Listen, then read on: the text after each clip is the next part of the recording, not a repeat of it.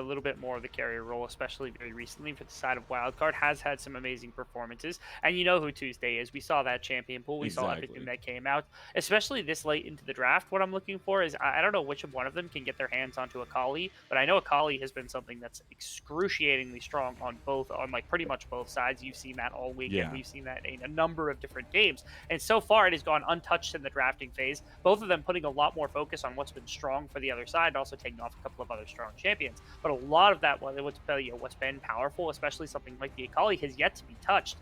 We'll see which one of them gets their hands on that because we know Bradley can absolutely destroy on the likes of Akali in any matchup. We definitely have some experience in that one. I do really like the Xin Zhao ban here though, going up against Winston. I think that that's a really, really good pick in the meta in general right now, but it just gives you so much onus in the game. And with some of these extra bans, we were talking a little bit beforehand about the Varus, for Zeus, maybe for Raheem being able to get some later game, or even for Arrow. But this time around, banned away as well as the Senna over there. First pick is actually going to be the Viego. Interesting with like both Akali and Gwen available, as well I as like the know, that's what I Karma was that are saying. around, Lee Sin's still around. There's so many different things, but Wildcard Red say no. We're just going to take the Viego. It's flexible in a couple of different places. You know, Bradley's capable of taking that. I'm sure Brandini can play that champion to absolute avail. So there's a number of different. Zeus not even for it. Instead, they're going Ooh. to go Bully Bear as something aggressive to take into it, I, or a top lane if matchup as Akali well. if Akali doesn't make it into this draft, I don't know what to do with my life anymore, Rebel. No, but very interested to see what Zeus is gonna pick up here, right? Because they do get that 1-2 punch on their side with the red side buff in draft, right? And being able to try and pick up these core pieces right here, and then there it is. Akali comes through, talking about a core piece. Nothing too shocking. And to me, I think that's got to be a mid lane matchup like preference. It can go into Viego as well, Yeah. so you could just like move it around to match wherever Viego is going to go. And you have to think that's going to give Tuesday a bunch of team fighting possibilities after first item, after second item, especially once like Zonia's is done and things of that sort for stalling time. Inside of like the skirmishing and the team fighting, it is just obscene what this champion is capable of doing when it starts to be able to scale over the course of the game. So there's that to consider as well. As we see the old school, the TF coming Ooh. out here as the control tower for the middle of the map to attack everything. So we're not going to have Bradley on like that traditional like mage or carry role or even one of the fighters. Instead, going for some of that cross map that was denied by the Nocturne ban and getting that twisted fade out as fast as possible. Also pulling Ooh. the Olaf out that was recently buffed. I've been curious whether or not this is strong enough, and we've seen a handful of junglers take this as a response to some of the other early aggression or in place of it when it gets banned out. And right now, I really like the trio here from Wildcard Gaming. Right, you have a lot of mobility for the Viego, but also that level 6 mark. You can join up with Winston. Bradley combo is going to be ridiculous. So I want to see if they kind of opt more into that maybe, and see if they find a little bit more synergy as well with the final two picks, and what their bot lane is really going to be fleshed out to. Because right now we're looking over at Zeus, and they've got one more pick here in the first phase, and I think it would be there's still a lot of heavy picks on the tables right now, right? Mhm. And instead of any of those heavy picks, it's going to be the Ash. This is very stylistic from Zeus, as opposed to going for a bunch of the stuff that is standard meta for a lot of the time. They go for Volibear, which is, again, I think a jungle and a top lane flex between the two of them. And they grab the Ashe, which is something Raheem's been a big part of. Not only is this good pushing power and trading potential early in the laning phase to give them a lot of priority on bottom side, how much utility are they willing to put into this bottom side? They're allowing Raheem to kind of take the carry pants don't have to be on him. The onus doesn't have to be on, the likes of this Ashe to do a bunch of the heavy lifting against the other team when you know arrows on the other side and you know resources can go down there. And instead, they're Mhm. saying, all right, hawk shots, ultimates, anything like that. And then inside of team fights, you've got some great CC and you've got good damage as well to supplement everything. But you don't Yeah. have to do 100% of the lifting like other AD carries do. Instead, willing to take this young player, say, all right, you're going to be a backbone for our team, but you don't have to do all the damage. So I'm really interested in this second ban phase already, though, because you get that Ash pick right for Zeus. Then they also ban out the Callista. Typically, Ash, we've seen Ash get picked into Callista multiple times, right, in recent memory, and I think that's kind of interesting. But then we also get the Sejuani ban from Wildcard Red. So at least do a little bit of their homework. They're There we banning go. out Alorum in the last phase here, no They doubt, are. as Tristana also was the final ban for Zeus. Yeah, the strength is not going to come through here. With the Varus band out and the Senna band out from Wildcard, they go to Ashe. Callista, in especially like Eastern regions, oftentimes Ooh. is like seen as like sometimes a skill matchup into Ashe rather than a counter pick for the Ashe, due to the fact that like Callista's hard engage at level 6 is impossible to dodge without a bunch of safety. You don't typically want to draft a bunch of safety with Ashe. You'd rather draft something a bit more on the front Yeah. foot. This is interesting as well to see come out here because the Trundle, I know, can slot into like support role from time to time. I've seen that on Twitter a number of times where people are saying Mhm. that it does go actually pretty hard, and there's right matchups for it, right? But also, this is something Griffin was really good at back in the the meta back when he was inside of Academy and LCS. Was one of the better Trundle players inside of that league as well. So it wouldn't be shocking to see that one, especially with the Volibear flex. Not much information given to the side of Wildcard Red of where these true ending positions are going to be. Yeah, so we do have one check mark on the list here, Rebel, for Wildcard Red. Hmm. Arrow got a carry. Yes, Just if anybody didn't know, very nice. yeah, he's gonna get the Is Aphelios. that so? So at least it's a pretty stout carry there. If he can make it to the late game, some craziness that can come Hmm. out with AOE and all that wonderful stuff. And I would really like this Nautilus to be paired with it, just because it gives you so much agency in lane. And with the Trundle, if it's going into that support role, get a little bit of an extra, Oh my Spider-Man move. goodness. You know how badly that Trundle counters the support Nautilus too? I'm not even going to talk about 100%. it right now. It just goes so ridiculously hard. And it That would upsets be me because I hilarious. really wanted to see it, but it doesn't look like they're going to opt for that. They just go for a little bit more CC, a little bit more safety for the Ashe. Brahm's also good in the level 1 to be able to set up everything else. A lot of this game is set up around putting your 5 members together, and a lot on Akali just erasing this Aphelios as fast as possible. Because Zeus, they put all of that into the kill the Aphelios basket, knowing that Wildcard Red typically go for a lot of focus and putting their team fight into the hands of Arrow. So with this, with the combination of like Ashe ultimate and then also the Akali, you can just erase that as fast as possible in the team fight and then work your way Yeah. from there. And the Braum Ash combo is really strong together. It's so much slowing, so much CC to come out from both of them. But also, I really want to highlight the fact that like we're seeing Raheem get something that's a little bit safer. You have a lot of slows to buy some kiting. You also have a lot of utility on the Ash. And when you're going against Arrow, you might not be able to go straight up head to head, right? But you can find other ways to win. You have a team behind you where they are heavily focusing for the side of Wildcard Red on this Arrow carry. It's also ways to shut down like the onslaught when you have Red Gun and you're able to Yeah. bust out the Severum and he starts pressing the Q to go forward inside of fights. It's a denial of like the movement speed that he's going to get for that entire play. Again, the ultimate challenges for much further away, the volley challenges for much further away. It's a real testament to the positioning that's going to have to be taken here from Arrow to deny some of the damage that'll come out. But again, it is less damage overall than like some of the other marksmen that would be available, less DPS, less reliable ability to carry outright through the entirety of a fight than some other marksmen. So they are relying a bit more on the damage of other places. I do want to note also, it looks like Volibear slotted into the jungle I and was just Trundle about to slotted say. into the top lane. Really, really cool adaptation. I was wondering if this was ever going to happen because Divine Sunder just makes it impossible. Trundle's one of the best early duelists against AD top laners. Finally, we're seeing it come to fruition, come back into the top lane a little bit here for Alarum, of who, I mean, if anyone was going to do it, was going to be Alarum, right? Does the pillar knock Viego out of his mist? Like CC in general I does, want right? I If he hits really him with it, I'm yeah sure it I'm does. pretty right. So that's actually big brain here, right? You're already talking about the likelihood and the possibilities of the Trundle taking advantage of those 80 matches, but now you also have the outplayability on Viego's key strengths as well. So I It think also that's going to be a makes fun one. It also makes for an extremely good split pusher, which just got buffed as well Yeah, because it those inner does. towers picked up another 250 gold. Hullbreaker exists. Nobody's built it yet. Alarum would be the one to build it as well on this Trundle pick and things like that. And it's still also really good in team fights for shutting down Nautilus because Nautilus can't go forward because you're able to deny the rest of the team with the pillar behind him. And if he's running away, if you put that pillar behind a Nautilus, he can't hook because it's just right in front Yep, of his no, he face. There's can't. nowhere for him to go. Not to mention all these flat stats come about from that frontliner. He's going to be one of the biggest targets. Ulting an Olaf before he presses his ultimate means that he goes into like nearly close to like 0 to negative resistances as well. There's a lot to love about the Trundle pick, but the laning phase is the one place that has been a little bit of question behind it, whether they can make it work into the Viego, whether resources get put to help out Brandini on that top side. Yeah, I think, God, this early game, especially this Winston v. Griffin matchup, is going to be so cool to finally see play out. We are going into game number 1 here. The Risen Champions League semifinals kick off now. Wildcard Red versus Zeus Gaming. We are ready to see some action, right? All across the map. The biggest thing I do want to note, Wildcard Red with Twisted Fate in the mid lane should be able to have first move a lot of the time. not only in the range versus melee matchup into Akali in the earlier stages, with that ultimate, being able to move up and down the map as fast as possible, you're going to have to keep yourself on your toes against the likes of Tuesday for that shuriken flip to follow, but still should be Bradley with the first move. That's the whole point of this Twisted Fate. Although he did go both Electrocute and also Ignite, which isn't necessarily always standard.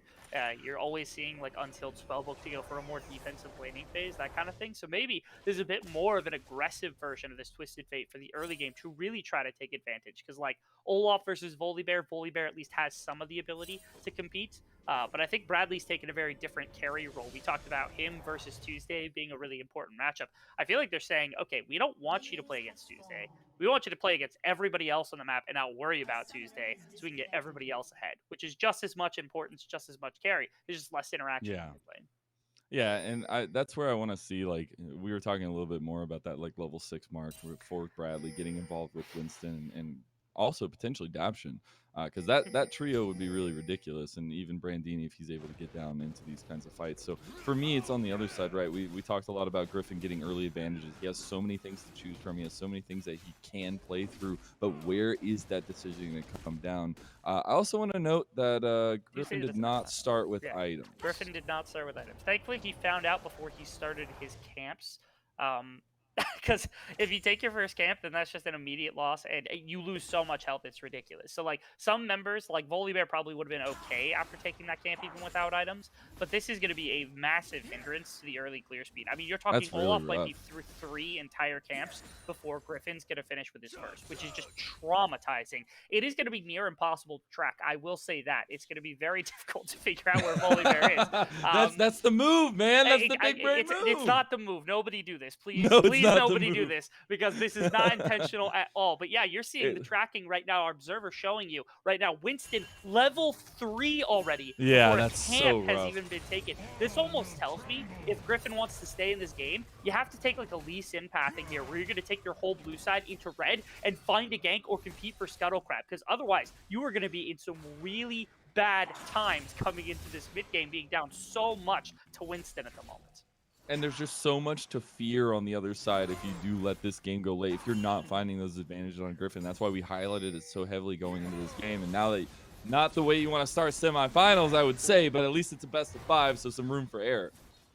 Really tough also. The one fear I had, of course, inside of this laning phase is that into a lot of different fighters and tanks and things, Trundle is amazing. And into a lot of carries, you can very early win a ton of trades, right?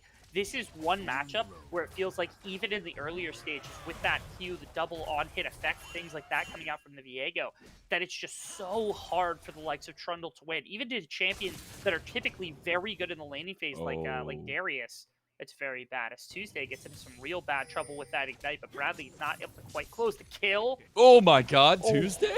He is literally... he... One auto attack, anything, a gust of wind would have just killed Tuesday. Now he's back to a quarter health here. What a play in the mid lane. Honestly, I was very surprised to see Bradley up that heavily and in such an aggressive stance. Yeah, this is the range champion. The Twisted Fate into a lot of these melee-like assassins is really good. It's very safe poking, very safe damage, easy to access. Ignite did get burnt. The biggest thing I want to note, though, Tuesday did not actually lose anything for that. Burnt nothing but base abilities, like you said, still half health, so able to shove in this wave with relative freedom since, like, you had the cover in as well. As topside camps, one got pilfered off by Winston right there. It looked like he took the Raptor camp before resetting, so there's that to keep attention to. But I want to give a lot of attention to the fact that Tuesday just somehow went down to like literally single-digit health or close to it during the course of that play and was able to not burn flash. That right there is some real gusto to come out of this mid laner. Ice in the veins, really, my dude. True. Like, holy cow. And the fact that he stepped up with that much health, right? And Bradley is TF. Bradley has a lot of range and a lot of AoE. So it's kind of, I love the confidence, at least coming out from both of these, right? You saw that confidence play out in both the ways that they were playing. Absolutely. I seem to remember Tuesday was one of the first members that when Akali first got reworked was really playing it. I remember Golden Glue was one, but Academy was playing slightly before LCS that week, and Tuesday was one of the first to really like dive headfirst into the champion. And while it's not the same as it was back then, it does show that like Tuesday's been playing this champion for a while, or at least was willing to take an attempt on this before anyone was really solidified in what it was capable of doing. Griffin is looking for that early advantage, looking to get involved in the game. Gets Bradley's flash, burns his own though. Yes, it is. Flash for the Volley Bear. It's not the most impactful flash. It's basically used for exactly what you just saw. Try to flash and Q on top of somebody or flashing for an ultimate somewhere. This opened up that bottom side, but it was difficult as it was because, again, Rahid and Rhino look like they've been playing with waves on their side for the majority of this game. And especially with Griffin being down so much, that gank was forced because you can't really compete with somebody who's ahead in levels, that kind of thing. You don't want to mess with an Olaf when you're down that kind of flat stat. So instead, it's just Dragon given over the attempted play. It is Control Mage who lost their flash, so this could be some big plays to come out from Tuesday in the right situation. But again, Bradley seems to be playing this immaculately right now on He this really does. into the assassin matchup.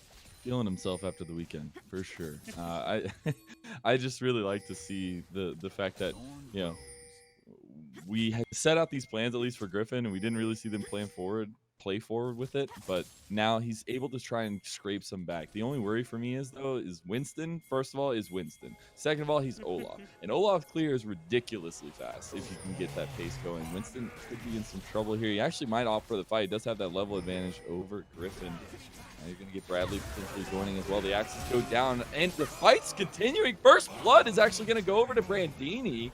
And now Tuesday's in some trouble. He's going to use the Shroud to be able to dodge a lot of it, but he's still getting taken out. And that's another kill. Bot lane, we got a kill as well for Arrow.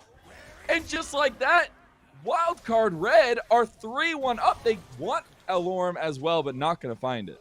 Right there, they had first move in top lane and in mid wave, so you end up having more members there faster from the side of Wildcard. But the experience difference was massive between those two. They had, I think, only level 6 coming in at the very end of that fight for one of these members, and even still, Griffin is not level 6 when Winston was. Bradley's even level 7 after everything's said and done. It's insane how much Wildcard was able to play on just a level advantage alone comparative to their opposition. Somehow, bottom side also was able to find a kill. This is what we're seeing right here. Grabbed him, combined with the setup from Daption. All that is necessary. And again, when you're thinking about the Ashe and the Braum, they are relatively immobile, especially after everything's been burnt. No shields, no W to come out. Rhino tries to stand in the way after Rahim flashes, but that's about all you're going to get. Just sacrificing your life for that of your ADC. Yeah, a bit unfortunate there, but at least Raheen survived. That's what matters. The only problem is Arrow got a kill. That's a little bit of a bad start there, because that is exactly how Wildcard Red want to play these games. They want to get Arrow into a position to carry and just let him do his thing. Let him do the thing he's been able to do so many times in the past. This early advantage that comes out from Wildcard Red on top side, I think is in no small part because of that item loss that came through. Not buying your items, being down 3 camps, made it so easy for Winston to just control this jungle magic that is really terrible that that's going to happen, and that's going to make so much of an effect on this first game, out at least early on here as a 2014 he's already risen his Daption. And the depth charge on the back, and Rhino's just getting lower and lower here. He's not going to go down to the chakrams. He is so low. That must just be the theme of Zeus today. Yeah, very close to going down, but not ending up in that bad situation. E at the very end, I think, blocked at least some of, if not all of the damage that had come out from the Moonlight Vigil. And even better, I think it was actually Severum that he used for the health on like Arrow, rather than going for something else because he needed it. He was pretty low going underneath the tower, maybe trying to set up a dive. Instead, they call it off really quickly once they knew the Braum wasn't really going to go down. So I do appreciate very quickly pulling off that play.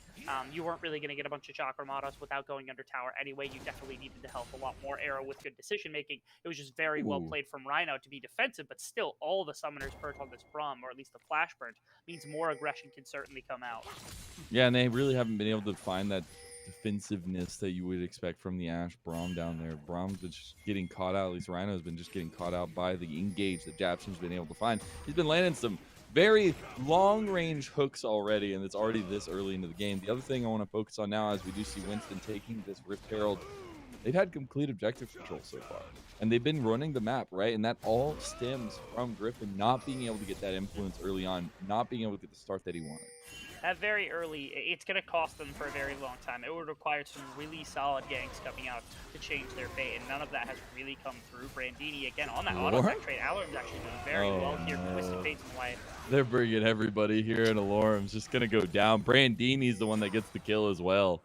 Even worse is, like, the damage was enough there. I think maybe he could have even taken the 2-on-1 against the likes of Winston Oh and my Brandini god, with he's got the a third member that comes through. And with Rift Herald, this tower certainly falls as well. So it's just a massive snowball coming out, denying this Trundle pick really accomplishing all too much in this earlier stage of the game. And that also your Olaf getting ahead as a result as well. Your Twisted Fate pick is working out beautifully as the Akali is just denied so much as well in the course in the mid game.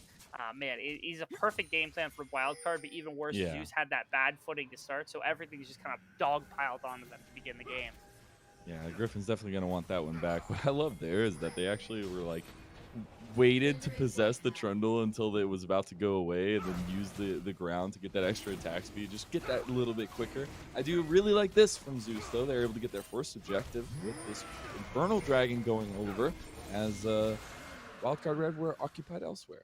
That is the one trade that they get. They stay a long while on the top side of the map, able to get the tower eventually. They trade over one dragon. That's definitely a trade you're willing to take, though, as Wildcard Red, because you're expanding this lead to 4,000 gold this early on into the game, which is just, it's miserable to have to deal with from Zeus Gaming.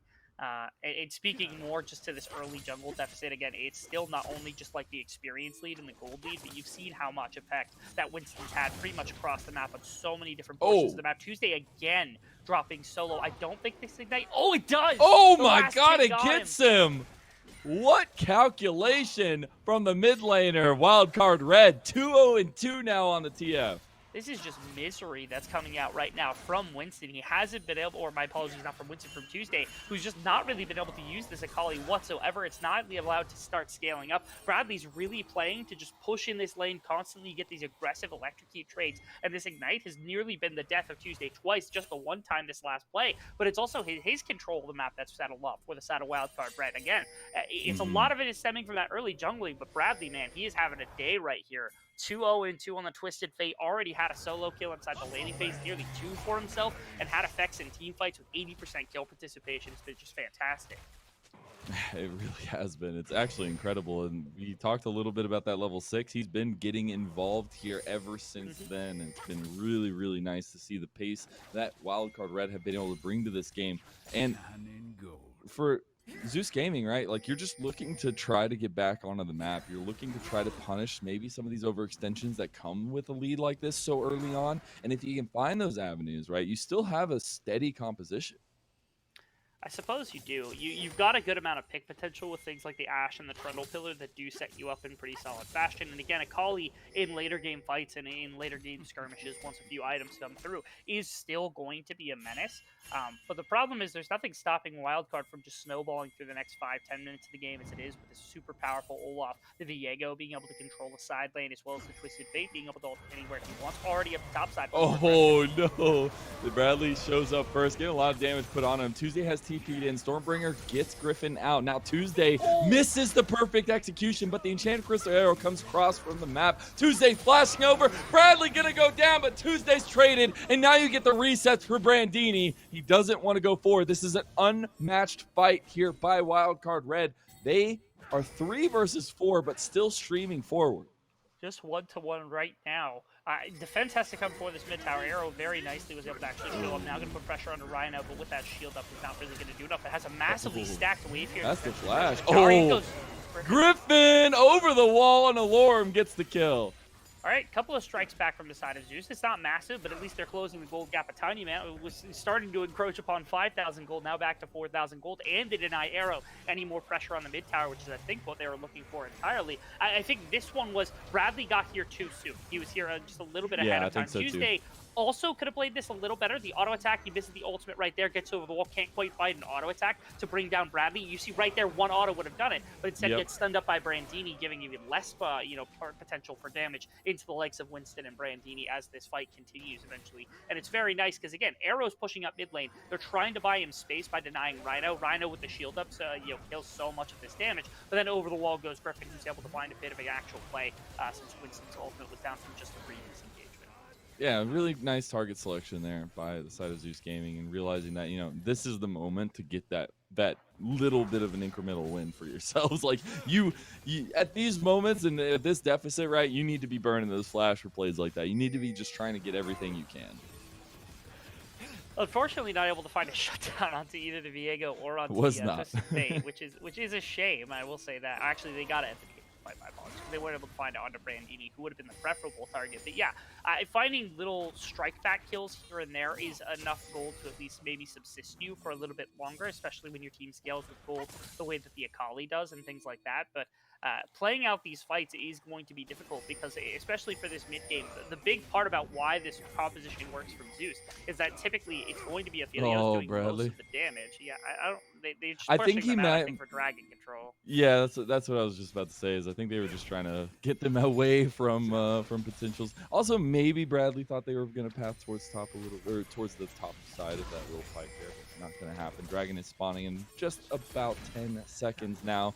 You already see that we have Alorm coming down here. Now Tuesday's in the top lane. You also have Griffin taking, or at least around the Rift Herald while this bottom lane falls to Arrow and Daption, which is giving more gold into the resources that Wildcard Red want that gold on.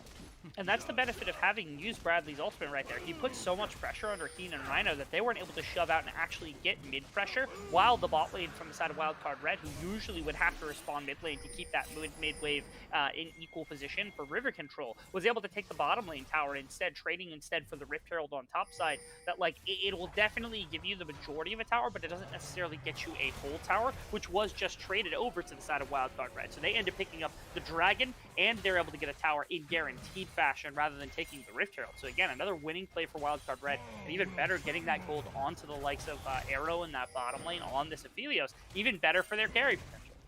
Yep, exactly the game plan they want to play towards. But with a little bit of help from Brandy in the top lane, which I do want to circle back to, because we were talking about how, Alorm might be a little bit more unlocked in this top lane matchup.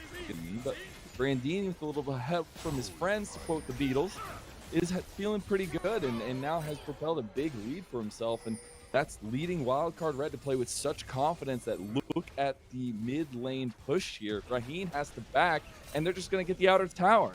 That they are. Playing right now in multiple lanes when you're down this much gold is going to cost you a little bit. You do have Trundle who's split pushing the other side, but now Tuesday in some real problems. Oh, the yellow card lands, but he uses perfect execution by a little bit of time here, goes back in. Wow. Perfect execution on the second time is going to get the kill, or at least they get a double kill for Alorm, and that's a huge turnaround right now for Zeus. Really incredible play right there coming out from Tuesday. A nice TP defense from Alarim coming from bottom lane where he got that bottom side tower on the split push. Then returning top lane to be able to help out his laner is humongous cross map plays. I was really worried right here for Tuesday. That ultimate into Proto Belt, able to get him out of the situation that he had fought himself in. And then that pillar slows down two members underneath the tower. Bradley doesn't have the damage to trade back, just barely.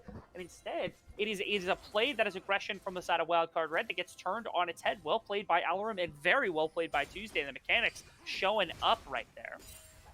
Yeah, and goodness, I was just literally talking about Brandini, and now Alorm is literally in a better KDA than him after just a quick series of events there. I love it. They're getting those butting heads in top lane, even though the early game was a little bit topsy-turvy there. But my biggest focus right now is the resolve that Zeus is showing. Yes, you still have to be worried about Arrow on this Aphelios. You still have to be worried about the scaling factors on the other side, right? But you are actually still in this game after being so far down early on, and you're finding advantages where you can and pushing that forward to an extent to where they're not overextending, but they're just comfortable enough. Especially since Tuesday's picked up a bit of this gold, able to contest a bit in side lanes. That's why you're seeing a bit of a fight into Brandini. I don't think he wins this guaranteed. I don't know about this one. Yeah, Tuesday. Oh my God, the mechanics! Tuesday, I'm bowing. I know you can't see me right now, but I'm bowing, dude. Absolutely incredible. I've loved that combo. The development of that was so recent that, like, coming through the first instance of ultimate, being able to cancel it in the midst with E to be able to come back to somebody and hit with all of that So powerhouse dirty. damage and have the execute afterwards. It wasn't even needed this time, obviously, because the damage was more than enough with just the initial E. But man, Tuesday, again, not even really ahead, almost on only one item, has a couple of components for a few more, and it's nearly 2 items for Brandini. Still able to take that fight because that Shroud shuts down so much of the auto attack damage from the likes of that Viego that the kit just isn't as useful into the likes of Akali for the first half of that fight. Yeah, that was some impressive stuff. I'm still at a loss for words here. Moments like that are what make League of Legends, and like it's so cool to see things that I could probably never do be displayed right in front of me to where I just get to look, listen, and have a wonderful time with it. But it doesn't mean that Zeus Gaming are out of the woods yet. They're still at a deficit. They're still 3,000 gold in that deficit. They have now spawned the Rift Herald in mid lane with 4 members pushing strong. The members of the team that really need to get ahead is Arrow. And Arrow is able to pick up some gold. Nice break of mid tower. But getting more and more gold into the pocket of Arrow is the most important thing, because at this point, now Viego, he's a melee champion. He does enough damage to actually get you in some good places. But getting that damage out in team fights is relatively difficult. And so you're not seeing that transition well into the later stages. Twisted Fate's not really known for the damage. Olaf can do damage late, but it requires a pretty decent, sizable advantage. And Winston, for the most part, has kind of fallen behind in terms of gold. Itemization is still more than there to compete with his enemy jungler, but it's not going to do as much as like what these ADCs and such are going to do in the later stages. So they're really hoping that this Aphelios gets rolling off the back of some of this early game that the top side had. And it's been Zeus Gaming who's been like, okay, we're going to shut down that top side, make sure they don't get to make any plays around the map, as gold does start to get funneled into Arrow, but it just hasn't been enough so far to really push Wildcard over the edge. Once 2-3 items for the Aphelios hits, if they're able to get that sooner rather than later, that's where this like combination with this powerful topside is really going to make an effect. Even better, they've got themselves third dragon. That means if they really want to, they could try to force Zeus to interact around this fourth dragon take, potentially like, testing the soul. And maybe that's where Aphelios really comes into his own, being that massive team fighter. It's going to be impressive, and especially when you've got Soul Point now. I know we've cast together so many times, Rebel. You hear me talk about it all the time, so I'm sorry you have to listen to me talk about it again. But being on Soul Point for me is so huge, because you've already seen that Wildcard Red are so good at pulling Zeus to objectives, pulling them around the map, at least earlier on, right? And maybe Zeus has found some stable ground to stand on and has found ways to really deal with that. But Soul Point is a whole nother beast. And yes, it's Cloud Soul, so maybe not the most important, but you look at this team composition, Cloud Soul, would be pretty nice. And so I do want to see how Wildcard Red use this. Are they going to try to pull a Baron? Are they going to try to use this against Zeus in some way? Aloran was the focus up here by Wildcard Red, but it's going to be sniffed out, and he's just feeling confident in himself. The rest of Zeus Gaming are moving up to clear out some wards in their enemy blue buff. Yeah, they're clearing out quite a bit. They're pushing really far into the jungle here from the side of Zeus into Wildcard. Just trying to push out this Baroness or this Baron vision as much as possible. Control this top side quadrant so they can push on the split with the likes of this Trundle, and then with the 4-man unit playing this kind of 4-1 is really big. Trundle, again, in a side wave, especially with a Frozen Heart into Viego, is more than enough to really take that one-on-one in significant fashion for now what would be like third item, fourth item for the likes of Viego, and usually should be tanky enough to just kind of live through whatever trade, just eventually pillars or ults, and that should be the end of it from the side of Brandini. So weren't able to spike the Viego far enough ahead to make sure that you can match Trundle consistently in a side lane. So that's the other side. It's the, okay, what can they do with like this 4-man squad with Arrow, with Twisted Fate, or what can they even do with just Twisted Fate to be able to try to find some pickoffs elsewhere on the map? And so far, they just haven't been able to push for anything like that in recency here in the earlier stages of this game. And we still have a while till anything else really pops up onto the map. We have Baron, obviously, but I don't know if that's the call right now when things are starting to even up like this between these two teams. You've got a little bit more than 1,000 gold here by the side of Wildcard Red, and it's nothing like the 3,000-4,000 gold we were seeing just a few minutes ago. And it's been a testament to how Zeus have been able to find their comfort zone in this mid game and around the playmaking of Griffin as well. Absolutely. It's not just been Griffin. I think everybody's just been able to find their own plays. In fact, Tuesday's looking for his own on the bottom side here against Bradley, which... He wants it. He wants the revenge. He wants it very bad.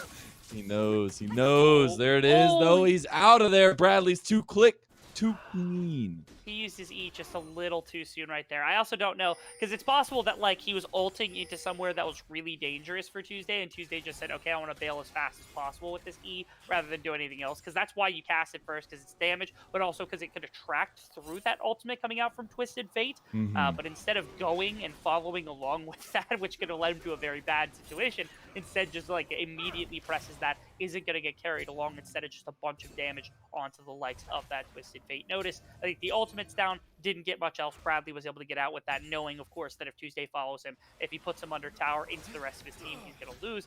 So it's just a threat from Tuesday that ends up working out, I think, only to pull Bradley's ultimate off, which is already over halfway off. Yeah, I was going to say, the cooldown's not very large right now, and they don't even have any Cloud Souls or Cloud Dragons, so See what happens if they start focusing on that a little bit more. But I do want to go back to compositions a little bit. When we were talking earlier, we said there's a lot of utility, there's a lot of setup, there's a lot of CC on the side of Zeus Gaming. And now this is where I want to see Raheem being able to help set some of this up for the team with the Enchanted Crystal Arrows.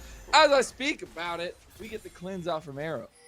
We do. Now for a fight that would happen around the Baron, or even better in 1 minute around the likes of the Dragon, that cooldown's just not going to be available, and the Enchanted Crystal Arrow probably will be up about that time, which is going to force out at least a little bit better positioning from the likes of Arrow, or force his flash out, which is even worse to think about during the course of that one. So big stuff for Maheen, able to find that heroic arrow to be able to pull one of those resources off.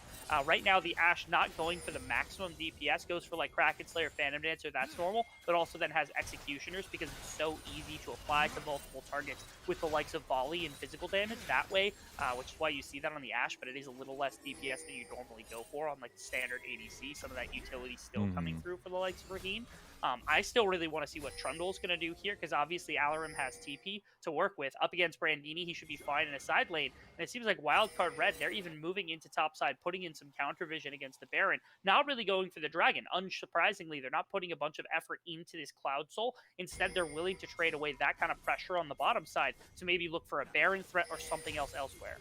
They could take that Baron so quickly, right? Like they have so much damage coming out from the trio from Viego, Olaf, even from TF occasionally, but more so the Aphelios. And so I do think they would be really interesting. This is what I was talking about earlier. This is what I was alluding to. These kinds of plays are opened up by Wildcard Red because they have gotten so much objective control around the Dragon. Keep your eyes on Bradley, because I think he might be going in for a little bit of a Dragon Seal. He has to be a bit careful. Okay, he's not going to be able to get it with just like a Q or something over the wall, because you're not going to contest that. If you go over the wall to try to put it with like auto attacks or something into the Dragon, you're immediately getting pillared, and it's going to be near impossible without Flash to get out the back of that pit, if you're even able to at all as Bradley. So Winston's caught. And Winston's in a little bit of trouble here, but they're actually going to get the depth charge back. Now you have the Destiny Gate coming out. Tuesday's in some trouble here too, though. You got 3 members running him down. But on the backside of it, Winston and the rest are just getting chased out. That's a double kill for Griffin. And now Tuesday had him right where he wanted him. Tuesday goes golden by barely surviving. Arrow is still alive as well. Bradley's going to go down next. Arrow, the only one that's going to survive after maybe Alorum is able to take down the killing machine that is Bradley on this TF. Absolutely. Multiple on to Tuesday right here, which is humongous because it pulls off a bunch of pressure. The whole time, Winston honestly just has to be left alone. He's got us stuck in the pit, was like, okay, should I turn around? Should I Ragnarok? Should I flash over the wall? Instead decides to flash over the wall in the lane that they're walking in instead of over back to the Baron wall, and they're able to catch out another Nautilus on the backside with an arrow. And again, 3 members here trying to set up a play on a Tuesday. That's the best you've got. Look how much damage they did to Arrow immediately. Tuesday not quite able to find the rest of the damage to matter, but at this point, everybody's so separated that they just cannot find a fight. Thankfully, heroics from Bradley able to find both Rhino and also Raheem during this, but that's your only saving grace. A phenomenal play from Zeus. Really, after that disastrous early game, they have come back in very clean fashion.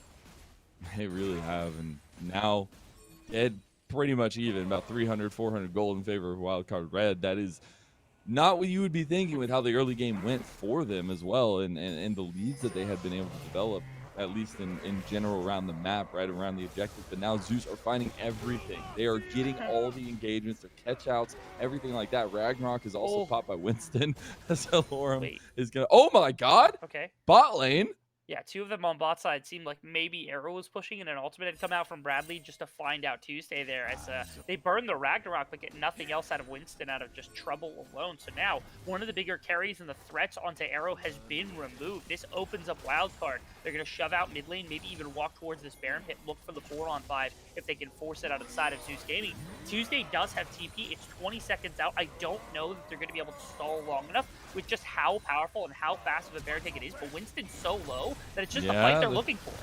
Daption gets the engage there, and they've already gotten the support. Rhino is down. Now, as 5 members strong, Wildcard Red were trying to get Alorum, but he's able to dodge out. Also, still have a ton of damage potential there available. Tuesday's coming up now, has TP as well. Could rejoin the fight. And Zeus You just feel the confidence coming out from this team right now. Health on a couple of members got a little bit dicey there from the side of Wildcard Red. Zeus did end up losing their support, but at minimum, they're able to drive off this Baron play. Again, the health bar of Winston was so low that even just a bit of damage coming out, the pillar would have been just a destructive force right there, trapping people in and outside the Baron pit and splitting up the fight so badly that Wildcard, they just commit really heavily to the fight, make sure that they're not going to get broken into pieces. There's going to be no play for Winston to come out. This is that play on bottom side. Yeah, it was a trap play that was actually initiated by the likes of Arrow. Tried to get through, but Bradley ends up ulting in, end up getting the Ignite down just to make sure they could track him in the Shroud. Really impressive stuff from those two finding that kill, but doesn't lead to much on the map, just some gold in their pockets. Hey, a little bit of what was the theme this weekend? Some friendship there. They got the duo play. That's all they needed. But it's still interesting that we are seeing Zeus really put a lot of focus around this Baron pit, right? Like seeing them continuously go into this blue side of Wildcard Red, continuously aggressing at this moment 30 minutes in. They are pinging on the Baron as if they want to do it. They could bait Wildcard into a fight or just take the Baron for themselves. They've got a pretty fast Baron, dude. Trundle and Volibear both have good damage. They're scared to walk in. Kraken Slayer, yeah, you can turn really well with this composition. There it is. They see if they want to go for the games. They decide to prioritize the Baron, and they take the fight after. You have to get Arrow. Arrow's on the backside. He's untouched right now, but the rest of Wildcard Red are doing so much. Raheen gets caught on side, and you get out with 3 Baron buffs for Zeus Gaming. Going to happen a little bit, but you're willing to trade 2 players just for the 3 Barons that are going to come out. Dragon's going to be spawning in 25 seconds, but I think Zeus Gaming is more than comfortable saying, all right, we're okay with this. We've equalized the gold. We've got some potential to push here in the next couple of minutes. They're moving into this jungle as if they want to take this trade, but I think, honestly, you grab the Baron, you try to push for towers, and you just give the Cloud Soul over. Yes, it's movement speed, which is painful to have to deal with between both the Olaf and the likes of the Aphelios within these fights, but I think they're willing to say, all right, that's perfectly fine. Trundle at a side lane with Baron is near impossible to truly stop in a one-on-one situation. Oh, Griffin. Being so powerful. He got yellow carded. Not going to be the red card. He's not out of the game just yet, but they will have backup here for Zeus. Alone needs to be really careful. The Dragon's already gone. That is soul acquired for Wildcard Red, and they realize they can back off here feeling comfortable. Nothing too shocking about what happened right here. Again, I want to see what Zeus Gaming can do with this Baron buff, because again, with 3 outer towers still up, there's plenty of gold to be had amongst the map. This is that play where they're forcing it down. They've got pretty fast Baron. It was disrespected, I think, the damage output that they had by the side of Wildcard Red, but the fight was always going to go in their fashion. Rhino knew that his life was a little bit forfeit. On the side, unfortunately, Raheen gets caught out by the CC. Bradley able to make his way up the side of the fight. Everybody else has to basically get over the wall out of dodge as fast as possible, and Raheen's pretty much left to the wolves. But this was the expectation, right? That's why you commit for the Baron instead of turning for the fight immediately, trying to find those targets, is because you want to use this to your advantage. And with the side lane that you've got with the combination of this Trundle and this Akali, you have no question as to why that is. Yeah, it's really hard right now for Rhino and Raheen to even approach this, right? Like, they have so much strength going for them. They take that second tier tower as well. They do need to respond to a couple of the split pushers here from Zeus Gaming, though, as Tuesday and Lorem are able to find a little advantage at least. But the Wildcard Red squad has developed back their gold lead here in this game after acquiring that fight and the Dragon Soul. And Zeus Gaming have their own response here. I believe Tuesday's going to be able to get that tower down there, get a good amount of gold for himself, actually even it back up. And the Lorem, unfortunately, wasn't able to get that one up top. Now Bradley's going down on Tuesday, but that's an Akali, my dude. He goes golden. You do have Brandini here as well. Tuesday trying to get out with the perfect execution. Heartbreaker comes out, but the damage is too much. Brandini! He gets the kill on the Tuesday. Cloud Soul comes out. That movement speed was absolutely clutch right there. And now a flank, actually. Double TP going to try to keep them up. Arrow is so close. Stormbringer. They have so much on Brandini, but you have now Arrow and the rest coming forward. Shutdown actually goes over to Raheen. So he's able to get some gold on the Ashe here for Zeus Gaming and his first kill of the game.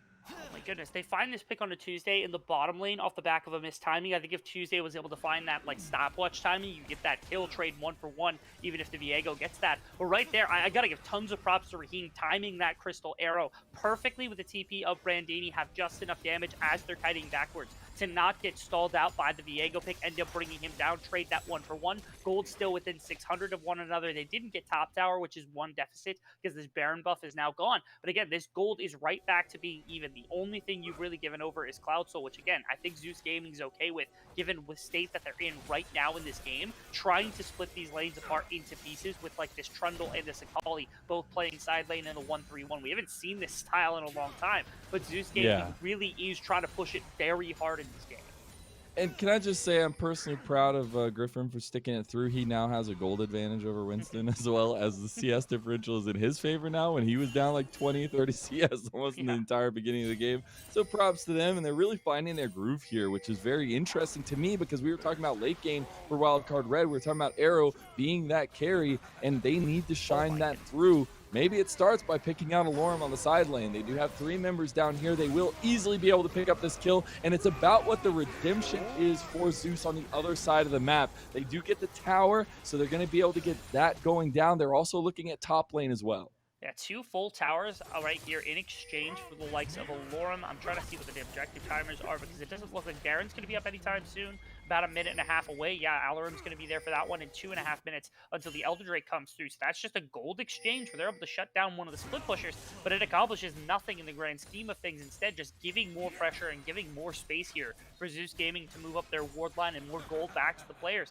that really have needed it. Because you look at the gold now, just right now, Alorum is just leading his entire team. Doesn't need anything on him. Instead, it's the Akali and it's the Ashe who need a little bit more gold to actually get relevant in this game, and that's who just picked up those towers. So I'm in favor of Zeus Gaming. No. Now the pickoff potential.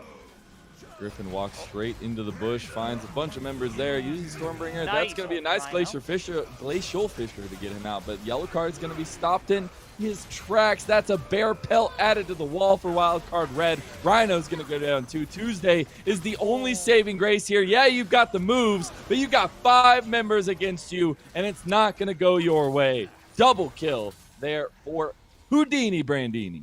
Over the wall, they were able to find this engagement just in the jungle. Lapse of vision right there from the side of Zeus Gaming. This is going to be the end of the game. They put up a very valiant effort, but man, Wildcard Red were able to find the perfect fight at the end right there. I really firmly believe those 2 towers were in benefit of Zeus Gaming, but that one pick that they found in exchange was more than enough. Alorum's trying to hold the base. They're focusing him down right now. I don't think he's going to buy this time. I really He's don't. so tanky. Oh my goodness. That's ridiculous. Holy cow, Alorum.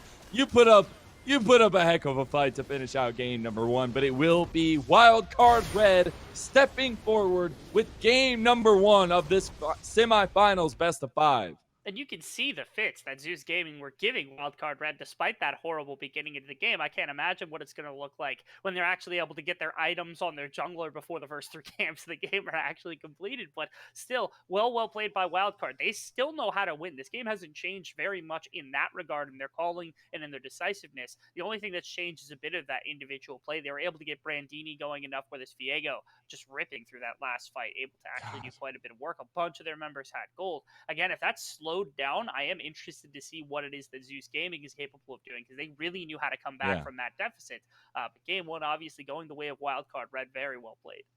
And I do wonder what that early game is like, how different that early game is. You know, if Griffin is able to get onto the map and pace continues, I still think he did really good. But what if he had that going the entire game?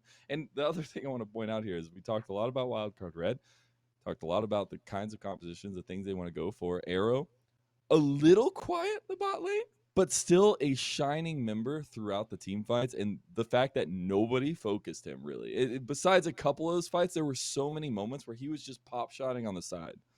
It was a situation where a pure 5-on-5 in a standard sense would almost certainly had also been a deficit for the side of Zeus Gaming, and they did a very good job trying to avoid that like pure 5-on-5 in a number of different ways, just splitting people off with Trundle Pillar and such. But I guarantee you, if that game would have came down to a 5-on-5 around like Elder Drake or Second Baron or something, I'm guessing that Wildcard also would have had an advantage because Aphelios had broken into 3-item territory where that damage really starts to get up there and starts to slam home into everybody. Even the likes of the Trundle of that front line that they had. But either way, still really impressive the way that Wildcard, even though they had come back, they've got the mental resolve to not only know when to find those picks, how to close out a game, that kind of thing, but then also to make sure that even when somebody's coming back, to be able to shut them down, keep your win conditions at mind first. And I might have a little bit of a weekend bias here, but my Bradley Bradley, my dude, he's taking it to Tuesday on the TF against the Akali. What is this? We're going to see what happens for game number 2. We got the analyst desk on the other side of this break. We're going to step away and take a little bit of rest. Off for the fight, does have that level advantage over Griffin. And he's going to get Bradley potentially joining as well. The axes go down, and the fight's continuing. First blood is actually going to go over to Brandini. And now Tuesday's in some trouble. He's going to use the Shroud to be able to dodge a lot of it, but he's still getting taken out. And that's another kill. Bot lane, we got a kill as well for Arrow. And just like that, Wildcard Red are... already at the top side. Oh, no. Bradley shows up first, getting a lot of damage put on him. Tuesday has TP'd in. Stormbringer gets Griffin out. Now Tuesday misses the perfect execution, but the Enchanted Crystal Arrow comes across from the map. Tuesday flashing over. Bradley gonna go down, but Tuesday's traded, and now you get the yellow card lands, but he uses perfect execution by a little bit of time here, goes back in. Wow. Perfect execution on the second time is gonna get the kill, or at least they get a double. There it is. They see if they want to go for the games. They decide to prioritize the Baron, and they take the fight after. You have to get Arrow. Arrow's on the backside. He's untouched right now, but the rest of Wildcard Red are doing so much. Raheen gets caught on, and you get out with 3 Baron buffs for Zeus game. Oh, no. Now the pickoff potential.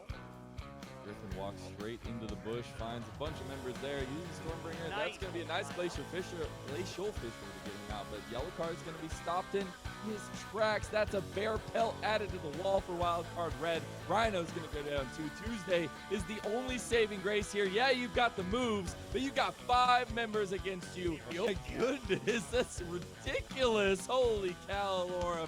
You put up a heck of a fight to finish out game number 1, but it will be wild. Well, Yeah. I was gonna say you guys were in a pretty stacked group going up against the likes of 100 Yep. Thieves Next, Maryville, and Wildcard Black. How have you been able to kind of identify holes in your opponent's drafts and play that you were able to exploit to do so well in groups? Okay.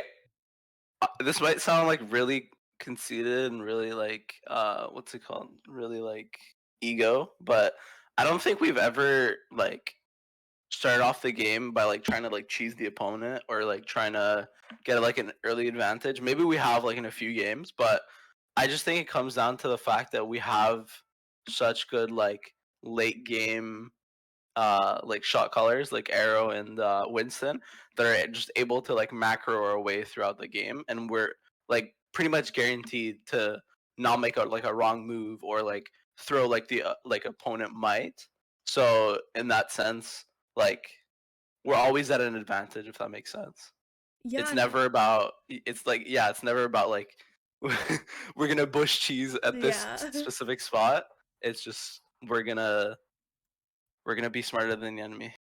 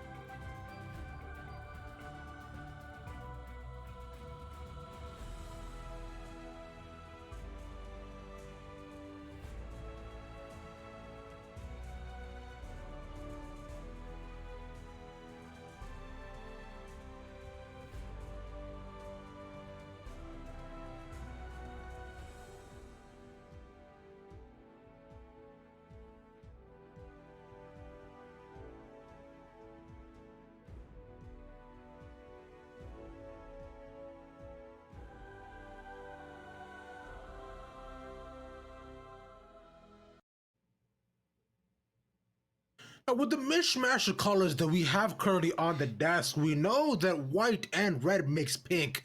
But right now, here, gentlemen, all I'm seeing is red. Welcome back to the desk for Risen Champs with Ravish beats on Boulevard and Manny Sanchez. Beat right off the bat. Now, I know we were all, a lot of us had a wild card going into this game, but it was a lot closer than we thought.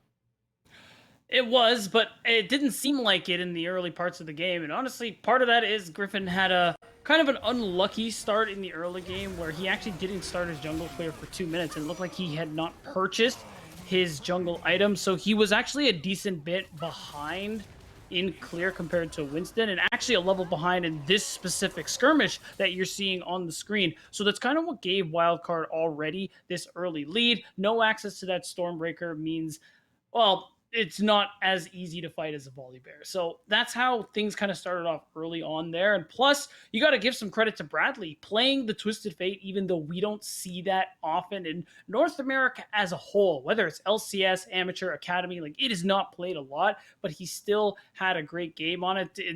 To make matters crazier, he went Ignite Electrocute, which is the I'm going to kill you build. And that's going to bring us right into the next part here with the U.GG scouting report. Ooh, looks absolutely beautiful on Twisted Fate, the man himself. Yo, Beat, talk to me about this TF pick, bro, because it was kind of spicy. Yeah, it doesn't have the highest of pick rates. And, like, again, it's not a very popular pick, whether it's solo queue or in organized play as a whole. But if you do manage to find success on it, if you find these angles to get good destinies off, you can have a lot of macro potential there for the team here. And we saw Bradley do that. All of his ultimates were fantastic, except for maybe the one that Manny's going to talk about very soon. But aside from that one, you see the solo dolo coming out in the mid lane. Like, Bradley had a good game, all things considered. I mean, seeing it across the board here too, although not really banned very often, right? But like you were mentioning, North America, definitely not the most prime pick for major mid laners, but if you're comparing it to like, much more other global offensive type mid laners like the Galio or even a Nocturne pick sometimes, right? I think TF offers a little bit more of the interesting side, although not as much of a kill pressure on him. But still, the utility, the roaming potential. If you just take TP, suddenly anything is possible, which you saw go on throughout the game. Now, although Wildcard seem to be in control, one thing you can do to make sure that you're always in control is to go on U.GG for all your League of Legends needs. Well, U.GG has the profiles with your LP per game. The site with the best data for builds and runes now has the best data for profiles too. Make sure to go to U.GG for your next segment or for anything you got going on in the League of Legends heart, bro. Your next game, whatever is in your heart, I'm sure you will find it on that website. But you want to know what else is in my heart here, guys? Want to know what else I go in and dig deep inside and what I think about? Is how Wildcard had it, Manny. They really did. And then they decided, what if we just coin flip the game? Yeah, bit of a heart attack for them. I'm pretty sure U.GG as well also recommends you buy a jungle item at the start of your game. But anyway, going into the replay, they start to throw it all away here. And we talked about the good destinies. This one was a little bit less than good. For a couple reasons. So Wildcard Red, they've just taken the tower mid lane. They've got a bunch of kills, and they really, really hard force an overdive on this play here. And it was kind of just something they didn't need to do. They were well in control of the game. They were up about 5,000 gold.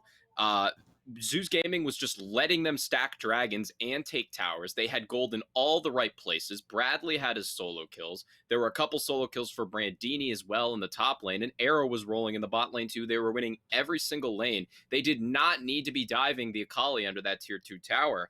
And there was another fight earlier as well where they dove the Braum mid lane that they didn't need to do. And Wildcard, they allowed Zeus to sort of stabilize the game, and it got really dicey, especially when it got towards those Baron fights, as we're about to see here. And this is really weird for Wildcard because they're a team that prides themselves on their very good communication, and this looks like a very split call because Winston here goes back and forth, doesn't know what to do. He just kind of decides to sort of run forward, then flash sideways out of the pit, and he dies while the rest of the team tries to chase down Tuesday. He really should have just flashed over that wall immediately to run him down. And despite Bradley and Arrow's kind of heroics here on the back line to salvage a couple kills, it really looked like Zoos were going to turn this game around, and they'd completely thrown their lead. But they were able to bring it back, obviously, at the end of the game, despite the sort of fumbling of the mid-game, right? Yeah. That was a huge thing that just you mentioned, right? Although there were a fair amount of fumbles and tumbles for Wildcard, Zeus actually, for a couple of seconds there, really had it back. Although they weren't ahead in neutral objectives or even stationary ones, be able to take Baron or many towers either. If they were able to, coin flip that Baron, if they were able maybe to get a couple more dragons back, and we might have seen a very different result. But ultimately, how things started is how they ended. Right, and how things started again was with Wildcard in control. The thing is, it was even referenced on the cast by Rebel. They had a really strong team fighting composition. You give Arrow the space to start dishing out this damage. He's at 3, almost 4 items towards the end of the game. He does so much damage, and because you still have that global threat of the Twisted Fate in this somewhat even gold state, the margin for error for Zeus is so very small, and we saw it towards the end. It was an ultimate from Radley that ended up kind of knocking over this house of cards, if you will. You get the catch out here, and the fact is you have Tuesday, who is out in the side lane, and you can see it. The Destiny comes through, and this is the beginning of the end. It falls apart. You're not looking to fight necessarily, you're just looking for damage control, but Wildcard Red just steamrolled them in this last fight. Yeah, and it was slightly worrying too here, because you can kind of still see the way back in for Zeus until the very end here, right? Because Arrow does hit critical mass on this Aphelios, but like something we looked at like coming into this draft is like, oh hey, there's actually not a lot of protection here for the Aphelios. Normally you want to, bring something like a Thresh, something like a Braum, but they didn't have that. They had the Nautilus. They basically indexed all the way in on getting ahead, and they were able to do that despite the the issues they had in the mid game, and I think that's something that was really impressive. Yo, Matt, sticking with you for a second, I'm just curious about something. Now, I want to put you on a spot, so go ahead and take a deep breath and be ready for it. You ready? Okay. Okay, cool. If you're Zeus in that moment, you're in the mid game, you're right up against the Baron. You're thinking, or perhaps you're just setting up around it. You're just seeing Wildcard, coin flip 2 plays. You're back in. You're thinking, okay, maybe we can get this game again. What would you do going from that point? To make sure the game stays in control and you don't just lose it all in a second?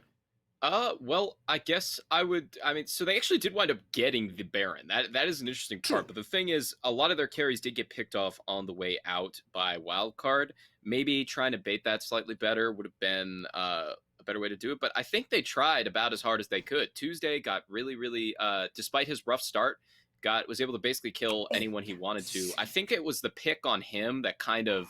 He had that crazy play, but then also we saw it off camera, unfortunately, but he got picked off in the bot lane, and that's kind of what allowed Wildcard Red to grab that soul, and they used that to close out the game, not the Baron. So I would say, I guess, just tightening up those small little plays and being able to sort of play on the knife's edge, just that little bit better, I think could have delivered them this game. Mm-hmm.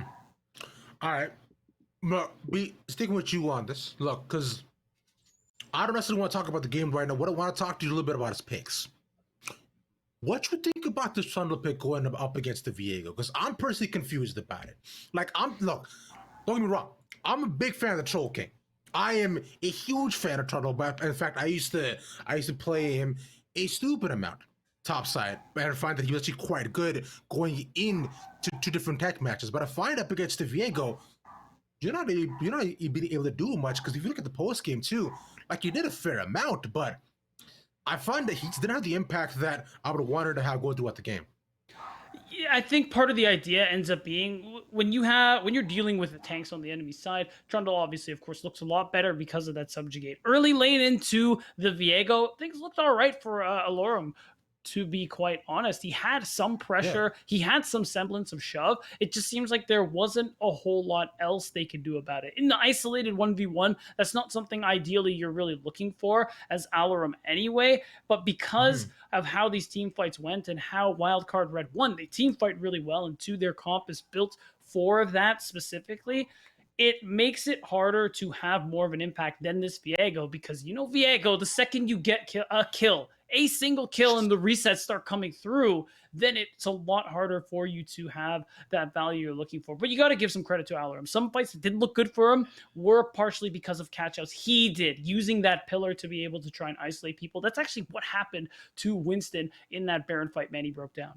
Yeah, it looked a lot tougher, or it looked a lot less tough by the end of the game than it actually was. He had a rough time in lane, but of course that was because they lost that early skirmish. He got ganked a couple times. People were coming and diving his tower to top lane, and he was able to turn that around and profit off of that, obviously. But he was obviously put in a hole early game, so it's kind of hard to tell in a vacuum how good that matchup is just because of how much attention went top lane. The only other thing I have to offer on this is that he auto-attacked disturbingly fast on the Trundle. Yeah, he did. When he took that third dragon, I was uncomfortable. It's definitely sent shivers down my spine, but that is why his club is called Bone Shiver. Thank you very much. That is my one part of the day that I do get. You can go ahead and hang your head in shame. I don't know, Manny tired of me right at this point. I get it. Don't worry about it. Go ahead, production. Let me see. Yeah. Thanks, bros. Appreciate that. I do want to say that just quickly, my final bit on the Trundle thing, although maybe not top lane, I do find his resurgence will definitely come back in the support role, and I'm just seeing a lot more challenge junglers playing it. Just recently, I've seen Winter from Resolve has been spamming in his solo queue, and it's said to be a free win. Now, don't necessarily quote me on this. I'm just saying really how I see it. So those pillars are quite annoying. But right now, Wildcard is looking a little bit more annoying, a little bit more persistent. Now, Manny, sticking with you for a couple of seconds, though. I know we're talking about what Zeus Gaming could have done. For Wildcard on their end, right? Do you find that even without the coin flip plays, the game would have lasted that long? I think that, well, actually, so first thing, it's kind of funny. Rhino has also been playing that in solo queue. Started off well, didn't have a super good thing. He got blocked by Tarzan. There was a bit of a thing on the. That's a point of pride. Let's be honest. But anyway, people getting blocked by Tarzan aside, I think Wildcard had that game won, and they kind of got really, really, really close to throwing it away.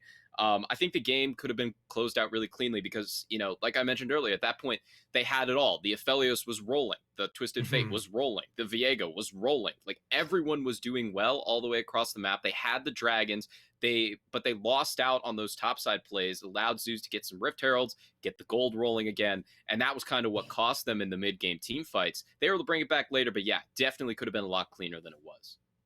Now, being on your end too, I know you are the Zeus fan here too. Are you scared of your predictions at all? I mean, my prediction was 3-1, so technically I'm still doing pretty good. Okay, man. Look, pretend Manny isn't here, all right? Look, okay, it's just you and me here, bro. Talk to me. Look at mine. Okay, hey, yo, fam. Bro, I know you're bummy. I know you're actually terrified currently about me being right yet again. I know I'm the prediction king, bro. You just get trounced over and over. So really, let the people know. Know that you're not that. I'll guy message yet. J2 right now. I'll get the image. You think I won't? Say I won't. Yo, just let people know that you're not that guy, pal. No. I'm that pal. part of the TikTok where it's like, are you the guy? Absolutely. No, that's the part of TikTok I am. You're not that guy, pal. Hold that thought. Messaging J2 as we speak. Is it safe for me to come out? You can come out. It's okay, Manny. It's okay. Mommy and Daddy are just having a discussion. Everything's fine. Yeah, we're okay. Nothing's happening. Don't worry. We're still staying together. Yeah, of course. But until all that happens here, though, and while Beat Nights, the Multi relationship calms down a little bit, we're gonna throw it over to our. Oh, I mean, wait, hold on. Actually, wait. You know what, guys? I'm gonna hold you hostage for a little bit longer. Beat, remove yourself from the situation, man. I want to talk to you, man. Okay. Man, let me just talk to you for a second. Yeah, okay. Yeah, look, I know, we were having a bit of trouble before, but like, going to your end, you and I with a prediction, but we're actually so solid right now. Like wild card, like these guys are like absolutely undefeated, bro. Like there's no way they can get any better. And considering like Zeus right now, they're looking a little bit shaky. I'm thinking this is just a fluke, right? Like wildcard has this in the bag, don't they? I mean, they did win the first game, right? Now, keep in mind, we did, I believe, also both predict Cloud9, and they are currently losing on Risen Esports. Although I picked the blue one, so at the very least, there's some wiggle room for both of us there. I think you went 3-2, so I think we're both feeling good about this so early into the day. I definitely don't feel too bad about it. Like you were saying, to be fair, Maryville did take like a 25-minute game against C9, which is bonkers. Might I add you, because looking back at the game a little bit, which is by the way going on Risen Esports, check that out if you have some time, support some of our fellow casters, right? As the right now, I believe production is calling me. Hey, production, how you doing? What's going on? Love to see you guys' faces again. By the way, B, you can come back in the frame. It's like I feel like you should join DeFi Me conversation. We need you. Oh, here, hey, man. what's up? Yeah, I'm here. What's hey, up? man, you doing good? You doing all right? Yeah, I'm chilling. Just drinking some water, yo. Okay. Oh, hey, they got me a present. My Here's gloves. your present. Put them up for just a couple of seconds. Thank you all. I am now ready to fight any cap. You gotta put the hood on. You gotta put the my hood screen. Oh, you right. Hold on. I'm gonna take off my headphones like this. Okay. It's perfect. I'm ready. This is me. Yeah, I'm ready to go at it any day of the week, but y'all already know. Okay, cool. Now I can actually hear you all.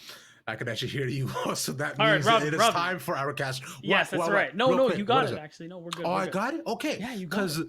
I believe it is time to kick it over to our wonderful, patiently waiting casters, Rebel Fox and Mazel. Take us in a game number 2. No more fighting from now on. Just peace. Welcome back to the caster desk, everyone, here at the Risen Champions League semifinals matchup between Wildcard Red and Zeus Gaming. We did have a little bit of time between the games, just had to make sure all the players were ready to go. But Rebel, that game 1 was really back and forth, like a game of dodgeball a little bit. But Wildcard Red were able to slam it home in the end with some decisive team fighting. How do we see Zeus coming back into this series, trying to get that leg up, trying to even it up here in this best of 5?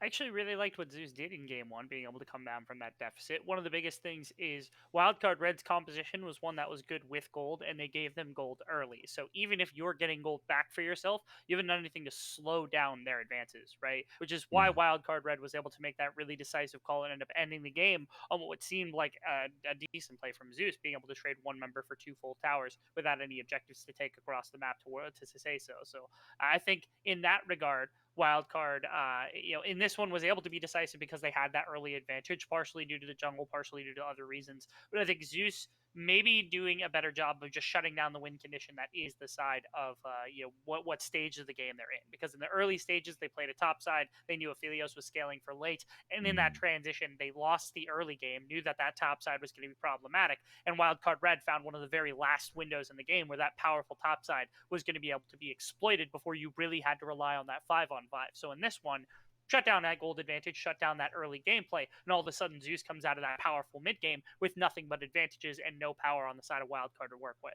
Yeah, I don't know if we're gonna see the Trundle this time around, but it was looking pretty hot up there in the top lane for Alora. So we'll see what this second game is gonna hold and what fruits it will bear. As we're gonna be diving straight into it here and seeing what approach Zeus Gaming on the blue side this time around is going to take to this draft. We will. We'll see whether anything's going to change, as immediately on blue side, Zeus Gaming is going to take Aphelios away out of fear that it's just going to go right back into the hands of the carry performance that was Arrow on that red or on the blue side previously. That's a champion All he's the been playing ADCs. ridiculous amount. Yeah, they're not willing to give anything over. They don't want to give anything to Arrow. They know that's their late game win condition. And honestly, if they don't have to worry about that, they're willing to take those 5-on-5 situations. So really wanting to remove the number one team fighting, point of interest from the equation on the side of Wildcard Gaming by taking away all of their stuff. Actually, Callista not banned. It was the Thresh, making sure that there's nothing that's going to come through from the support here. Yep, gotta take the Thresh out. we have memories of Thresh, but as well as just Thresh as general champion right now, I feel like sets up so nicely for Wildcard Gaming and what they want to do, and especially that safety you can provide to Arrow, who is that carry.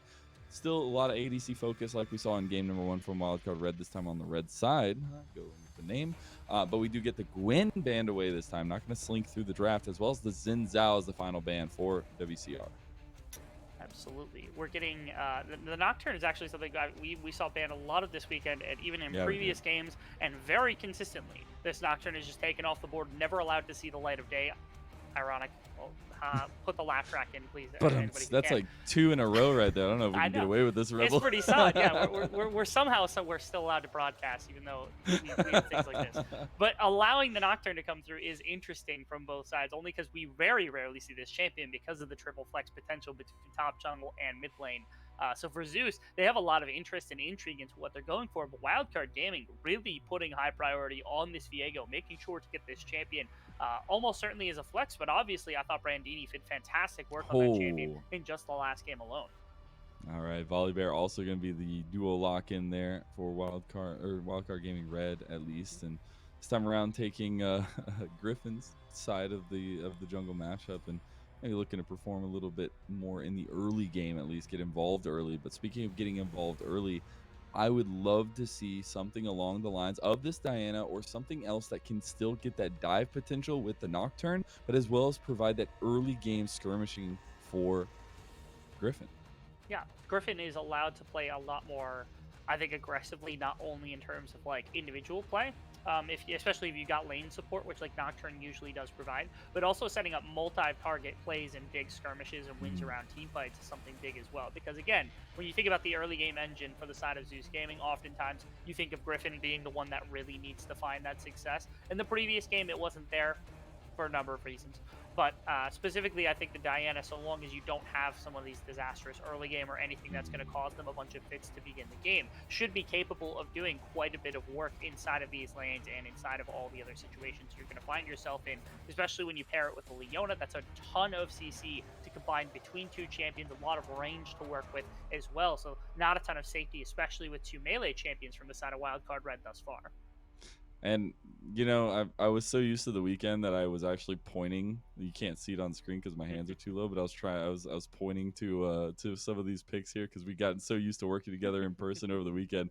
The new lovers duo comes through for Zeus. They got the Leona, the Diana. I love it. You have a ton of engage range, but as well as a lot of follow-up there with it. So very interested how that trio is going to work out for Zeus. But on the other side, we actually get to see the Rel locked in for Wildcard Gaming Red. That we do. That's the response pick. I'm pretty sure almost 100% that Daption was one of the biggest Rel players back when Rel was really consistently being taken by a bunch of teams. So it doesn't shock me to think, okay, Daption wants to play this kind of forward fighting role, especially as like you throw that Magnet Storm on. It's a decent disengage option to pull multiple members that are going to win together, like the Diana, like the Nocturne, like the Leona. If you're able to use that Magnet Storm at the right time and deny engages from all three of them, it would be huge. And then you have this counter engage with the likes of Volibear, Viego, trying to get some of those resets coming through. It's interesting as a counter engage option here from the side of Daption. And can I just say, Wildcard Gaming Red are so good. They're so good. And I know they banned out the same champions last time around pretty much. But to have the Sejuani band there to make sure that this 3 melee heavy CC composition, go at you, run at you, skirmish you composition isn't going to have that backup. And also the tried and true picks of Alorum not going to be there. I want to also focus the fact that we got Arrow's Draven banned away, and we got the TF banned against Wildcard Gaming from that last matchup. There was a lot of control that Bradley had within that matchup. I do want to note Akali has slipped through all of the cracks and is still available right now, which means that like if Zeus wants it, it's another piece to this dive puzzle that could potentially come through. And you think if the Akali comes out, you have to have a champion that can follow it, whether it's Samira or Kai'Sa. Both of them would fit that bill very nicely. Instead, Wildcard Red Gaming, they say, no, we're not giving you Akali on top of the rest of this dive. It's just not going to happen. Instead, we're going to pick a champion that's able to do on the other side, maybe go for some of that counter play after your engage comes through, which is what prompts now Zeus Gaming to go for Sylas. Really good if it gets going inside of this duel up against the likes of things like this Akali. I'm just going to take a moment here that we got counterpick ADC for Arrow. When has this happened in recent memory, Absolute Rebel? Because Chad. this never.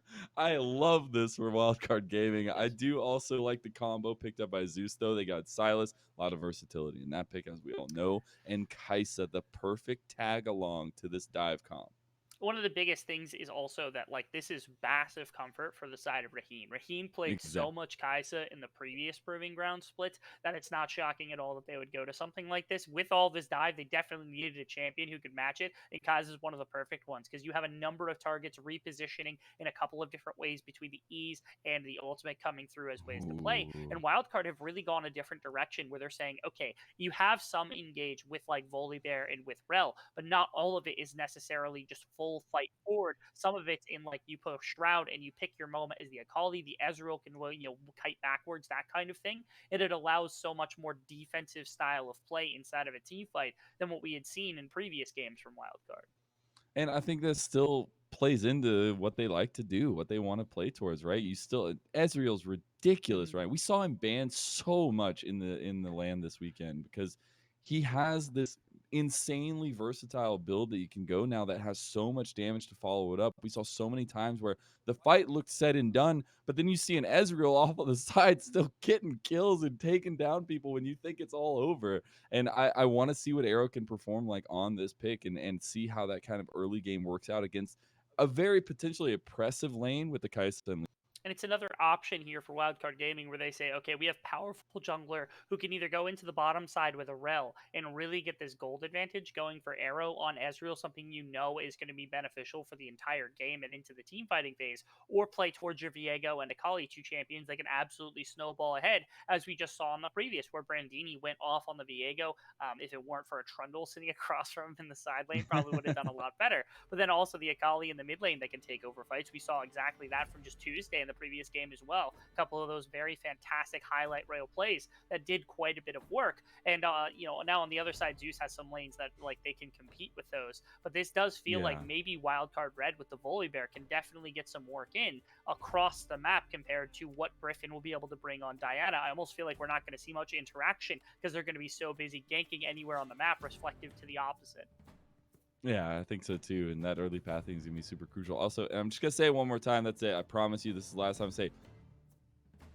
Winston, get items. I promise you, it works out. Anyways, but the early game is gonna be interesting with these two junglers. I still think the focus for this bot lane is where we want to see for the later game. But the top trio for both these teams is so ridiculous. There's so much snowball potential across the board for both of them.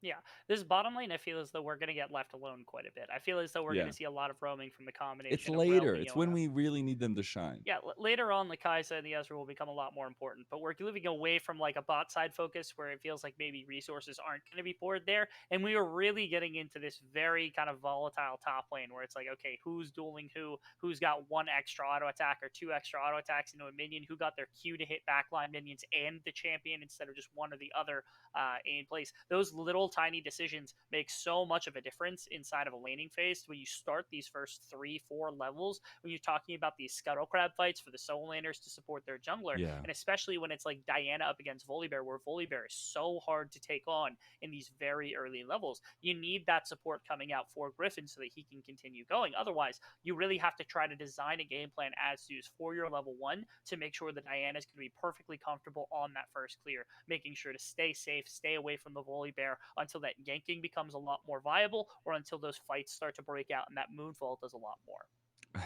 I just see level 6s, and I know you can say what you want about ultimate abilities if they're important or not, but level 6s in this game is going to be really important. I think that's where we're going to see the turn on of the aggression, at least from Zeus Gaming. It obviously ties into how they want to play. They have all those coming online at level 6, but it's about that early moment, right? It's about getting to that level 6 without giving up too much around the map. We saw so much map control as well come out from Wildcard Gaming earlier in the game. And yes, they fumbled in mid game, But that early advantage, that soul, everything that came along with those early picks and things, it all made it so much easier for them to execute in the later parts. It gave them that option to really take that aggressive play at the Exactly. end to close out the game. And if it weren't for that, there could have been a massive difference. So again, another early game plan like that, where you've got this late game index into what is the Ezreal and Arrow, and an early game play towards your top side is a play that we've seen. Well, now Wildcard very clearly have shown that they're doing it again for game number 2. It looks like, and now it's up to Zeus, who is like, okay, they got swap sides,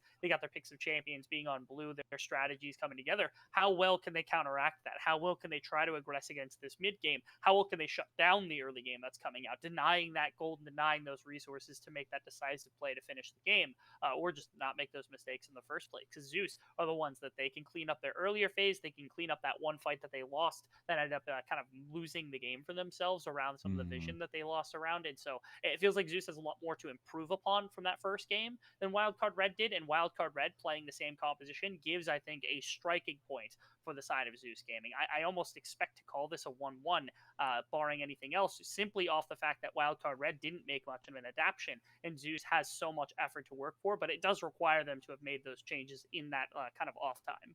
Yeah, you have to make quick adjustments. And it is the best of 5, so not as quick as you would in a best of 3, like we saw a lot of this weekend. But it you still have to make those strides forward, because you lose this game, now you're in one of those you're in best of 1s, right? You lose one game, you're done, you're out. You lose your qualification there potentially as well. So I think this game is a really statement game for Zeus. They need to come out swinging. Griffin needs to have a good early game. They need to have that synergy on point because of that style of composition they've gotten together. You hit that go button, I better see everybody going forward. I agree. And also watch as Wildcard Red just completely throws out the top lane and they say, okay, we're putting everything into Ezreal on the bottom side, and we're just going to work through Arrow out of nowhere. And Zeus just gets completely caught off guard. They're like, oh, what happened? And Whiplash just cost them another game. They're trying to figure out what the game plan is from Wildcard Red. But I like what they've designed so far. I think their team fight looks pretty good. I love all of the combination of dive. I think really playing to Alarum could also be helpful for them as well. Denying the Viego, but also accessing the Nocturne. I've seen people carry on that champion ridiculously hard. It's got insane win rates in multiple lanes. It is really good right now, and there's a reason why it doesn't get through very often. The reason why it was first picked and put into this top lane gives Alarum a very good chance to really try to aggress against these lanes and be a carry for his team. And the thing for me is, like, the burden of execution on both these teams is really high, right? And I'm going to be a little bit of a Debbie Downer here for the side of Zeus Gaming, right? We have seen so many times, where you don't get ahead on Diana. You don't get ahead on the Nocturne.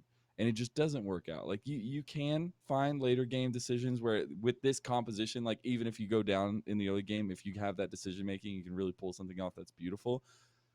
But you're looking across the board at a very stacked lineup with a lot of meta champions that are thriving right now.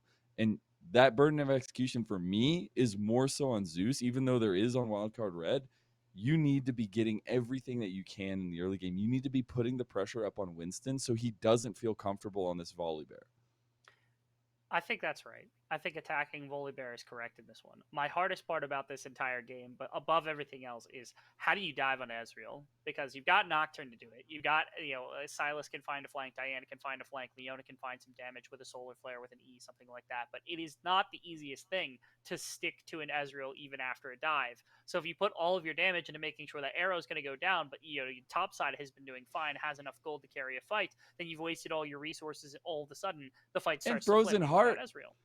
This comp against Frozen Heart is not going to have a good time. I'm just telling you that right now. I might not have the biggest brain, Rebel. You have that honor here in this caster desk, but Frozen Heart is insane against this composition, and we could see that build come out from Arrow, but we are going to be getting into game here. Finally, had some technical difficulties, but we are here. Game number 2 is kicking off here. Can Zeus Gaming make this a 1-1 series, or do Wildcard Red push us to game point?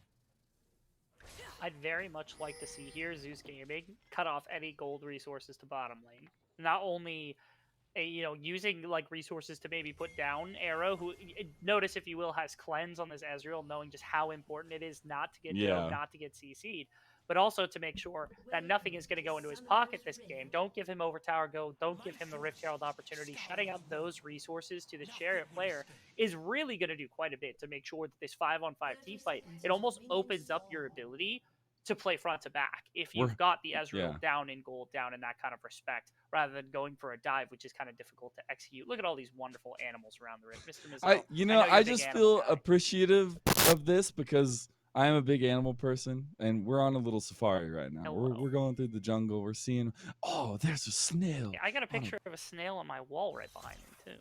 Oh man, the synergy is already on point. I know. We're loving our observers showing us all the wonderful animals that we love to see around the Rift. Thank you so much, observer. It's Sam Price, everybody. Sam Price. Round of applause. Round of applause.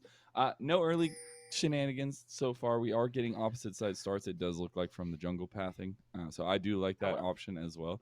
We get the final piece to the puzzle here in the animal kingdom. What do you mean? He hasn't even flexed the other ones. He missed the one in the base. He missed the one in the jungle. He missed a duck. Oh like, my there's god! So many oh my god! Why you gotta call him out like that? This is like dude? the second half. There was a of big old bus coming down the highway, and you just threw Sam under there. He's an expert. Yeah. It's oh no! Now you're gonna make him go get it. All right? No. You're not listening. You're not listening. See, the thing is the animals go away, so you can only hit so many of them so fast. And I don't want to give people whiplash by like clicking around the map as fast as possible. Go! Looking at all the animals.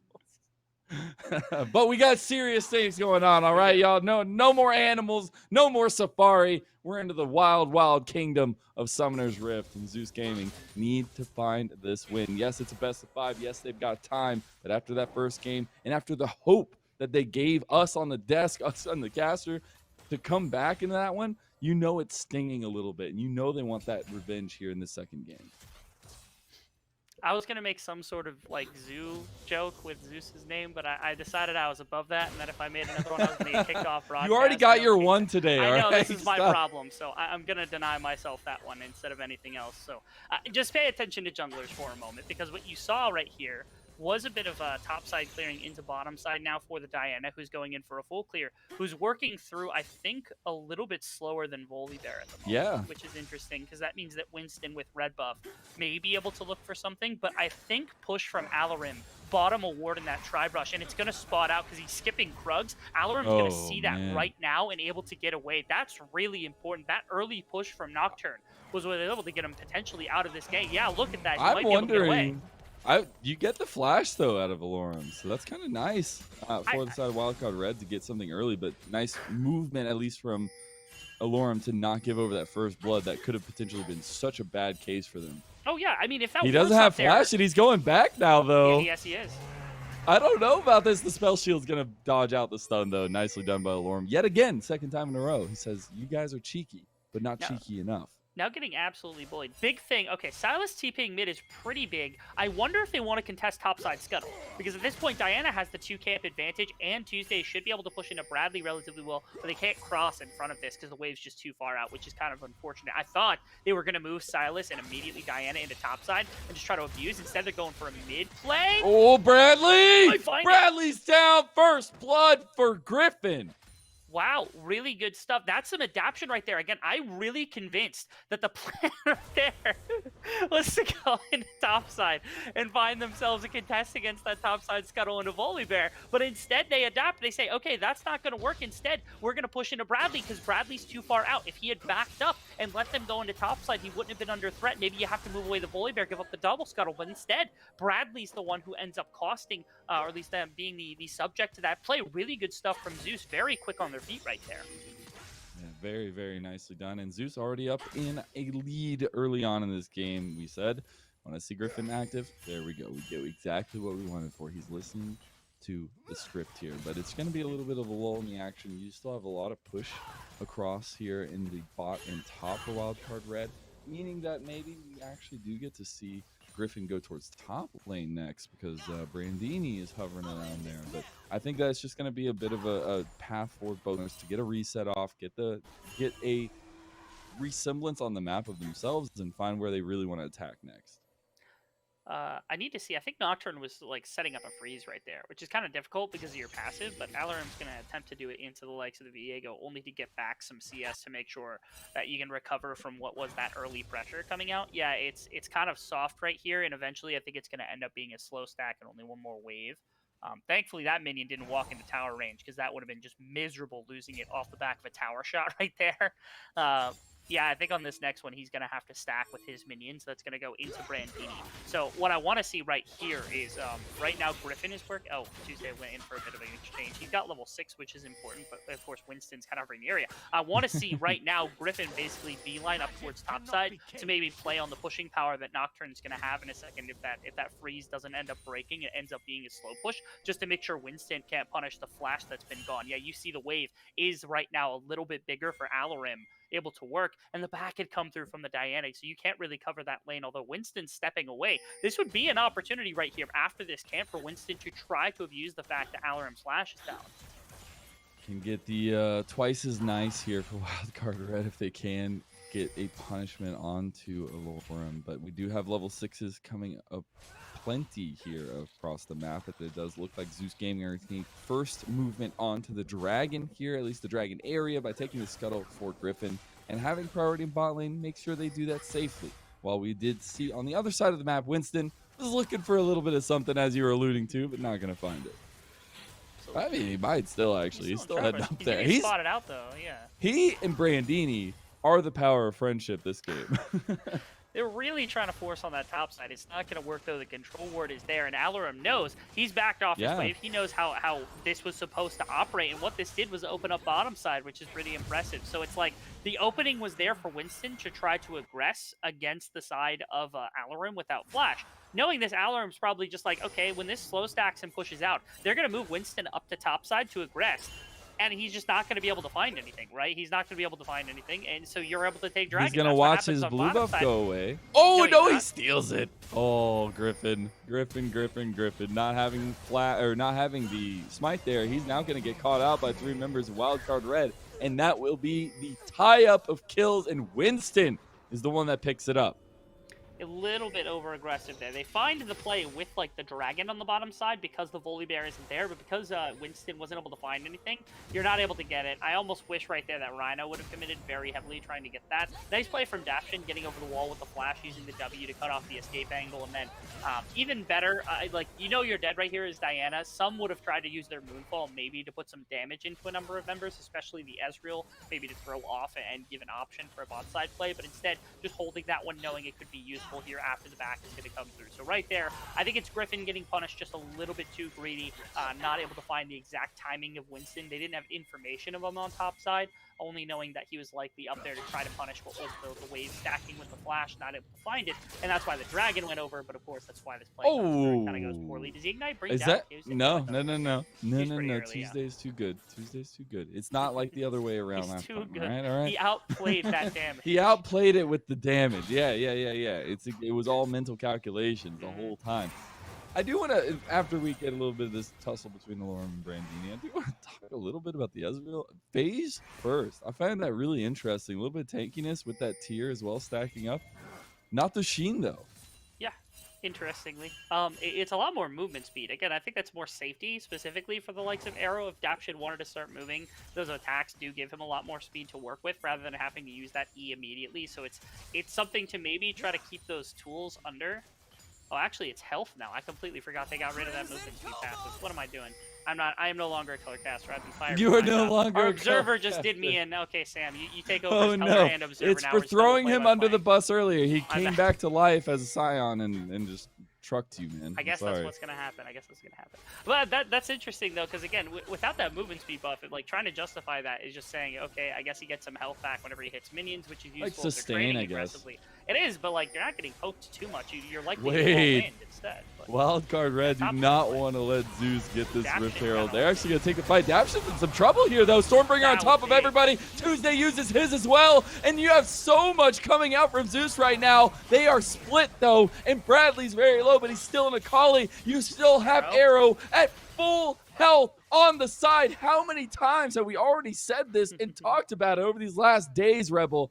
Nobody can touch Ezreal's, and especially not Arrow. Oh my goodness, right there. Arrow was perfectly positioned to punish that fight, but man, no one else could Wildcard could really follow that up. It was very unfortunate because both teams got big AoE plays off immediately. I loved this from Daption to set up this ultimate from Winston that comes in. You'll see this. It's off the catch of Daption from Rhino, where they're trying to pour down this health bar, but unfortunately the Magnet Storm with the W come in and set up Volibear jumping in. Yes, you get the response with Silas as well, who kind of misses in that backline, and not quite enough damage to bring down Winston or Bradley, who are both insanely low. They get a bit of damage onto Brandini as well, so he's not able to continue. But again, the threat of Ezreal on the right side is what's driving them back. And Tuesday, I think if you dive in, you can clean up 2-3 kills as Tuesday alone, but if you do that, you're really sacrificing the attempt for the Rift Herald, as Ezreal is just full health, and you don't want to give gold over to this Ezreal that is Arrows to win these team fights. Yeah, and if you just have an extra little bit of gold, right, that's a huge cleanup there for Arrow. Speaking of cleanups, Lorem does find Bradley with that spear. Tuesday's here as well. Perfect execution comes out from Bradley. Get him out of dodge. Yeah, really, really close to being a dive there. Daption was very low health was the problem. As soon as the fear onto Bradley went off, you knew that that play was going to get risky very, very quickly. So instead, they just bail on that. Good on them to be able to get everybody out without burning too much of a summoner spell or anything of that sort. And it just means response push on the top side, getting a bit of punishment into Brandini, but not likely to dive to Diego. So back and forth a little bit. Daption's here to try to catch Tuesday on his way through. Can they get it? Did have a lot of damage here, and the call down. Winston gonna take the kill. No, it's Arrow who uses the arcane shift forward, gets the angle, gets the kill. Man, as much as they really desperately want to try to shut out Arrow, they just cannot prevent him from getting a kill. Deep in the jungle right there, Tuesday, moves up a little bit greedily, but like you don't expect them to be on that Raptor pit. I know they were on that bottom side of the map. They had moved up previously, and he did see that all to happen, but he had no idea the timer they were going to be on to take that Raptor and sit in that. So just not expecting the play to come through. A bit of patience coming out from Daption, and the ability to take that camp also is up that bottom side. As now Tuesday's not here to contest. Alarum could, maybe catch Volibear here, but unlikely to take the dragon in time, yeah. And I did want to highlight, we had that switch up of lanes, right? We've seen Alarum down here on this bot lane for a good while, and now you're getting the reset here from the bot lane of Zeus Gaming, where Raheem and Rhino are heading potentially back towards this bot lane or towards mid lane as well. And I find that these lane assignments are interesting while we're seeing Alarum try to take some extra little bits here in the enemy jungle with the rest of his team following up. We might get even more action. Bradley in some serious damage coming out from the rest of the squad of Zeus. Bradley just didn't expect it.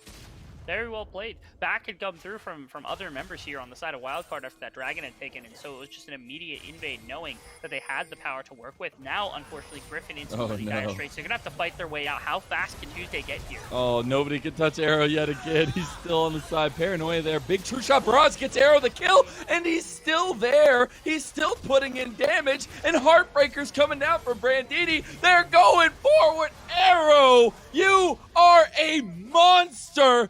Triple kill for the ADC of Wildcard Red, and Bradley's wanting to finish off Tuesday. A little self-revenge here. Can he get him? Magnet Storm comes out, but it does not matter. Huge pickups for Wildcard Red.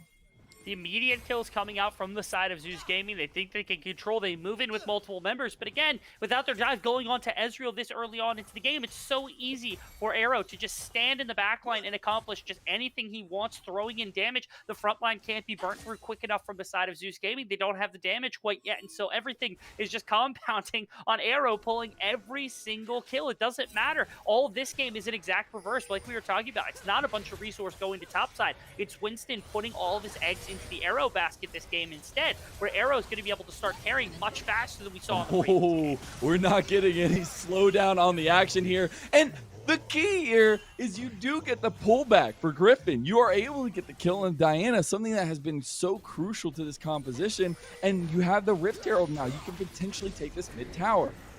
We want to see somebody, though, be able to match what it is that Ezreal's bringing to a fight, as well as Viego. You have to. You have to find it. Yeah, but right now there just isn't that here from the side of Zeus Gaming. So if all of their members are able to get enough gold, they're not down too much, only about 600. This tower's going to put them actually ahead a little bit of gold that's going to be coming through. But it's very big on both sides to be able to have somebody that's capable of carrying that gold a lot more spread out on Zeus. And we're going to get a replay of the action. And here, this blue buff charade here, as there was so much potential there for Zeus, but it was a little bit of a back and forth situation where Arrow is still popping off on the back, and the follow-up just comes through from Winston and everybody as Brandini's like, go forward, we got the TPs, you got everybody coming in behind as well, and they're able to just wipe the rift. They couldn't get their dive far enough in. I think right there, if Alarum was able to find a way to get that ultimate onto Arrow and put pressure into that backline immediately, if the Leona had been able to find that engage, maybe there was a chance there that Zeus actually pulls a bunch of this topside pressure, converts it into a very big advantage. But instead, because they just can't find the dive onto the right member, they couldn't force anybody down. They just get flanked on by everybody everywhere. Ends up being the kills that go over to both Arrow, and then also Bradley is able to. I think it was Viego who's able to secure it at the very end. But either way, I mean, it's plays that go to the side of Wildcard Red only because there is no way to actually stop the fight or to get onto the priority targets that Wildcard Red had set up in this Ezreal. We got to see that dive get a lot deeper. We got to see that Alarin can make his way and try to put pressure onto Arrow to make sure that he doesn't just get the free fire into these fights. You've got to. And they have tools, right? Like we said, you have so many dive tools, but how do you get Arrow still? That's the thing. Like, the dive tools are supposed to be what gets Arrow, but they just can't. No, they cannot. And it's tough because not only is it like the E and the flash, he's also got like the cleanse that comes through. I wonder if Mikhail's ever comes out from Taption just to make sure there's no CC to come out. But with the self-peel tools already, and especially with 4 kills, you know for a fact that especially once defensive itemization with that the combination of Maul, Mortius, and Frozen Heart that really has come around for Ezreal players recently as being that defense that gives you a bunch of ability to play very offensively and aggressively with your positioning, that he's going to be doing so very quickly because the rest of his team can respond so well to aggression as long as he's got those self-peel tools on that front line. So you're either taking damage from Ezreal on front line or you're diving into him, he's escaping, and the entire enemy team's going to be jumping right back into you. You got to be ready for that situation as well. So right now I feel like there's no response to this Ezreal pick at the moment, the way it is and how strong it is at this exact instance in time, barring just a fantastic engage from like Diana and Nocturne, if they're able to layer Kai'Sa on top of that. And can I just shout out the 3 Divine Sunders there on the side of Wildcard Red? Oh, yeah. Very popular item amongst the squad here for them. But they are going to be starting up this dragon. Will be the second dragon of the game for them. First of the Mountain Soul Dragons. That's going to give them that leg up in the neutral objectives. That it is. And Zeus Gaming trying to pull gold off the rest of the map right now. You have like Alarim who's going to push out this bottom lane with 4 members potentially to come down here. Alarim is going to spot them out. They're on that all board. pinging him. Yeah, they got a lot of members down here, and they still have Stormbringer available too if they want to take them. True Shot Barrage came across the bow, but Paranoia comes out as well. Ooh, that was so close to Brandini dying to the tower, but he doesn't, and it's a clean pickup by Wildcard Red. Made a mistake right there taking that soul, because if you just walk out, it breaks tower aggro immediately. But they made the change to Viego where like if you're taking that soul, it doesn't make you immune to tower aggro. It's broken. Yeah, because it was disgustingly broken, right? And instead forces the flash out because you go deeper taking that one. Again, the gold trade is there though, because they get both top lane towers and they're going to get a Rift Herald charge onto the top inhibitor tower as long as they're up to. No, they're not going to actually push for it right here. They're going to give that up potentially, as Brandini should be able to get that sticking high around. Okay, I was going to say Griff. Yeah, Griffin needed to stop really that back. Trying to force he is, though. because he's trying to bait Griffin in, I feel like, here. Brandini going in. Now they have the TP. That's going to be Alorum joining the fight, but how quickly can he do so? Bradley's on to Tuesday. Tuesday's down. Bradley on the Akali is doing some serious work right now. About to pick up a triple, trying to do his best arrow impression as Alorum going to take down to the Shuriken. Oh my goodness, across the map now, Wildcard is able to pull gold as well. Ezreal is just able to focus down that bottom tower. They don't even need him for this fight to go through. Right there, it's Tuesday trying to get that crash of Rift Herald. Then they say, okay, maybe we can bait the fight with the TP, take 3 members into this one, but it just does not work because they're not strong enough right now. Brandini's super strong. They got 4 members here, or 3 members here. Bradley's very quick. And the biggest part is like Tuesday provides no damage. There's nothing that comes out from Griffin because like the Moonfall just isn't available because of the mana loss. It was a back attempt from Griffin before this had even started because there just was not the ability to turn and fight. And after the Qs and things come through, you don't have the ability to take that Starfall. And all of a sudden, everything falls apart because you've got 2 members that really can't do that much in the fight with a TP'd Alarim who's trying to capitalize on 3 full health, full resource members. It's just not going to work for you. As right there, Zeus, they found 2 top lane towers, found a gold advantage maybe to work on, thrown back to the side of Wildcard and onto Bradley, who are going to be able to use that in team fights alongside this powerful Ezreal. This is disastrous for Zeus. It definitely is, and you're not getting that big advantage you wanted to have with this type of composition where you can pick the fights. You're the one streaming for it. You're the one choosing who is going to die. They have to pick and choose their fights, and it hasn't been going well. And a lot of them that they've been choosing, or at least the ones that Wildcard have been choosing for them. And now you have a little bit of a lull in the action, just sub 2.5 minutes for another dragon here, but you just gotta find gold. You gotta find picks here for Zeus because things are starting to get dire. As you said, Ezreal is not gonna stop. Ezreal at all. Akali is gonna get worse. Viego is gonna get worse. Like the whole composition is just becoming such a powerhouse right now. That it is. Now, if Wildcard continues to play side lane like this does open up for like Nocturne to accomplish some tasks, and for those pickoffs, like you said, what a scouting ultimate there. Yeah, right that there, was because really you nice. have 4 members readily available, and that's Arrow just with some. Wait, Wildcard red. Arrow's still getting some shots over here. Yeah, they got the engage. Wombo combo here. No true shot barrage to come across from Arrow, but Arrow's still full health on the back line. He's going forward with the arcane shift, and everybody's falling for Zeus Gaming. Wildcard lose 2, but they still have their crucial members as Arrow is ruthless on this Ezreal. Absolutely. It looked okay there because there's shutdown gold and such to come out from the side of Wildcard. And so Zeus gets a couple of those shutdowns, gets one onto Raheen. Importantly, I was like, okay, maybe there's a chance that this ends up being all right for them. Dapshi gets an amazing engage. Bradley gets onto the back line. But Winston's ultimate was a little bit shorted. But you allow this damage to actually still come out. Raheen has to ult out the back of the fight, but it's okay because nobody's getting damaged on the front line yet. Nobody's there to actually respond. And so Zeus ends up going 2 for 2 at the beginning end of this fight. Raheen's able to find a kill right here. And it's like, okay, if it breaks right now, there's probably not much of a Baron attempt because long Raheen backs, but this flash E coming out right there from Arrow, very aggressive to find this pick, opens up Baron. It's just going to be free for them to take. They've got 2 frontliners, an insanely powerful Ezreal, and that's where the fight really ends up breaking completely, is their ability to find that last pick against that member here from the side of Zeus Gaming. Now with Baron buff and everything else, 3,000 gold lead on the horizon from Wildcard. Next Dragon's almost certainly theirs with pushing power from Baron. It's really looking dire for Zeus at this point. The scariest part here is we've laid out the entire series so far. Arrow is who they put the resources in. This is who they pick for. They saved counter pick for him in this matchup, in this second game. They need to find how to shut him down, and this is how they can find it. Moonfall comes down. They're able to get the Ezreal, but Abel is not going to be enough here. Maybe no Wildcard Red are getting obliterated. The resets are not there, and you have to survive as Bradley if you can. That's a triple. Can he go even further? There's no way. Alorm is going to be able to clean that one up with the help of Tuesday after he picks up the kill. And what a crazy fight, but Zeus are right back in it.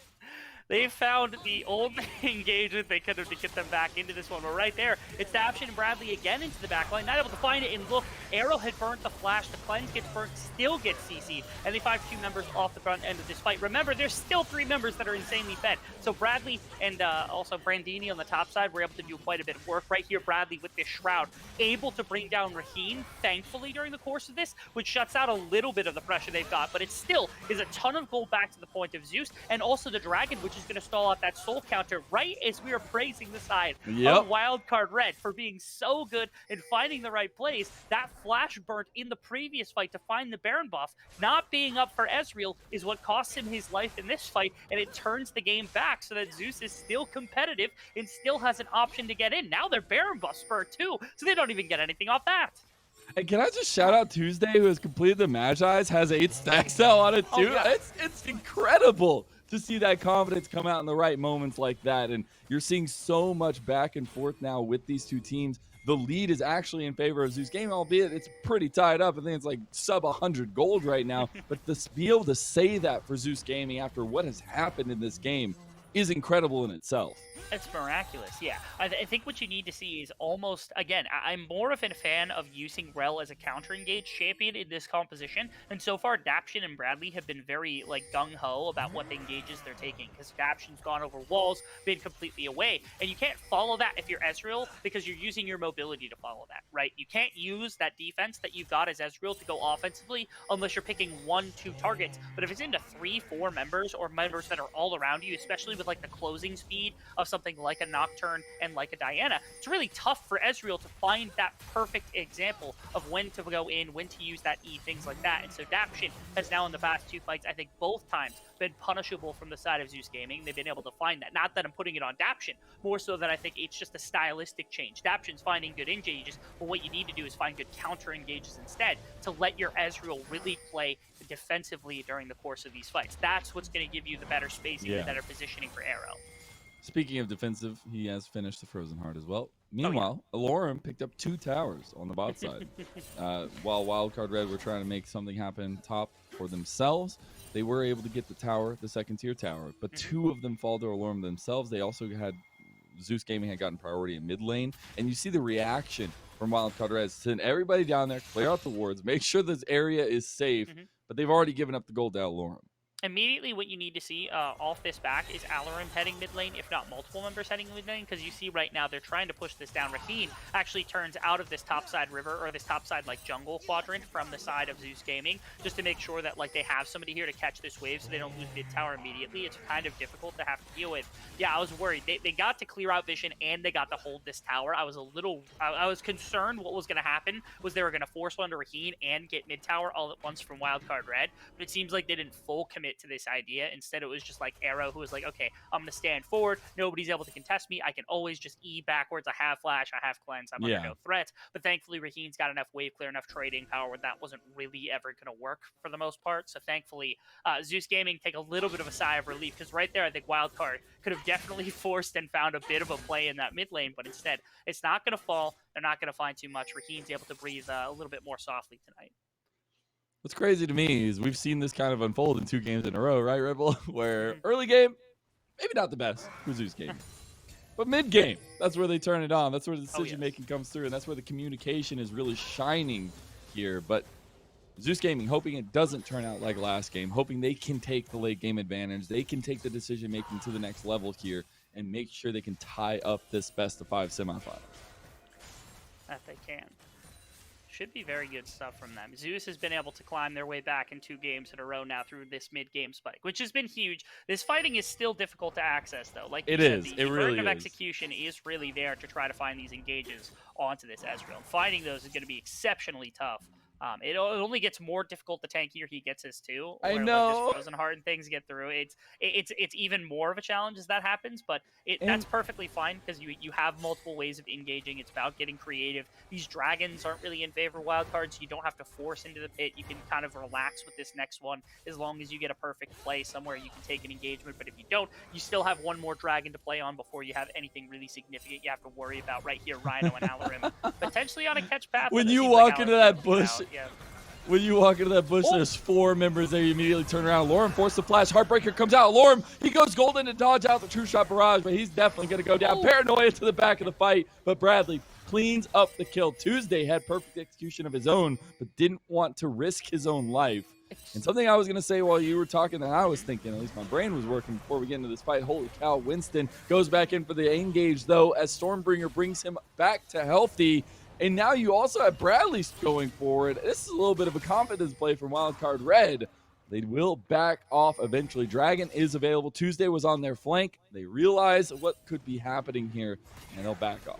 I was really, really concerned right there. It was so hard for that to play out from Alarim as he got picked because it was out of invisibility, couldn't predict with the spell shield fast enough for the Viego stun, and that's what really did him in, was that Viego stun being able to force that out before he was able to get a flash anywhere significant. So very, very good props to Brandini, able to use that invisibility to, not quite enough there. That's a very tanky member.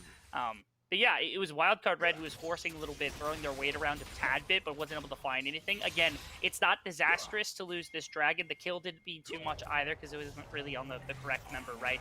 But these fights are still very hard to find. Ooh, our producer is throwing us the newest item addition to League of Legends.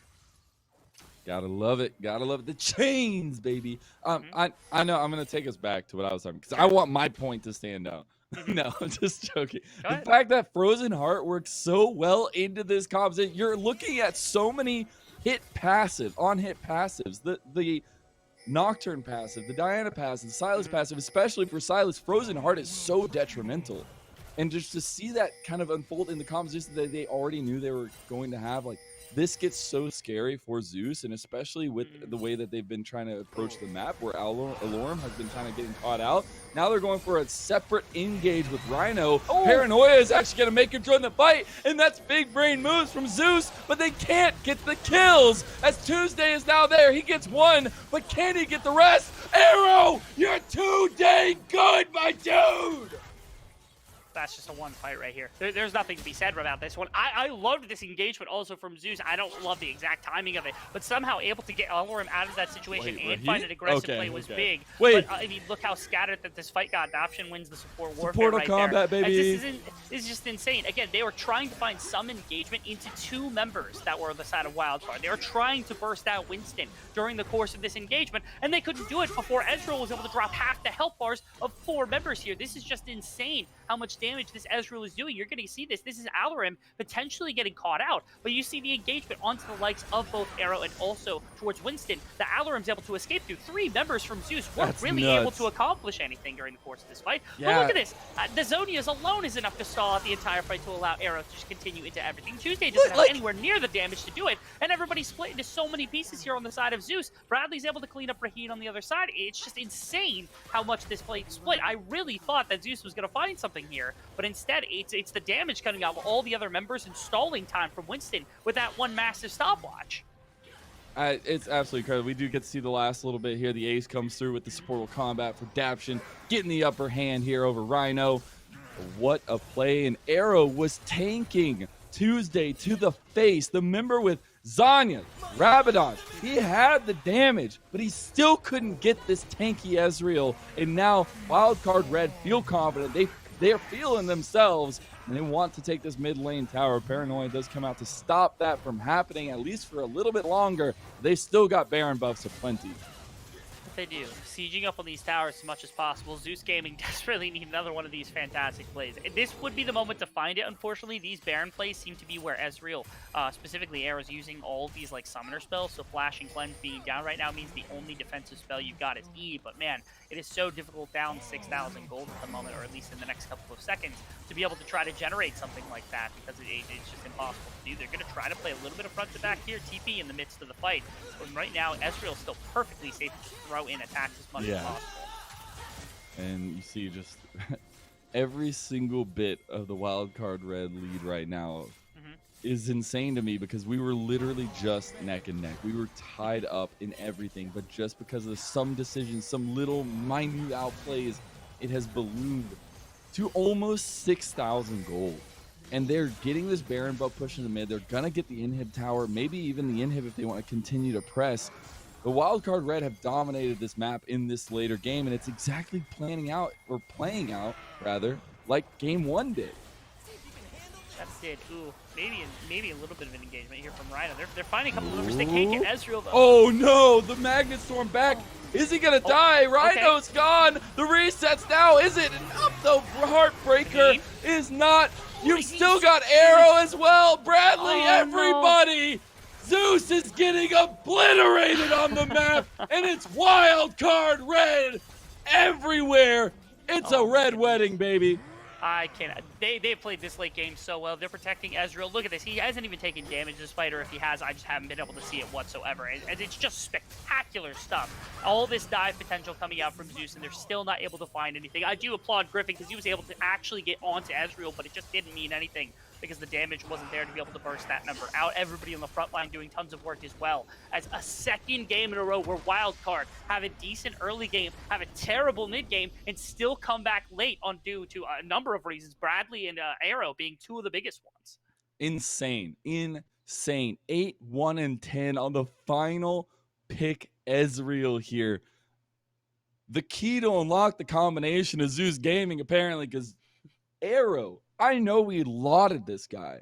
He is insane. The past performances, the current performances, but to be in this series and to just take a hold of it, just have the script right in front of him, apparently, and know that he is the carry. Okay, I got to get all the kills. I got to get all the damage. And doing so is so impressive. And Zeus, their backs up are against the wall right now. They do not want to give this series up to Wildcard Red. I have to give a bunch of props also to the rest of this team because, like, Arrow Yeah. is doing his job entirely. If you're playing out 5-on-5s the way they should be played, Arrow's playing them so spectacularly that you could win any of them, right? Yeah. The rest of the team still found advantages outside of that. It was a threat where, like, Bradley was also insanely fed. Brandini, 2 games in a row in this Viego has been absolutely insane. It wasn't just the Ezreal. And you saw that in the last fight where, like, Arrow was pushed really far back. Griffin had driven the Ezreal out of the fight for the most part. They still won the entire They did. backside of the fight with only 2 other members. That's how much they're carrying. That's how much gold they're getting. So you're seeing these gold values get matched, right? Between the 2 teams. They're even for a very long time. But that doesn't mean that you're shutting out the gold. You're not denying gold and like having it even on both sides. You're just giving a bunch of gold to both compositions. And right here, Wildcard's got champions that use that gold exceptionally well. That's what the Akali, that's what the Viego, that's what the Ezreal do. And that's why these late game fights look so bad, because this gold is going to perfect use when you're able to use it on multiple champions. Yeah, and the whole like dive composition, the original plan set out for Zeus, it looked so good on paper, but the execution is where it matters. And when you get in deficits like this, when you have that big balloon of gold all of a sudden for Wildcard Red, they realize that. They feel it in the moment. They feel it on Summoner's Rift, and they moved forward. They didn't let Zeus Gaming breathe for an absolute second there in the later game. And that's what we've seen for 2 games in a row. We'll see what game 3 has in store for us. We're going to have the analyst desk on the other side of this break. But do Zeus have what it takes to make this a series? We'll find out.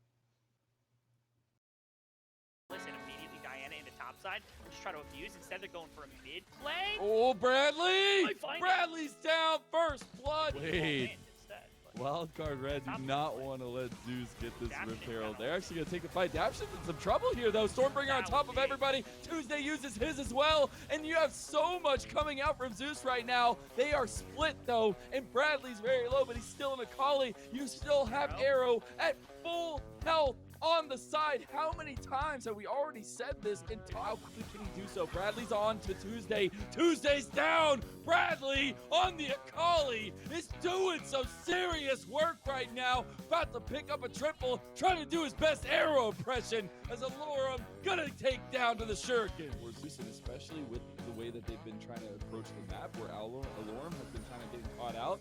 Now they're going for a separate engage with Rhino. Paranoia is actually going to make him join the fight, and that's big brain moves from Zeus, but they can't get the kills, as Tuesday is now there. He gets 1, but can he get the rest? Arrow, you're 2-day good, my dude! That's just a 1 fight right here. There's nothing to be said about this one. I loved this engagement also from Zeus. I don't love the exact timing of it, but somehow able to get Alorum out. Oh, Magnet Storm back. Is he gonna die? Rhino's gone. The resets now. Is it enough? The Heartbreaker is not. You've still got Arrow as well. Bradley, everybody. Zeus is getting obliterated on the map. Well, as a second game in a row where Wildcard have a decent early game, have a terrible mid game, and still come back late on due to a number of reasons. Bradley. More often than not, I think these amateur teams are formed and the rosters change kind of frequently. So how do you guys, how do you help yourself and your teammates kind of form that strong dynamic and understand who your shot callers are going into a big tournament?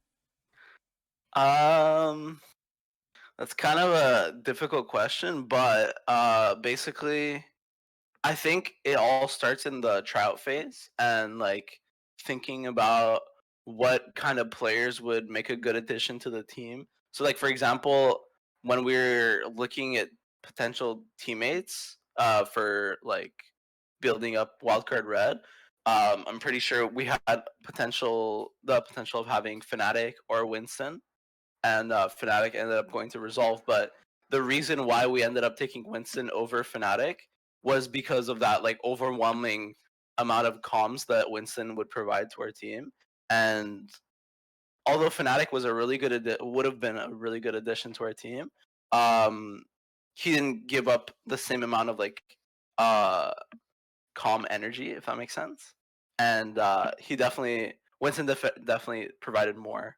And obviously we have Arrow, so Yeah. we're kind of cheating our way through this one. But he definitely helps up with a lot of the comms and decides how like team fights are gonna go like where we're gonna go, how we're gonna team fight, what we need for this team fight. Like there will be so many times like Arrow will be like, all right, for this team fight to start, we need to find, for example, like a collie flank. And if we don't find it, we just leave. Because if we don't find it, we're just gonna get hit in a pincer attack and we're just gonna lose. And it's like having like a prediction on how bad a fight is gonna be just based off of knowledge of the enemy team's team comp. And I think that's just really important. And that's just like based off of specific players and their knowledge of the game.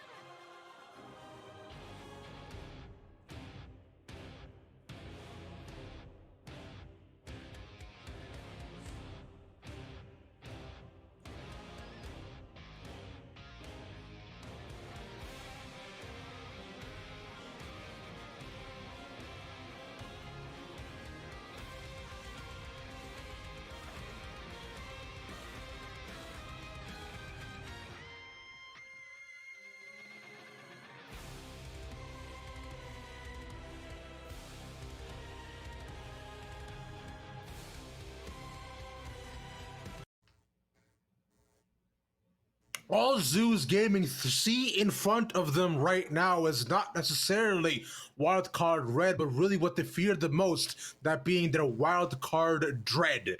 Welcome back to the desk, ladies and gentlemen. Retweet Boulevard, Manny Sanchez, and Ravish back at it yet again. Guys, like, I swear we are genuinely cursed to have only 3 games going on the Academy channel for the entire series. Now, for all the 5 days that we've had it, it's only been 3.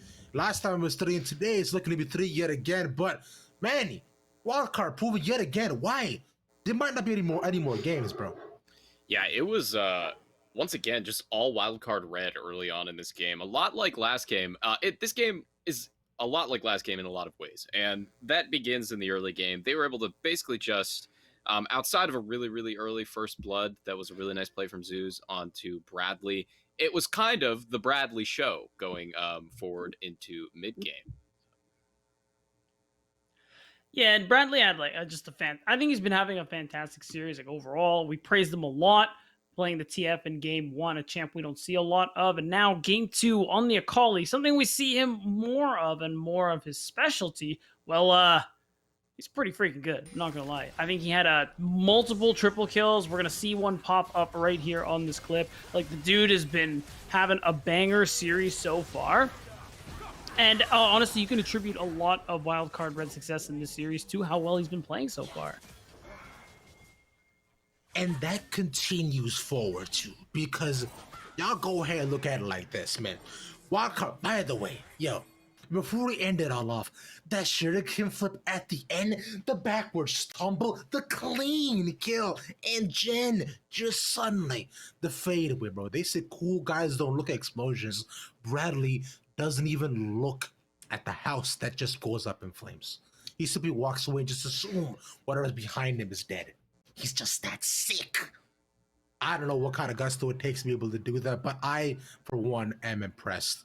And across the board throughout all these games, he's been having such an impressive time. There's a reason why there been so many targeted bans towards him in just this draft alone. But as we saw in both game 1 and game 2, well, there's a reason why these games continue to be so long here, Manny, is because Zeus just keep finding a way back in. Yeah, and it's not entirely Zeus finding a way back in as much as it is Wildcard kind of overstepping their boundaries here on these engages. Yeah. I mean, you know, all the help from Bradley in the world, unfortunately, did not help them on this play. They look a little bit over aggressively on to Rhino, and they kind of realize, oh, it's Leona. We're not going to kill him. Daption's really slow, but that allows Rhino to find an excellent engage on the arrow. He has to blow his E early and just gets shut down by everybody. And Bradley and Brandini come in trying to save this. I believe it's another triple kill here for the Akali. He's able to basically play super nice with his E again, landing that at the very end there. And he's able to pick up another triple kill for him, but it doesn't matter. And Zeus are able to leverage this again into more mid-game dominance. They're able to start grabbing some dragons, start getting pressure across the map, and it really just kind of starts saying, okay, well, Wildcard, once again, they get the early game. Once again, Zeus, you know, they fumble the mid-game. Zeus find a way back in, and we're like, okay, is this the time Zeus comes back? Who knows, right? Well, that was pretty much the case. Like you said, they do kind of fumble the bag a little bit in the mid game, especially with that fight. And it only went as well as it did because of Bradley's performance, as we saw in the clip.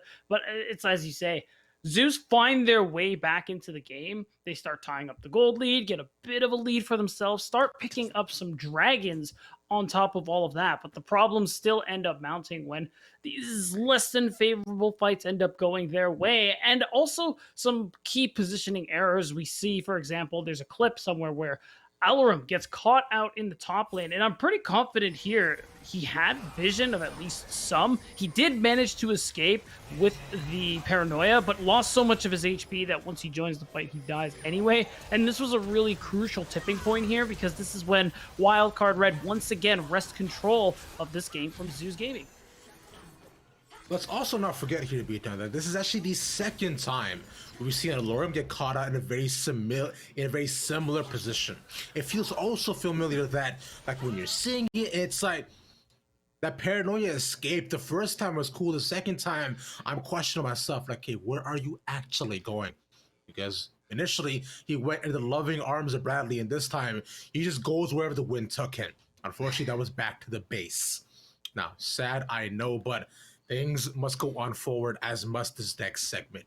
So moving on from that here, be sticking with you a little bit. Now, I know we said it before, your prediction, before you felt a little bit safe, but suddenly you're kind of out of the race here, buddy. So what do you got to say for yourself? A little bit. I mean, hey, Zeus could still win, and I could still be right about that. But partly, yeah. Okay, so what makes you think that Zeus actually come back from this? Where is the burning hope in your chest coming from? Oh, okay. Like, I'm not gonna lie, it's not looking fantastic. I'm not gonna be like this insane. Oh, come on, man. Like, what do you think this is? You think I'm just like the optimistic fan, just looking like everything's fine, guys?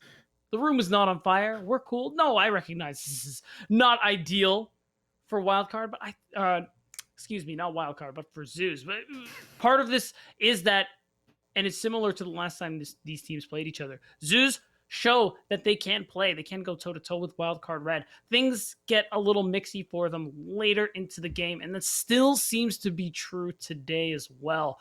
But series isn't over yet. There's still a chance in game 3. Maybe they mix things up a little bit with the draft and hopefully can find a way to close out the game. And hey, maybe that's the start of something new. Wow. Well, you know what, Beat That? I would say that it definitely does feel so right when I'm here with you, man. Wow. I did not expect you to get that reference. Good job, man. Good.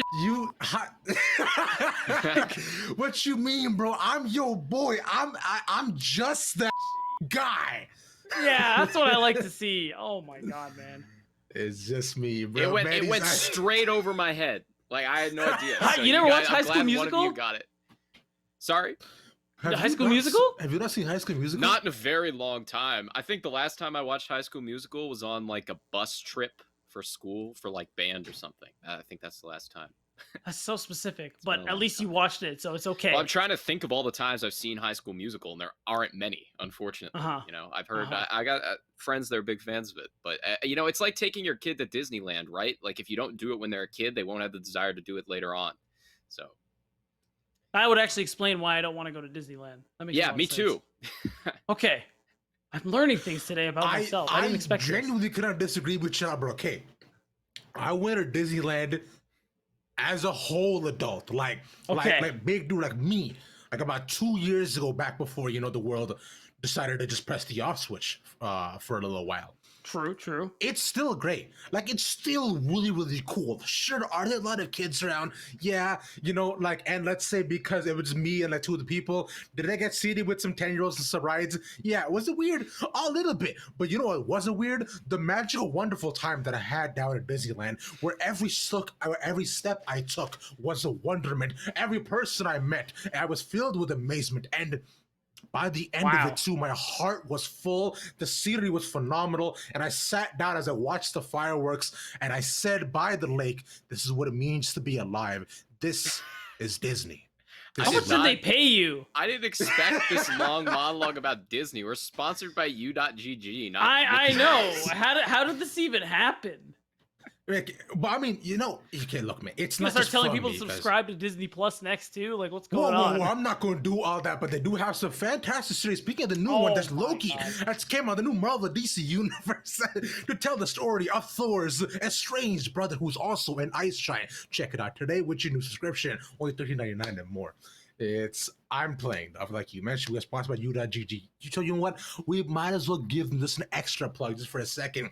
Did you guys know that you only on U.GG, they have the profiles, which is LP per game. The site with the best data for your builds and runes now has the best data for profiles too. Yeah, Beta, go ahead, take this in, bro. I'm taking notes, if you ever need any sort of builds, right? If you ever need to, let's say go online, like, hey, am I supposed to take items on Volibear before I go into the jungle? U.GG will let you know that you do. Yes. Man, that's crazy. And then past that, it'll tell you what to build, certain matchups, counters even.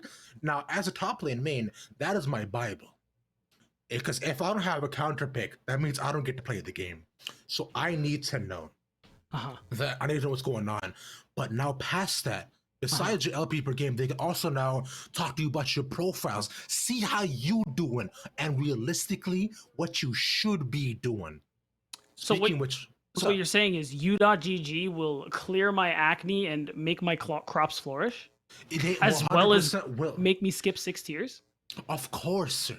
You know what? More than that, U.GG can make you a better holder person. It can make you feel as though you were in Disneyland with me, watching those fireworks. Maybe that's what's been missing. Maybe that's why I don't like Disneyland. It's because I haven't used u.gg. I understand now.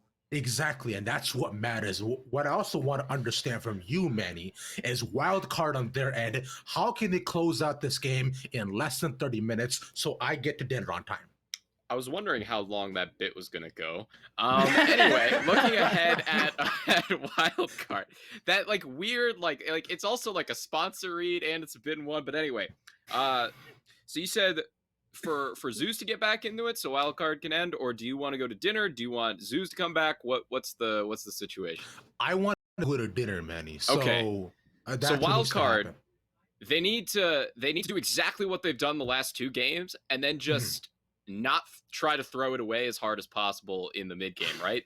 They basically started coin flipping plays in both of these games really, really hard. And, you know, in times too where they weren't on the ropes, right? They had their lanes ahead. They had the Rift Heralds. They had the Dragon stacking. They did not need to go for a lot of those really over aggressive dives, and it bit them. But fortunately, they're so good at team fighting. They've been able to overcome that. But against a team as strong as Zeus, I don't think that, you know, you can count on that happening every game. I think they definitely need to tighten up that mid game if you want a chance of getting your dinner. I appreciate you saying that, man, because tightening up the game is what, like you mentioned, needs to be done. They need to go ahead, grab that needle, sew up the thread they got going on, right? Remove any excess and make sure that Cinderella can get to the ball on time with a little bit more of that bippity boppity boo, because I need to go too. It's nearing midnight, and although I can't get no dinner, right? It's like I'm still a little bit hungry, and I got grilled chicken waiting for me outside. But that's just personally for me. It's not even here, 9 man. p.m. It's no, I had got a certain time. Look, I do this thing where, like, because I try to be a healthier guy, I eat within certain hours, right? Okay. And Okay. exactly. So go. You might want to get at your notepad for this one, B. Okay. I'll go ahead and wait for you. Would you say you were fasting intermittently? I was fasting intermittently. You Interesting. might Okay. that. All right. Okay. Because that's actually a technique called intermittent fasting. Intermittent fasting, you see, sponsored by Disney Plus, is What? I would prompt you guys to read the ticker. You see, I I put out a believe disclaimer. Does all not the opinions reflect for the the caption official themselves. opinions of the. Yeah, that sounds about right. No, it does Yep. not. You are correct. None of our opinions are reflected by neither the Academy nor Risen Esports or Riot Games at all. This is simply all from us, right? We're saying this out of our own volition, but yet again, you can also go ahead and check out Riot's wonderful sponsors that they do have that There you make go. our show happen, right? There you go. Any single one of them, that makes the world go round. Number one sponsor being the game League of Legends, which put a smile on my face every single time I wake up. I mean, it's not one of our desks Yeah. if Risen doesn't have to issue an official statement on broadcast, you know? Just that the opinions reflected by the casters are not. Wait, does this pop up every time? Almost every single I time. don't know yeah, if this is new or if it's I'm not sure. No, okay. my Look, God. you guys are all new here, bro, man. Being the grizzled veteran that I am on the Risen broadcast, bro, this is like a daily thing for us. Grizzled Like, we just decide to just say things, and then, like, everybody has to get in a hullabaloo, like, oh, like, you know, this is not our opinions. We can't do this, or, like, copyright. Like, okay, we get it. You're fine. You guys are all lame, but what matters right now. Just say that. Exactly. Just let me know that you're lame, and then I move on with my life, right? I won't be able to say, I won't say all this back and forth, but be on your opinion, though. Uh-huh. There's one specific thing that I'm looking at Wildcard to be able to tighten Oh, up. thank God. It's about League. What do you think Wildcard can genuinely do aside from the team fight game? If I have to make it home, make sure that my grilled chicken is not uncooked by the time we're done. All right, I really need to preface this, like, crucially with the most important fact that you should do what I do and eat between the time of draft and them loading onto Summoner's Rift. But That's that weak. aside, No. I think skipping over that. Wildcard Red. I'm basically just going to echo Manny's sentiment. Realistically, like they've been playing the game largely extremely well. It's just these little hiccups that we see from time to time and things that Zoos aren't going to let go to waste forever. Because if you do end up slipping up in game 3, you give away a game. Maybe that, again, I'm not going to make the High School Musical reference again, but basically this could cause a momentum shift. Maybe Zeus finally gets into their groove. They finally start to get things going and can actually come back and potentially start this reverse sweep. And just to update you all as well, it might be just a reverse sweep because the reason why we're so delayed is Wildcard Red, due to Bradley having a couple of internet issues here or there, they will be having Sakio come and sub in for them. So new mid sub, not the same powerhouse we've seen. No real quality gaming, no Gwen. You know, I couldn't think of no Gwen gargantuan plays here. Okay, there you go. Yeah, I got it. That's good. I found myself in. I made my way there, right? Exactly. Now, Manny, clap for Robbie. Thank you. Please clap for me, guys. There you go. There you go. Why do people clap for me? All of you out there. Why do people clap? Well, with this new information that you just received, should be down. Is it a reverse sweep seem more possible to you? Realistically, yeah. Considering how much credit we give to Bradley and how well he's been playing with the team, despite the fact that he was with MU at St. Louis on the weekend, like we were talking about, still fantastic. Looks as good as he ever has on this team, and has been very instrumental in Wildcard Red's victory so far. Throwing in the sub, depending on how much time they have practicing with this individual, does throw a bit of a wrench into those plans against somebody like Tuesday. That's trial by fire if I've ever seen one. So this is a pretty good shot for Zeus. Yeah, I'm worried too, honestly, about this for Wildcard if they're going to 3-0 this right now, because they just played 2 games where it was their game to lose, and they nearly wound up losing it in both of those games. And the reason that they were able to come back despite their problems in both of these games, more the second game than the first game, though, but especially the second game, was because of Bradley being absolutely ginormous on that Akali. And it does make me worry. I'm sure, that Wildcard have some sort of a plan for this, although we've seen with some other teams, they don't all have a plan for unexpected internet outages. But it's definitely going to be interesting to see, because I think this definitely bodes well for Zeus, and it also maybe bodes well for my 3-1 prediction. We'll see. Wow. Wait, no, it doesn't. Well, they could win one game and then lose. That's what I'm saying. Oh, wait, Bradley's that's right. gonna You get said his internet Wildcard back, would win. and then he's going to come in, and I'm going to be correct. Okay, good point. Yeah. I mean, you're wrong, but good point. Okay, whoa, okay. You do got to remember here to be, because we do only have the sub here for one game. We still likely will be getting Bradley back for game 4. How do you know? If, let's say Walter can get him set up on a type of computer or something else. They can't. This is suspicious. Are you responsible why for this so disconnect? negative, bro? Whoa, Manny, that is a serious allegation, I'll have you know, and I'm almost certain that is libel. You will hear from my lawyers. If I was capable of DDoSing, I wouldn't use it for this. I didn't say you were. I said him. You said him? Oh, I thought you were talking about me. My bad. As you were. In time, and I was saying this sounds like someone who has a lot more knowledge of the situation than we can. Good point. Thank you, production, for offering your services yet again. No, not at all. We have not, but that doesn't matter.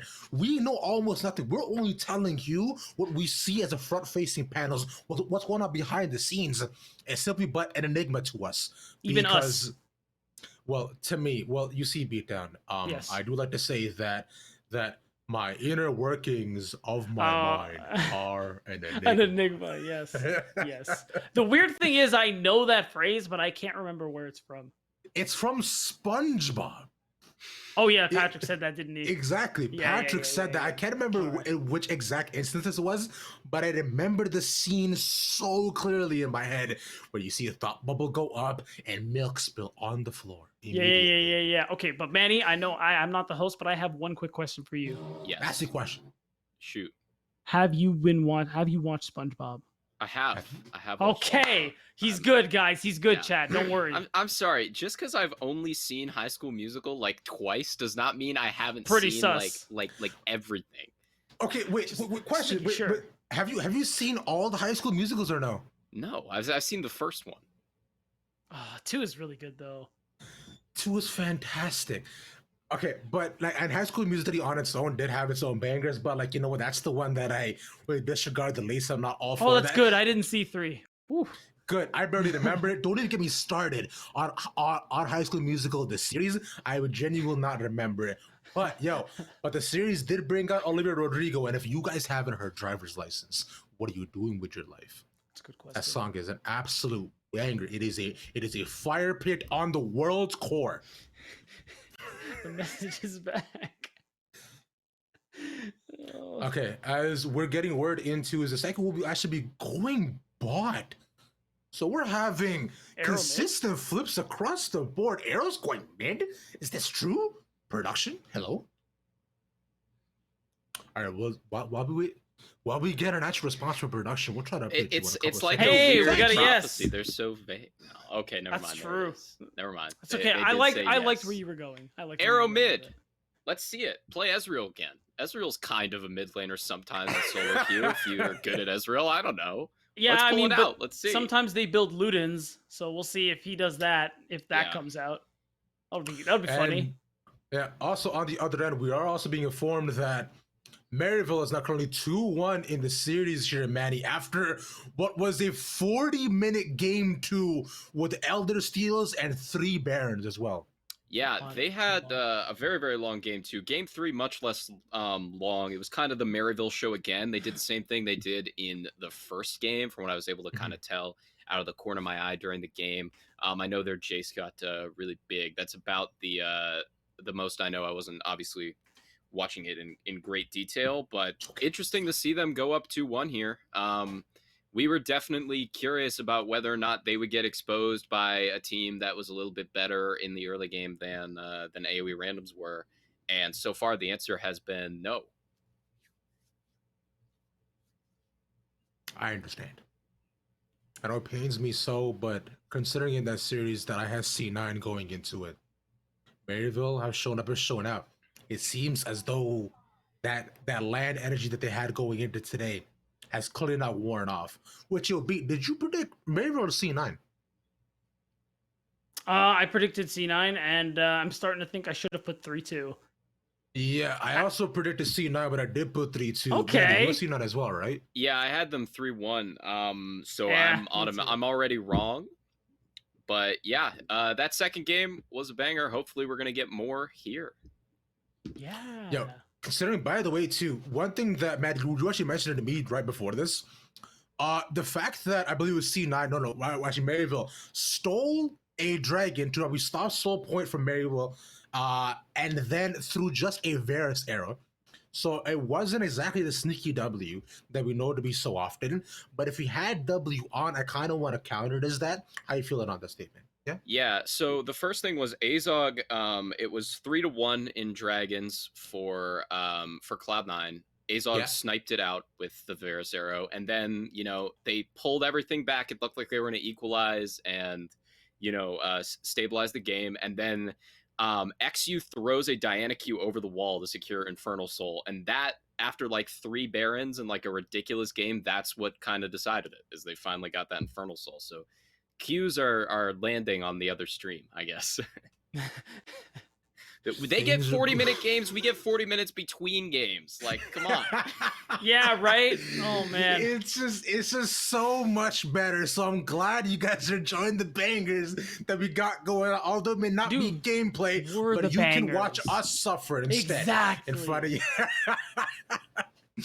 Now, with that, the gentlemen, we're ready to toss off to our casters here finally. So we'll see y'all in just a little bit for the possible final game of the night. Y'all take it away.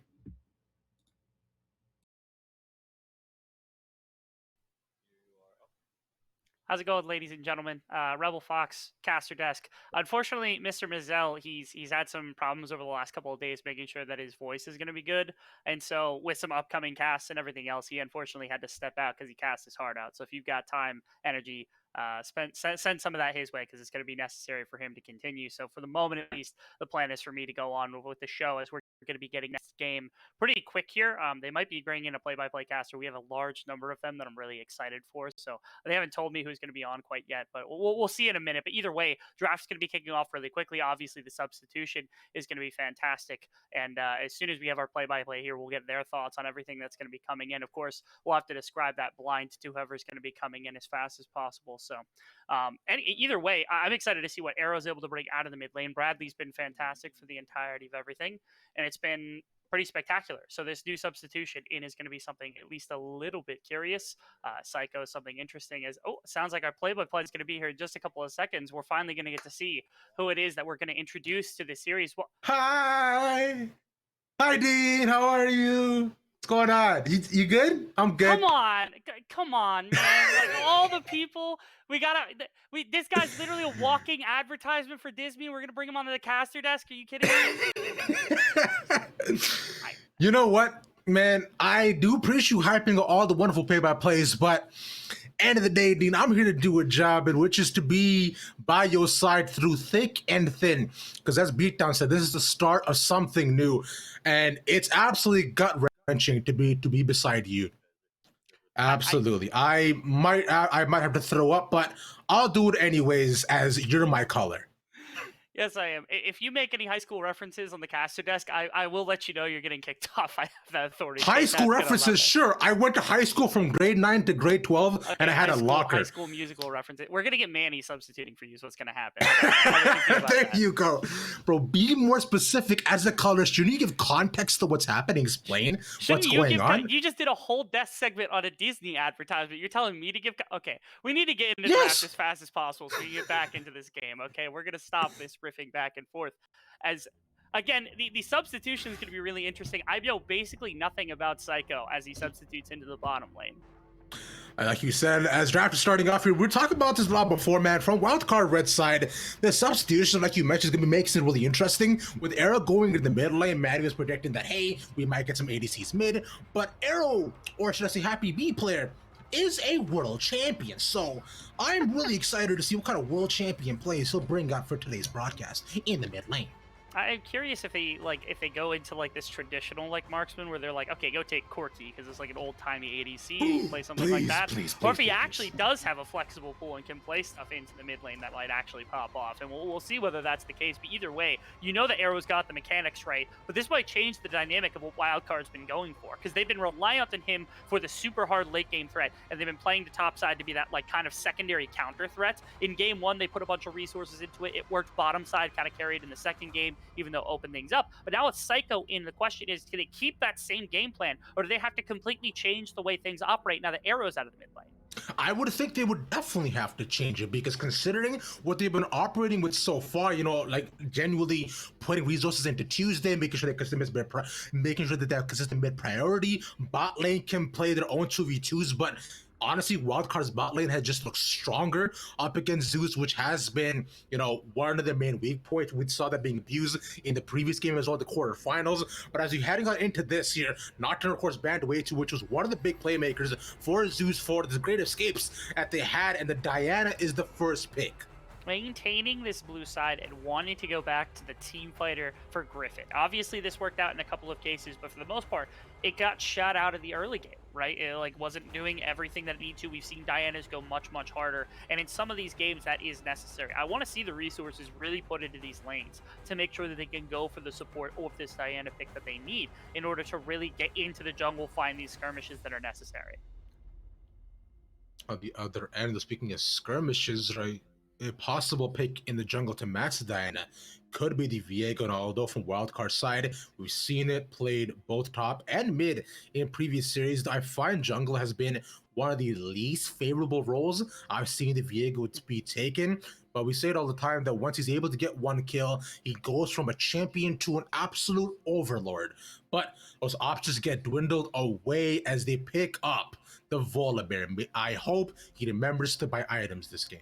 I hope so too. It was, of course, the opposite. It was Griffin that had that problem in game number Close one, enough. thankfully. But yeah, close enough. Close enough. It's red side. It's Volibear. It's the same thing. They played it in the last game as well. This is what's been banned out a couple of times here in that second rotation. But now you're seeing the Sejuani come out very quickly here from Zeus Gaming, likely going into the top lane as a way to try to thwart some of the range that's coming out, or some of the melee champions. Because, of course, Sejuani popped back in, really tanky, good CC. The biggest part about Sedge, though, is that so many of these champions, they have to use their bodies and they have to go in melee range. And Sejuani simply doesn't have to do that. The range at which Sejuani can play from is much further than the average melee champion, which is what makes her really lethal into certain compositions. And into very heavy melee compositions is especially going to be on display. As we see Lucian, we also see Draven being hovered at the moment. I don't know if this is a little bit of play, but with Arrow in the mid lane, this is going to Psycho. Is that the intention here?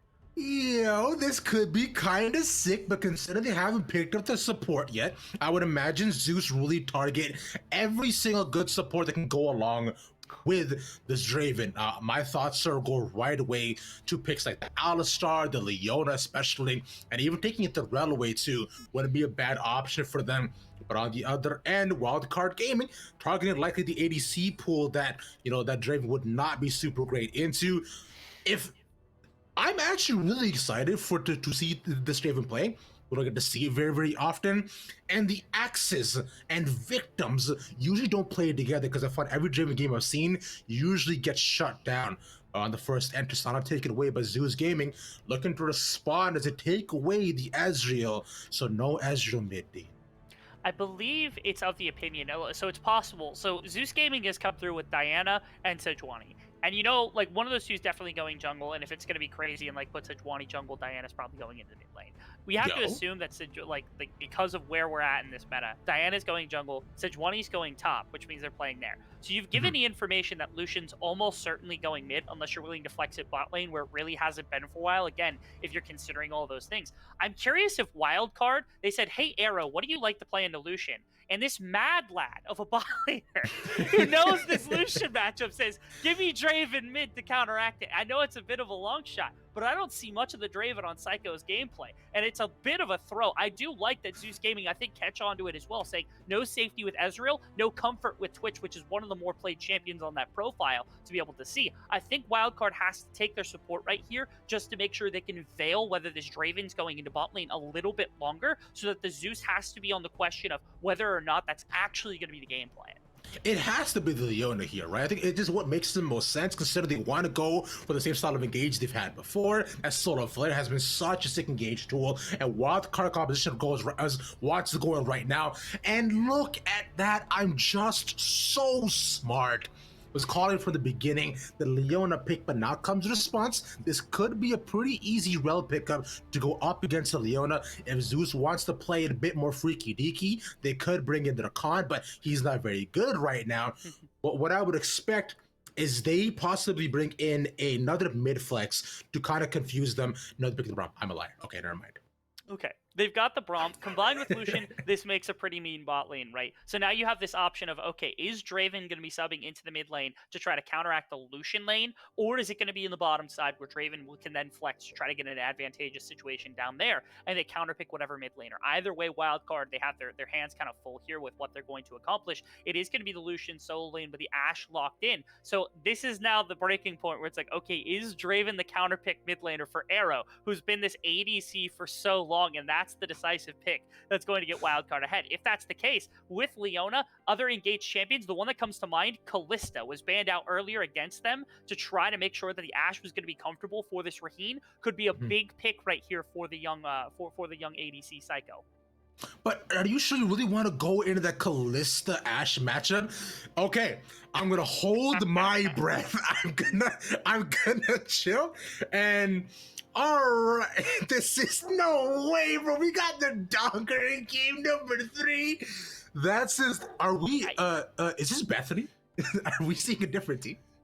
Is it Seraphine? Oh, no. Is it Seraphine instead of Heimerdinger? Okay, I just want to make sure that that's the case. So we're having some shenanigans here. Yeah, you got pranked. You got absolutely baited. I was waiting, so I was like, I don't know, I have no idea what's going on here. It could have been the old school Heimerdinger bot, but instead we're getting Seraphine, which does throw a little bit of a question mark of, okay, this was a bot lane champion. Arrow's played bot lane plenty of time. I'm sure he had his time on Seraphine. could play it in the mid lane pretty easily. I still think mid lane, if they wanted the Draven pick to counteract it, it could be the play for Arrow as that preference pick, and they could just be running the Seraphine bot lane because it's still something that works down there as well.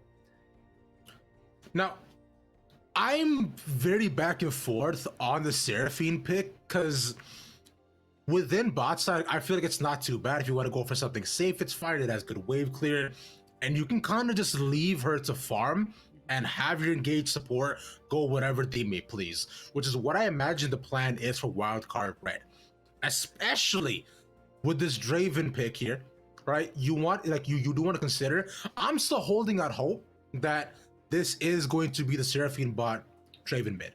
Now, Dean, I know you said it, and it definitely looks to be.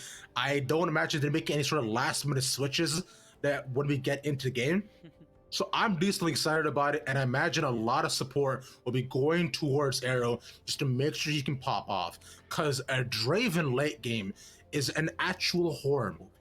It's terrifying in the laning phase, and it's also terrifying like just in the later phases, like you said, in that single target damage profile, especially with the amount of engaged range you've got with Seraphine ultimate and Solar Flare. Like if Draven just gets space to fight forward, it's going to be horrifying to have to deal with. There is one aspect to this, which is like, okay, Wildcard Gaming's kind of trapped on bot side, because if you start roaming with like your Leona and it's either the Draven or the Seraphine, Ashe Braum is going to be able to run that lane down relatively easily, because it's a lot of soft CC, a lot of hard CC between those two. So you have to be excruciatingly careful. I almost prefer Seraphine there only because she has a lot longer range to work with against the Ashe and the Braum to not get caught out in some of the soft engagements. But then, like you said, there's going to be effort probably put towards Arrow from both sides, and it's a question of how can Griffin link up with Tuesday to be able to shut down this Draven lane, because even just like a couple of deaths here and there, immediately this Lucian's going to be able to pick up the advantage over top of the Draven, especially with like better wave clear and things like that. That's absolutely going to be the case. Oh, absolutely, yeah, hugely so. Now, what I'm personally pretty disappointed that, you know, Arrow didn't decide to play a classic Lucian counter matchup, either through the Renekton or even the Scion mid. This is the low-key secret hidden tech that I choose to bring out sometimes when I feel a little bit rambunctious in my games, when I want to make sure that my lane opponent does not have a good time ever. So I'll choose to do that, but you know, I digress. But let's move on a little bit to the side of Zoo's game here, Dean. Now, there's a lot of Freljord on their end, a lot of blue. That means things are about to get stunny, icy, so I expect to see a lot of cleanses. Yeah, cleanses, I think, are the name of the game. The ability to just try to prevent yourselves from going down, because the combination of all those champions is just horrid to actually look at. Confirmed positions, it's going to be the Draven in the mid lane. That's going to be Arrow taking that champion. He wanted the matchup in the mid lane as the ADC. We were thinking, oh, can he play Azir? Oh, can he play like LeBlanc or something? Old school, fantastic players. Probably every one of them's got a LeBlanc in their back pocket. Nope. He just says, I'm going to pick Draven, the old school pocket pick. I'm going to bring it out against the Lucian, and I'm going to dominate this laning phase. It does open that up for some aggression, especially like you said, the CC here from Zeus Gaming is obscene with the amount of range that they don't have really on the side of Wildcard. We talked about Seraphine Leona having good engage range, but everything else is kind of close range for the most part. Even Draven doesn't have the longest range of an ADC anywhere. So, like, there is that problem. Sejuani becomes a big issue. Braum and Ashe become a massive issue when you're talking about, like, the actual confines of the 5-on-5. And that's finally, I think, where Zeus Gaming is broken. And they say, okay, we're playing for the team fight more than we're playing for anything else right now. This mid-game spike could be useful for some of the pick potential, but really, that 5-on-5, I think, is what they're striving for here. And considering how things have gone out between Wildcard and Zeus, especially within that early game, Wildcard from the jump have been able to take a consistent lead, and it goes down to, like you were mentioning, towards the mid-game team fights where things suddenly just get flipped on a coin and turned on their head up against Wildcard, which is why we're getting these 30-40 minute games, which realistically should not happen. Because Wildcard are giving Zeus ways to enter back in and taking just, I find, just interesting engagements that really don't favor them at all. And if we're looking at the competition like you're mentioning, these 5v5s, if given a chance to enter in to even just the backline, a lot allow the Draven to farm.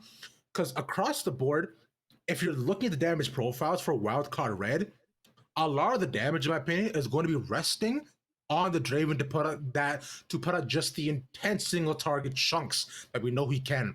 And if the Viego isn't able to pop off, then realistically, Zeus has a real chance of coming back into this. I find it really hard to come up with like who's actually going to bust through Sejuani when it's time, because it's like, okay, 2-3 tank items down the line, like 200 300 armor stacked on the Sejuani, 4,000 health. Draven's not busting through that with like crits and axes. You're just not going to be able to do that very quickly. Seraphine's not going to ever do that for the most part. She just doesn't have the consistent damage. Viego's the one with percentage health damage and the ability to maybe shred through that health bar, but he's so squishy and melee, and so having to be on the front line to try to access that is insanely difficult when you've got Ashe locking you down, you got Braum locking you down, you have Diana and Lucian both there with plenty of damage. And so it almost comes down to, okay, how do you get like Viego into either a flanking position or this situation where the fight gets split so that Sejuani is up against Viego in a one-on-one where the Viego can win that and the rest of the fight's kind of thrown into disarray to allow the side of Wildcard to put damage where it's needed. Because if Draven's hitting like backliners like Ashe and Lucian, you're going to hit them at 2-3 times maximum, and that's going to be enough damage. But otherwise, if it's Sejuani or it's the Braum that's soaking these axes, it's really tough for Era to carry through these fights. So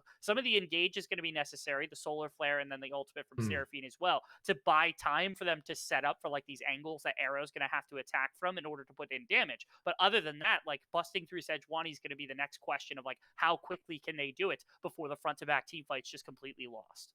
One thing I'm looking at too is once you get to the 25-minute mark, right? You're expecting Sejuani to have at least minimum 2 items, and realistically, with this Sedge top, it should either be like Warmog's Rush or just Warmog's second.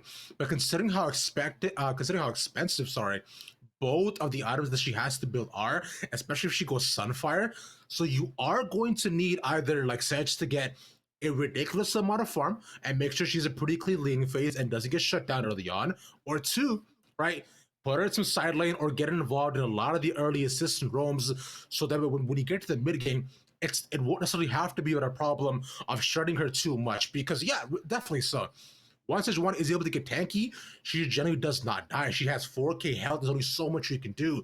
But if you match her down her early here, Dean, I don't find it should be just a super bit, like a really that much of a problem, especially the Viego's ahead. But the Viego 1v1 up against Sejuani looks a little bit off to me, but that's just my opinion. I'm not super knowledgeable in the Sejuani Viego matchup top lane, to be quite honest. Perhaps as a weak side top laner, you would know something about tank versus Viego matchups, but I doubt it because you lose those no matter what, whichever side you're on. So it's not going to matter that much.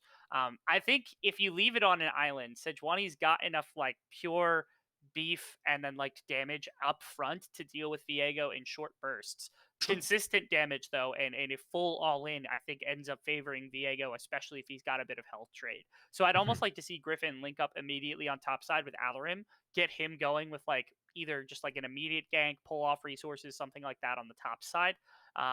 It's also TP Ignite Sejuani, which is awesome to think about.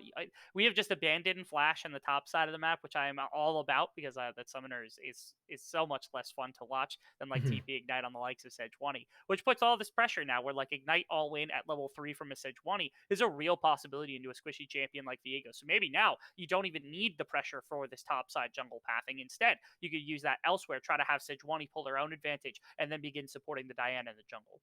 I'll have you know, as a weak side top laner, yes, but no, wait, hold on. Yes. You baited me into that. How dare you? I solo killed you top side. You're bad. That's not the point. Yes, I did.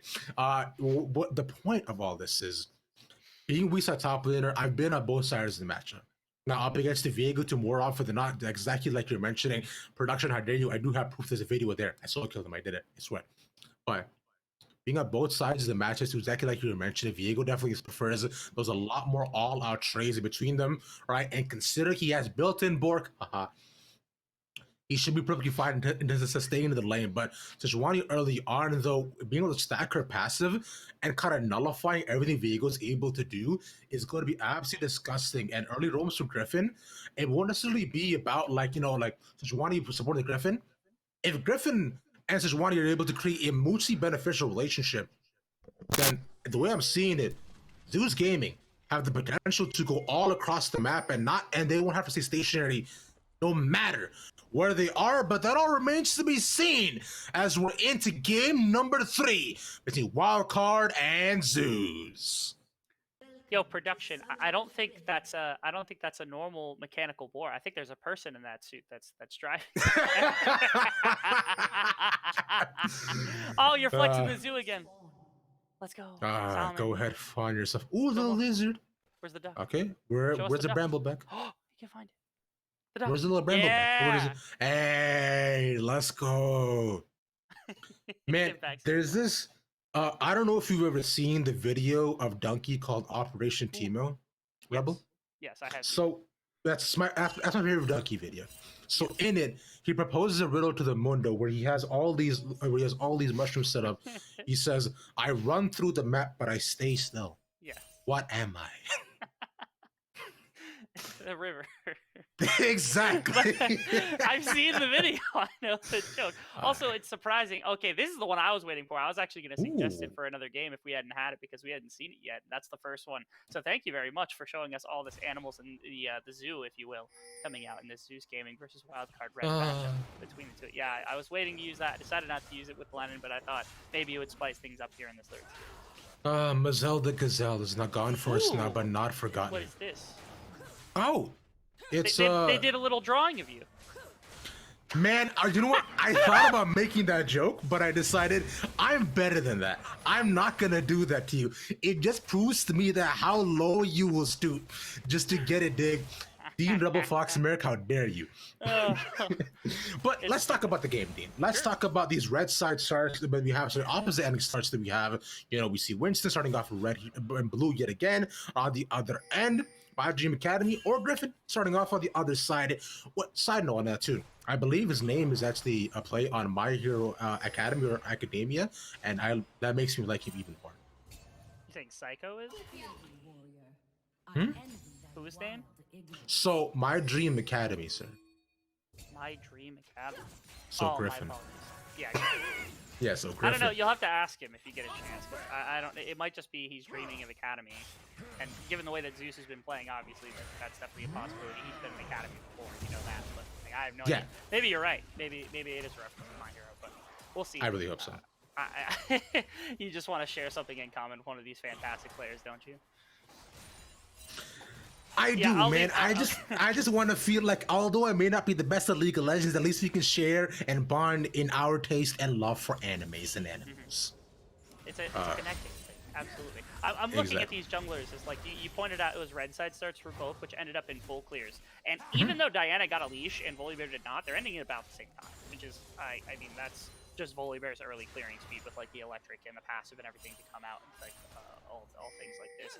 As Tuesday actually gets a pushed in wave as well. Rhino was there to help support, I guess, what would be the push. As you have Griffin in this bottom side river, I'm wondering if Braum can actually force here. There's a WAP all the way out and around here from Dakshin, but they end up not going for anything in the mid lane. They're not making a move onto this straight, which is a little shocking to me. I know they don't know where Winston is, but they have the support of two members into that bottom side river. They didn't really know where Dakshin was. I feel like you absolutely could have taken that play. One concussive blows, two concussive blows would have been more than enough to win that, as Winston's ready for a dive on top. Yeah, Winston's and also bot side too. I believe Dakshin might be getting caught out. Might be a little bit of cross map play, but they catch out one nice stun. Alorum's gone. Good top side flex, and actually Dakshin managed to get out of the bot side play too. Yeah, I'm not sure what that was, but it looked like Rhino was just going in for the pure one-on-one up against Dakshin, actually forced his flash out. So there is that to pay attention to as this dive had come through to make sure that the Sejuani was going to get shut out. Alorum was trying to find him on the very back end, but unfortunately isn't going to be able to just finish his back. But this is the top side play we were talking about. We needed Sejuani to be able to be competitive against the Viego in the direct one-on-one, and right there, this gank sets up for the Viego to be much, much better inside of that play, inside of that aggression up against the likes of Sejuani past this level 3 point. And we just see the replay here from that play here yet again. Like, and this is the bot side play. So what I noticed before as well, yeah, Dakshin was pathing down for the possible mid play that you mentioned before, and two people actually catch him out, that being Griffin along with Rhino, but he manages to escape. Yeah, I hadn't actually seen because Griffin's icon was underneath the Braum. So I only saw Braum there. I was like, man, Rhino is just Chad right now. He's walking in, going for some Mortal Kombat at level 2. They really want it right now, don't they? But instead, they can't make the cross map play happen. It's just the kill going up towards the likes of that Viego, who's going to be helpful in that Sejuani lane. In the team fighting, obviously, Sejuani going to be a lot better. But this does open up maybe some of the earlier plays for the likes of Brandini. Now that he's got the Phage as well, Sustain's going to be in there really helpful for the likes of this Viego to make sure you don't just take like these W and these freeze pokes that come out from the likes of the Sejuani. And a big point to what you were saying before is shutting down the Sejuani, right? And getting this Viego rolling. We were talking about this in draft as well, considering how Sejuani actually does have the path in terms of her itemization. It's going to take a lot of gold for her to be able to get there. And although just her natural tank stats make her just such a big, beefy boy or girl, I should say, really, it still has a possibility to just make sure that Alorum can really get an item by the time it comes to 5v5s near that 20-minute mark as he continues along into the mid-game. But Winston's here yet again. The dashes early on. The Glacial Prism actually misses. And Alorum's just gone.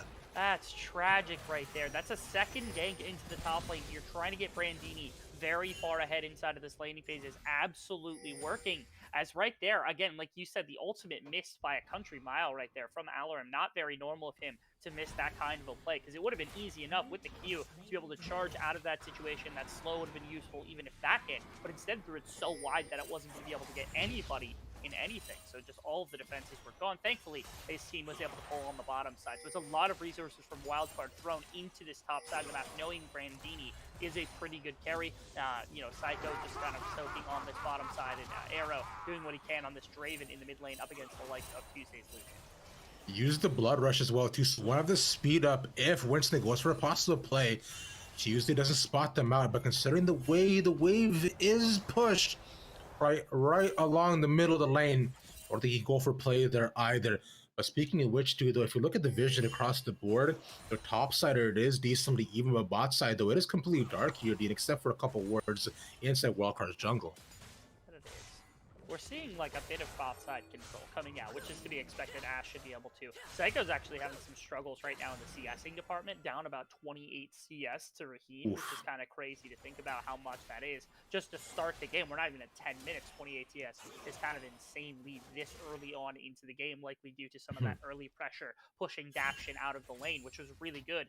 As that advantage has kept them pretty even, despite 2 kills on top side. It's still even gold right now, 11.7 for both sides, which is pretty insane just to think about. Like 2 early kills go over and you're still even in gold just because of how much CS is being denied right now to this substitute player here on the side of Wildcard Red. And Zeus Gaming haven't punished super heavily, but you can see that one disconnect is giving them some of this early game pressure they've been missing, even if it's not through the kill department. And we expected this, right? Because considering the substitution that came just last minute, they're also off-rolling on 2 different places. And the Seraphine in itself, we wanted this to be more of the weak side ADC, quote-unquote, and to allow Daption to at least get out and help out Arrow mid lane. But considering how they've been pushed in almost the entire time, Seraphine, besides seeing a couple notes, has not been able to allow Daption to get out of lane. And even though like they're falling behind farm, it's really akin to a little bit of the TSM Academy style of play, where they kind of just have to wait till about 15 minutes to make sure the laners can get on the map. They do.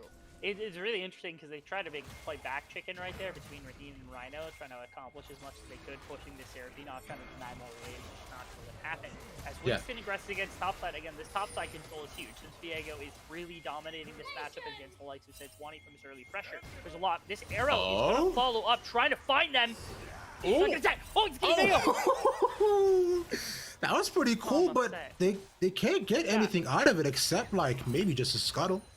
I'm extremely upset about that situation. If that hits one of the people in the Rift Herald pit, almost certainly that's a full engage coming out from Griffin and Tuesday, and that's going to be at least 1 kill, if not 2 kills coming out onto the 2 members that were stuck there, because maybe the explosion was enough slow to be able to target focus 2 people down. So Raheen with a nice arrow, but it tags on Viego, the one person far enough away that no one could really respond to that. So there is that to consider. That has to come out right there. 3 members as well, forcing the flash out of Griffin. They're going to go for him anyway. Oh, see his blade down. He's just gone stunned in, but even the Moonlight Vigil, the Moonlight falls too, but doesn't matter. So Sunny outside, disable the turret, and Winston still wants it, baby, and he gonna get it. But underneath the turret, Arrow is going to die. It's not support combat, but it might be close enough. Oh my god, the Encore saves his life, so he switches targets to Daption. How is he still alive? Here comes Alorum to pick up the kill. Okay, at least he gets something. They're trying to save something here, and now Raheen is on his way up, which means because of all these low health bars, maybe they could try to push something. Can he get something on Arrow? Get the volley! One more auto conversion misses again. No, it's just off by a hair's length, but he still wants Oh, to he left ignite. Ignite. Yeah. Oh, that's cheeky, Alorum, but that means you will have to die for it. And as the angry bee comes out, he is definitely not a happy bee player, as they get one for Psycho. Oh, across the board, so many wild plays that happened right there. I was really convinced that what was going to end up happening is they're going to put a bunch of pressure into this mid lane to try to push off Raven and Psycho and look to pull plates off mid tower and then rotate into bot tower, get a couple more onto the likes of the Ashe and the Lucian. But instead, they just dive for kills, don't really accomplish all that much. This is the play that started it. Started out with, of course, the Draven, who's just smashing away with auto attacks. You don't expect Daption coming from the side, but the E-Flash is gorgeous to set up this kill. And even worse, like Lucian just hairs off damage from Daption going down as well. Can't go forward, instead has to go backwards. The Ohm Wrecker's able to set up the tower. And this stalls so much time. Rhino's able to get Hero Pro, who saves a little bit of this play by just being a nuisance across the board because he really wanted this one-on-one up against the likes of Arrow. Psycho comes in to be the savior, but then of course here comes obviously this edge wanting to clean up the remainder of the play, eventually sets up that dive on mid lane as well that I really thought was going to be a play. Because right here, like, Psycho is not very that strong, doesn't have an ultimate. Now, I mean, you're one auto off, another missed ultimate, unfortunately, by Alarum, just barely not hitting that and being able to secure the kill. So had to go way too deep under tower. The Ignite's what gets it. Almost wanted them to shove the wave, but unfortunately, the TP coming out from Viego kept that wave shoved so far up, no one was allowed to push it, and that means that Alarum is just stuck further out in the jungle. In the meanwhile, you can even see by the end of the replay, the play goes on for so long that Daption comes alive, but as that TP comes in, here we go, the knock up onto Tudo, but he gets stunned the back, the solar flare is huge, and he's just gone. The Volibear can't do anything, but a Raheen at the back is kiting away, getting a lot of damage down. He's still quite alive, but oh! Brandini gets a second. He goes alive for a little bit longer. He's not super strong though. Can he get one more? Maybe Alarm's there to shut him down. Yes, he does. They stay alive, but the Ignite at the final seconds by the Leona will get 4. This is gonna be the ace for Zeus Gaming at just 12 minutes, Dean. The story writes itself, Ravish. The early game goes the way of Wildcard, the mid game goes the way of Zeus, and the game goes the way of Wildcard. We've seen it 2 games in a row, and it's playing out for us yet again right in front of our eyes. This time it's Alorum who's able to pull a bunch of gold out of this fight, thankfully. No one can go for Dragon, though, because there's just too much.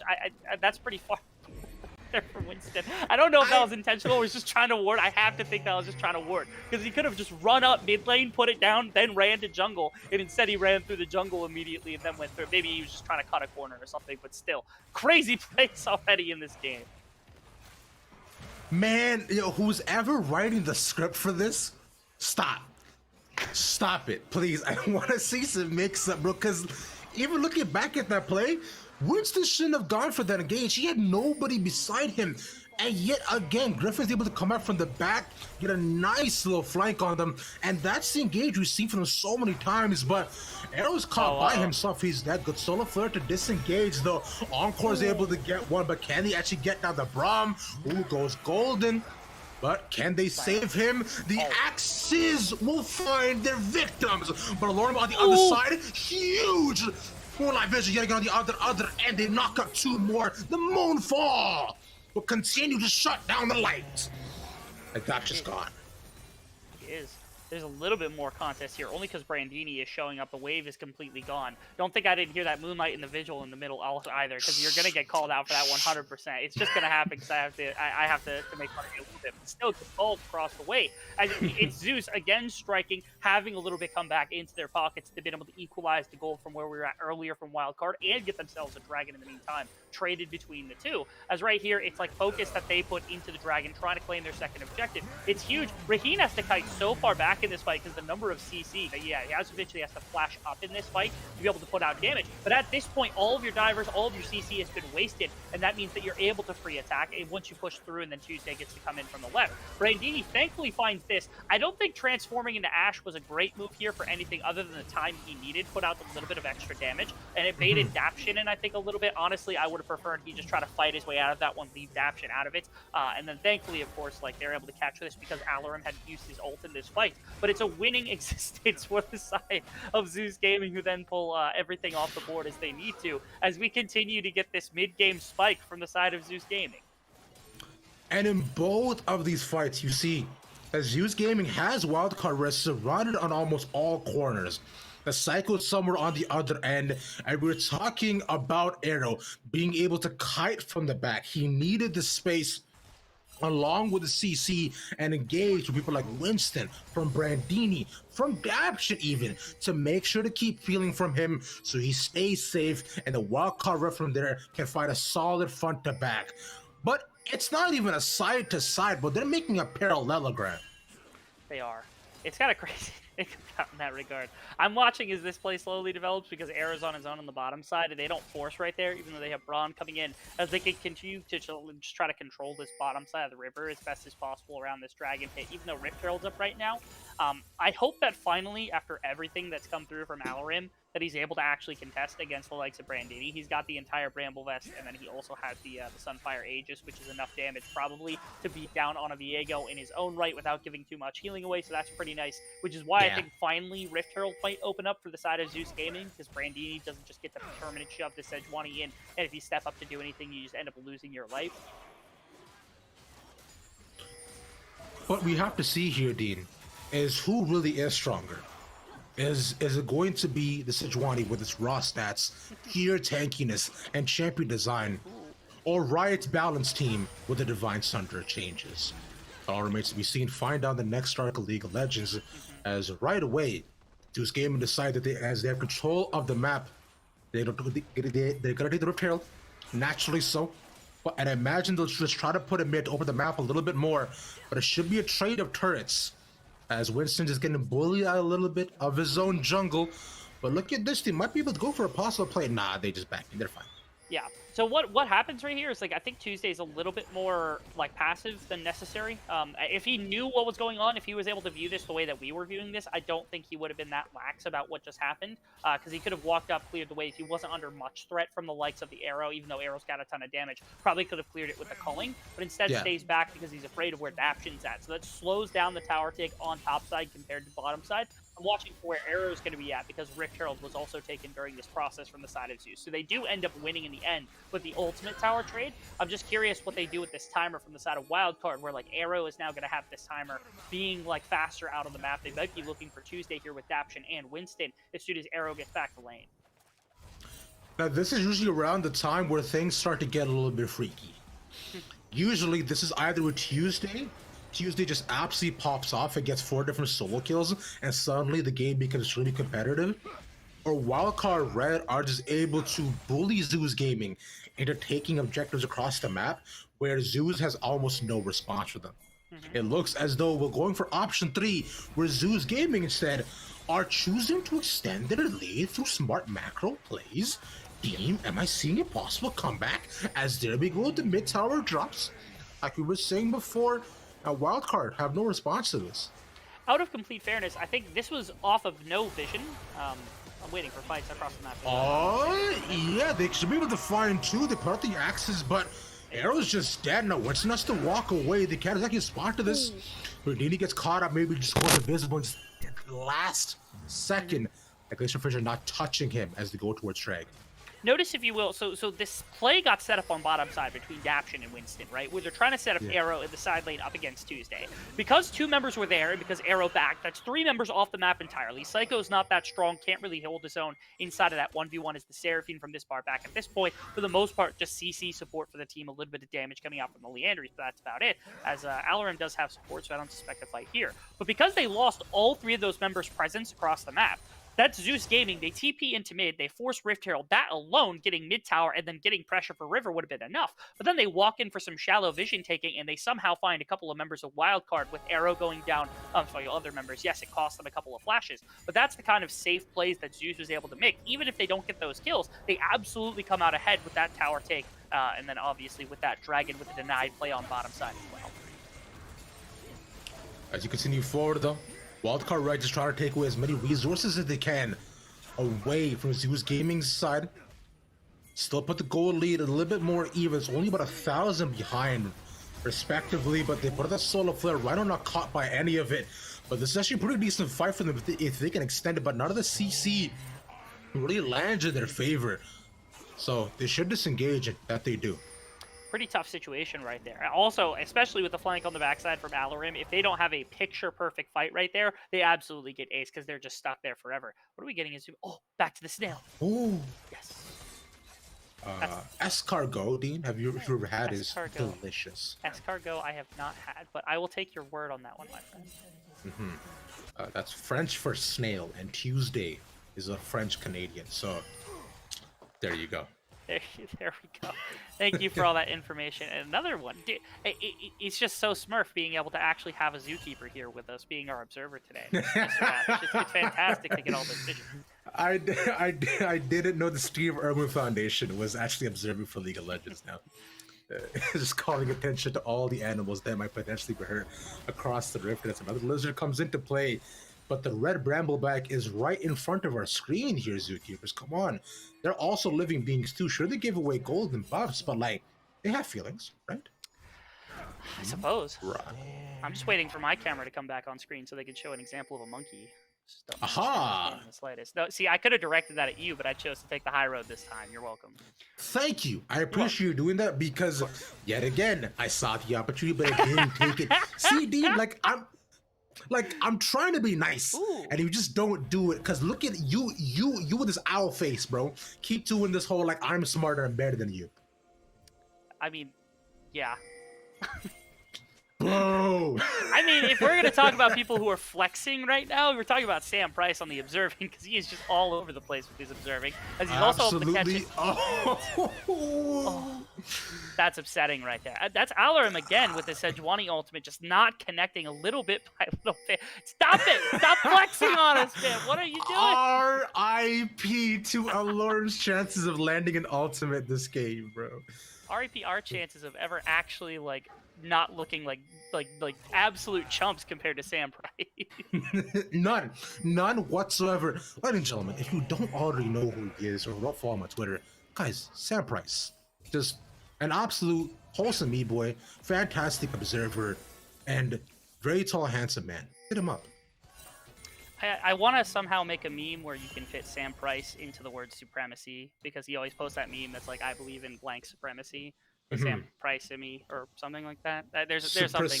Wow, that arrow went wide. I like that we didn't see it shot. We just got to see it pass by as Viego's just absorbed. I think 3 ultimates in the last minute. They're really trying to put the clamps down on a Brandini, and he's just having none of it right now.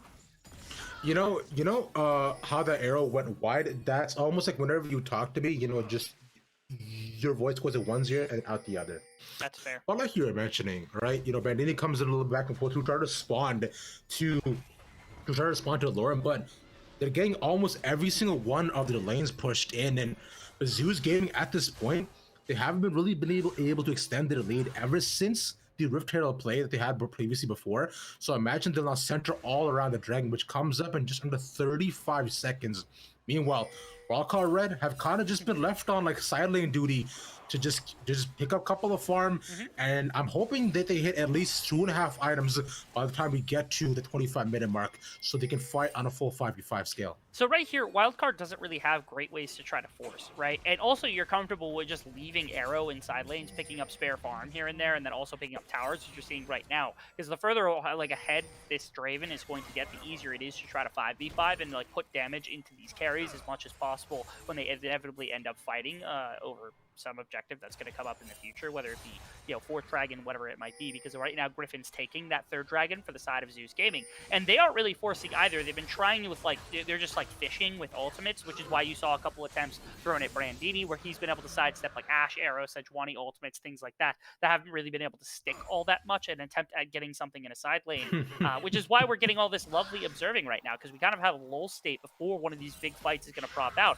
knowing mostly due to Zeus Gaming doesn't want to force something because they're in a game 3 and they're down 2 games. If they lose, they're out. There's nothing else to be done. And they desperately do not want to be out because, of course, if they win this series, they get to compete for Proving Grounds against either MU or C9. I don't know if that series is over quite yet. In fact, I actually think that they're going to game 5 right now.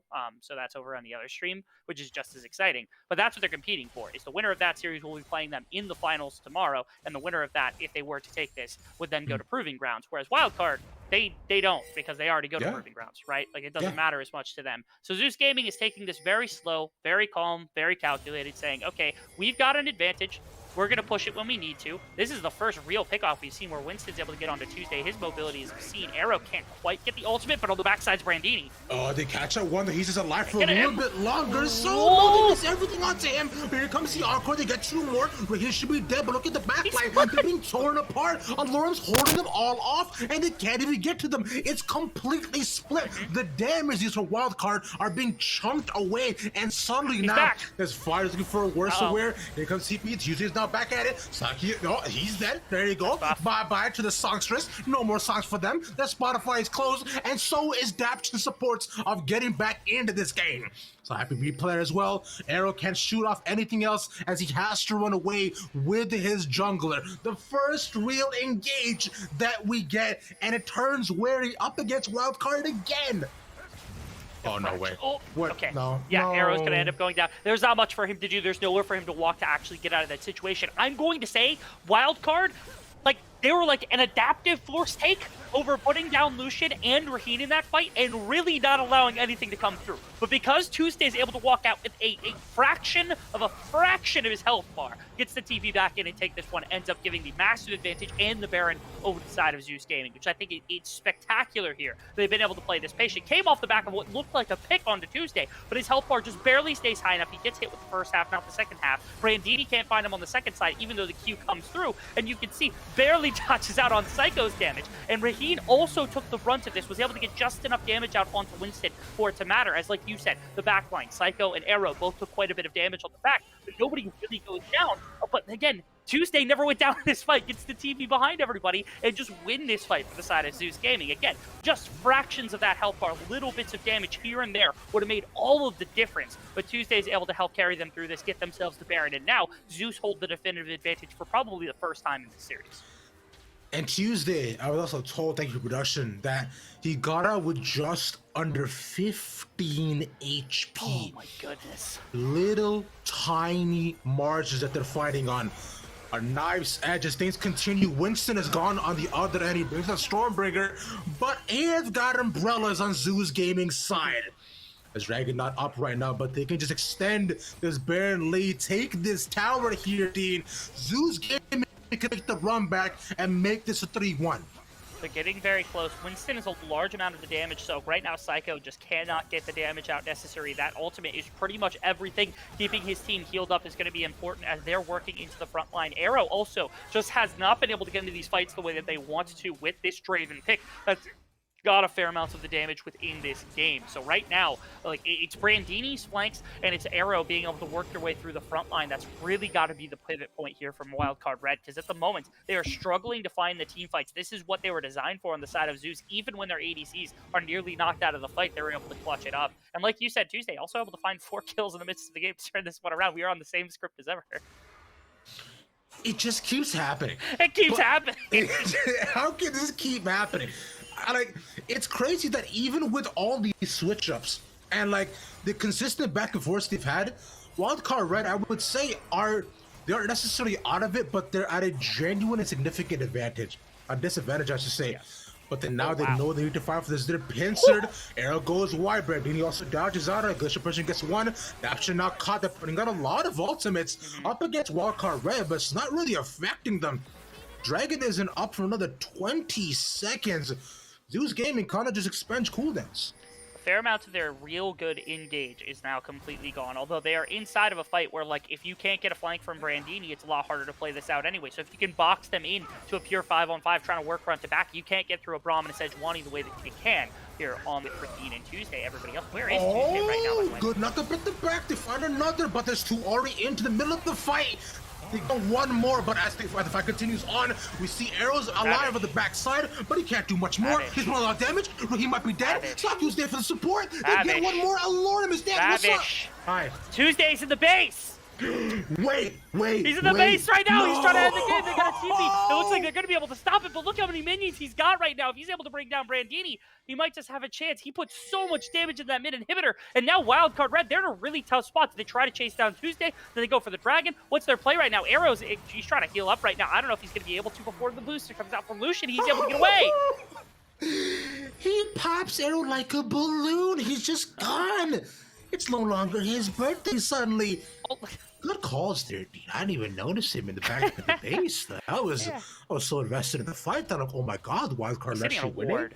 But I see Brandini, why. Brandini has to flash W this. Yeah, there it is. That's what we like to see. He had vision. If you walk a little bit closer, because it's just outside the W range, you are not going to be able to get on top of him. So the flash W, the second he comes out of back of vision, is able to get Lucian. And that should mean Dragon, but still, irreparable damage that has been done to the base here from the side of Zeus Gaming. And continuing forward too, look, the fight's all good and all, but now it's all starting to break down for me. I was like, wait, why is Wildcard winning this so hard? Oh yeah, one of the mage damage sources from Zeus isn't even there. Because look how, yeah, look at this. So like Lucian wasn't here, which is one of the biggest reasons this fight doesn't go down. But also notice how long it took for Arrow to get through 2 full members on the side of Zeus Gaming, and like, this entire time, Ash is waiting on the wide that you could have actually turned at any point. They were worried that the front line was going to work their way through, and all of a sudden the fight was going to get turned at least a little bit, but that's just not the way that it worked out. Thankfully, Tuesday's got more than enough damage to burn through his health bar right here. Psycho also burnt the first spell rotation on that first engagement as he got to the brush, which he was able to dodge, so that meant that Tuesday wasn't going to go down, and we know how that ended. But still, heroics from Tuesday, able to pull a ton of pressure and a Nexus tower off, even in exchange for that Dragon and the lives of his entire team. Absolutely worth it for Zeus, trying to transition that mid-game into some damage that they can now leverage to push elsewhere on the map, look for other neutral objectives in the meantime.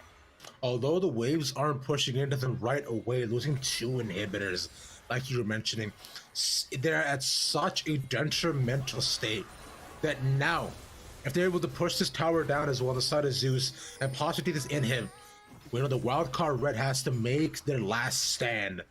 The switch ups, the changes, Arrow going mid, Sakio coming in to sub in for Bradley.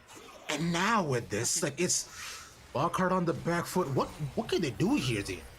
That's a good question. Right now, they're just looking to set up fights of any kind. Like that, the way that you saw right there.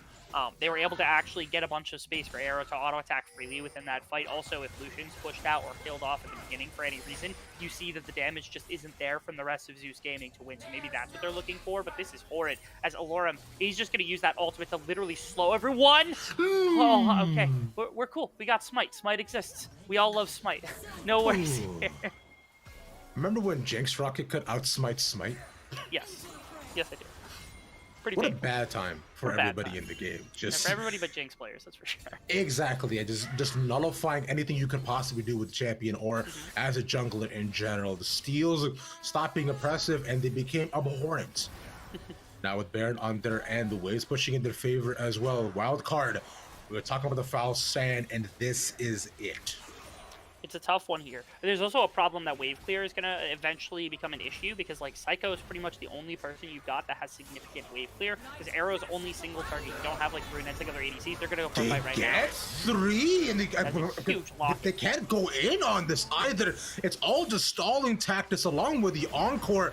Now they lose all these team fighting ultimates. We see Brandini at the side, but he's going in. There's Great. a Stormbringer. He has a low health bars. Ryder's possibly dead, but Dash is dead on the backside as well. They're trading 1 for 1, but as finally Rhino goes down, they can't do anything. Raheem's untouched on the backside, and Wildcard Red have to give everything up. Zeus Gaming can take this game handily. And it's excruciatingly front-to-back team fight on both sides, and that standard fighting is going to always favor this team because Arrow takes so long to get through these frontliners. You see only Braum is dead. You still have Lorem on the front line, and Raheen and Tuesday still exist. There's still damage on your Diana as well as the engagement under tower. This is probably just going to be the end of the game. Yeah, they're just all stuck at the my back, goodness. unless having one tower to possibly defend them. There's one. There we go. Griffin Okay. gets another. Okay, Saku's probably He's got defending two. it, but can he get more? Arrow, the single target damage. Up against Turn. Alarm, the stun. He gets the second. Oh my god, he's actually defending it. But now the Q lands. Oh, the move will continue to rise. The sun is gone. As the punch rises back up, the inhibitor falls. And dusk falls over Summoner's Rift as the toilet paper cats are able to wipe off the game. These get a little bit see at the end right there for Zeus Gaming as they try to close things out, but it ends up working in their favor as they're able to find just enough minions that are flooding into the base with Baron buff that they're able to close things out. So thankfully, they do strike back. It took a substitution here from the side of Wildcard Red and a lot of elbow grease from Zeus Gaming, but they are able to transition their mid game or their mid game into solid fights, neutral objectives that they're able to then take the game with. Very well played at the end. A little, very, very scrappy, of course, obviously, that came out. And it was tough trying to play into Arrow and that amazing Draven, but they were able to make it work. The 5-5s that you were mentioning in draft as you get along into the mid game, they just could not take the brunt of force that was coming right into their faces. Cleanses were the name of the game, but because they can't cleanse 5 different things, as Lorem continues to land those ultimates, Wildcard continued to be shut down. But that means we have more games to play. My prediction might still be right, but that remains to be seen. And possibly Bradley might make a return. We'll have to find out after this break.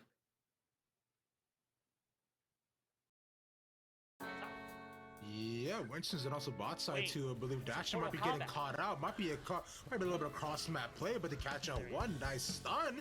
Lorem's gone. Good top side flex. Solar Flare is huge, and he's just gone. The Volbeck can't do anything, but our Raheen at the back is kiting away, doing a lot, getting a lot of damage down. He's still quite alive, but Brandini gets a second. He goes alive for a little bit longer. He's not super strong though. Can he get one more? Maybe Alarm's there to shut him down. Yes, he does. They stay alive, but the ignite at the final seconds by the Leona will get 4. This is gonna be the ace for Zeus Gaming at just 12 minutes, Dean. The story right we can here on the Christina Tuesday. Everybody else, where is Tuesday right now? Good. Not to bit the back. They find another, but there's 2 already into the middle of the fight. They go one more, but as the fight continues on, we see Arrows alive on the backside, but he can't do much more. He's doing a lot of damage, but he might be dead. Slocky's there for the support. They get one more. Alorem is dead. What's up? Hi. Tuesday's in the base. Wait. He's in the base right now. He's trying to end the game. They got a TP. It looks like they're going to be able to stop it, but look how many minions he's got right now. If he's able to bring down Brandini, he might just have a chance. Of course. Now they lose all these team fighting ultimates. We see Brandini at the side. Does he go in? There's a Stormbringer. He has a little health bar. Virus possibly dead. Dash is dead on the backside as well. They're trading 1 for 1. Whereas finally Rhino goes down. They can't do anything. Raheem's untouched on the backside. Stun. He gets the second. Oh my god. He's actually defending it. But now the Q lands. Oh, the move will continue to rise. The sun is gone. As the punch rises back up, the inhibitor falls. And dusk falls over Summoner's Rift. I think there's a lot of discussion in the community about what kind of role a coach fills and what kind of role a good coach fills. What do you think makes a good League of Legends coach?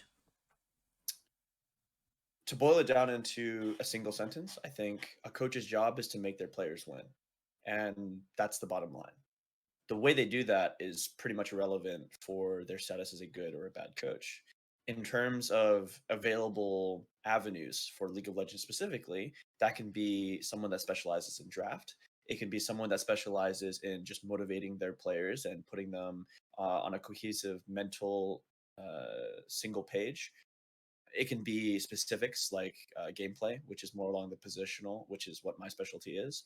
But regardless of which avenue the coach specializes in, their status as a good or a bad coach shouldn't be dependent on, some predetermined list of you need to know how to draft, you need to know, gameplay specifics, you need to know macro, micro, etc. If they're able to provide function to their team in a sufficient manner, whatever their specialty is, then they can be considered a good coach. But for my expertise being gameplay focused, then that's kind of where a lot of the controversy lies, especially in amateur coaching, where if coaches don't have sufficient game knowledge, especially when you're coaching at the top of proving grounds, where everyone is, LCS, academy, or just, top challenger, then the question becomes, how does a coach kind of keep up gameplay wise and actually teach their players something new or something different? Because the idea prevails, how do you teach them if you don't know better yourself? And then why wouldn't you be a player? So it becomes a bit complicated on the gameplay side, but to answer your initial question, at least, it's just about making your team win more than they would have if you weren't there.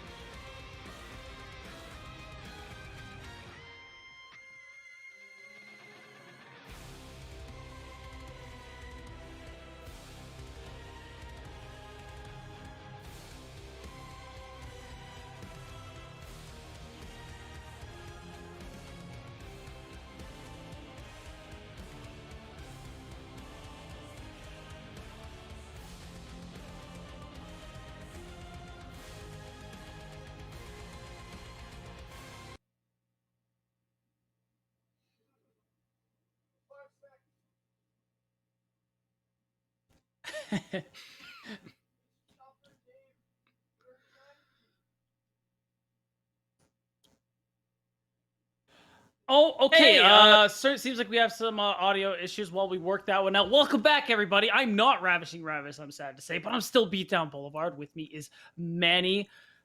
We have Kari, who will be with us just momentarily. Until then, Manny, that was certainly some League of Legends we just watched. We certainly did just see an entire game of League of Legends happen before our very sure did. eyes.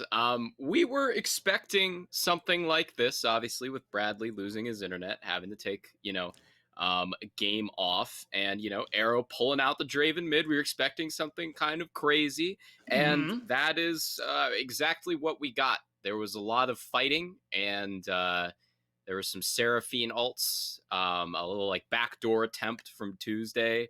That was cool. It was an entire game. It was the whole package. It was the whole package. Wait, Kari, can we hear you now? Can chat hear you? Not yet? Oh, gosh. All right, we just got to keep moving. Oh, you know what? I'm going to interpret. Yes, Kari, please tell me. Oh, yeah. Can they hear you now?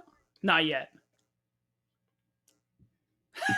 Good thing they didn't hear that. But so Manny, real quick, this game we just watched.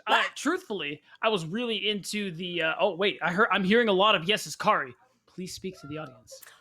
Welcome, everybody, to the desk. My name is Ravish, the most ravishing man on the internet, and I am here to talk to our friends, Beatdown Boulevard, and Manny Sanchez, who I have never worked with before, but I'm excited to make look like a fool because I hate how good he looks on this desk. Dude, that's what I've been saying, man. Like, you can't just be outdoing us like this, Kari. It's not fair. Right? I thought I was safe when Ravish left for the Cavs, but apparently not. So I just got back from the Maryville game. It's going really well, by the way. I was expecting a little bit more from the boys, but they've had a long weekend, as you know. So it's 2-2 right now to Cloud9. We're just waiting for those results to come back, but sorry you guys don't get to go. Yeah. Well, you know what? As Ravi likes to say, set Levi, as he perfectly pronounces it. So anyway, that was a game of League that we watched. It was.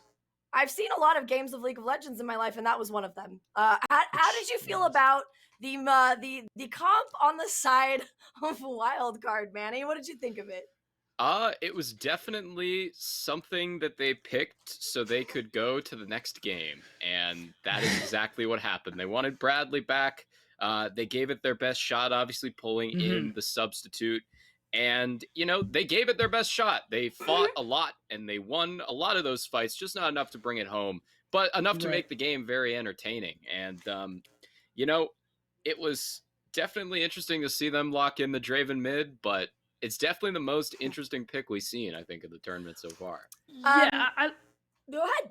I like the pick a lot, to be honest, just because of how prevalent Seraphine can be in the bottom lane. And so it makes sense in this context where you're switching. You have Psycho coming in bot, you have Arrow coming in mid. And if you look at the comp as a whole, let's just remove the lane assignments assigned to the champions. Just look at the champions as a whole. I still think the comp functions very well because you still have, Seraphine offers a lot of sustained shielding and team fighting prowess because of her ultimate, which ends up working out really nicely. It just, can you get through the laning phase? And you know what?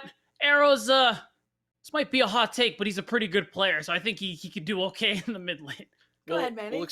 Explain to me then why they moved the Draven mid instead of putting the Seraphine mid, because that's something I'm kind of curious about.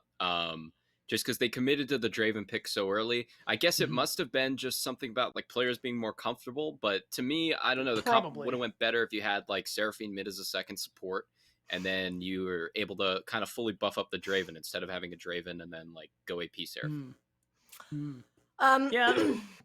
Nobody knows except that Psycho is actually a Grandmaster ADC, so it becomes even more convoluted, guys.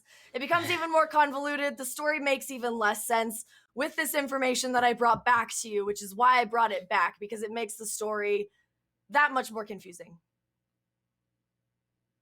Hell yeah, it does. But I still think, I don't know, I'm still gonna die on this hill of like I like how Wildcard red drafted in this game. Like, I think Draven mid is fine. I think you can still use a lot of you're still able to use a lot of Seraphine's utility both in lane and that's a during word. these team Wrong fights, draft, and by this the is this is the draft from the game previous. So Yep. we'll get that This fixed was a in good second. draft. I liked that draft. That Arrow wasn't drafted. They drafted so well. They like brought it back another game, but it is interesting. Okay, come on. Just because I don't know. I guess regardless of what we think of the draft personally, this is not a good situation for Wildcard, right? Like you have to take into account, right? They're kind of reeling a bit because their mid laner lost his power, and they've got to make do with substitutes. They had to swap one of their 80 carries mid, and they just put him mid on an 80 carry.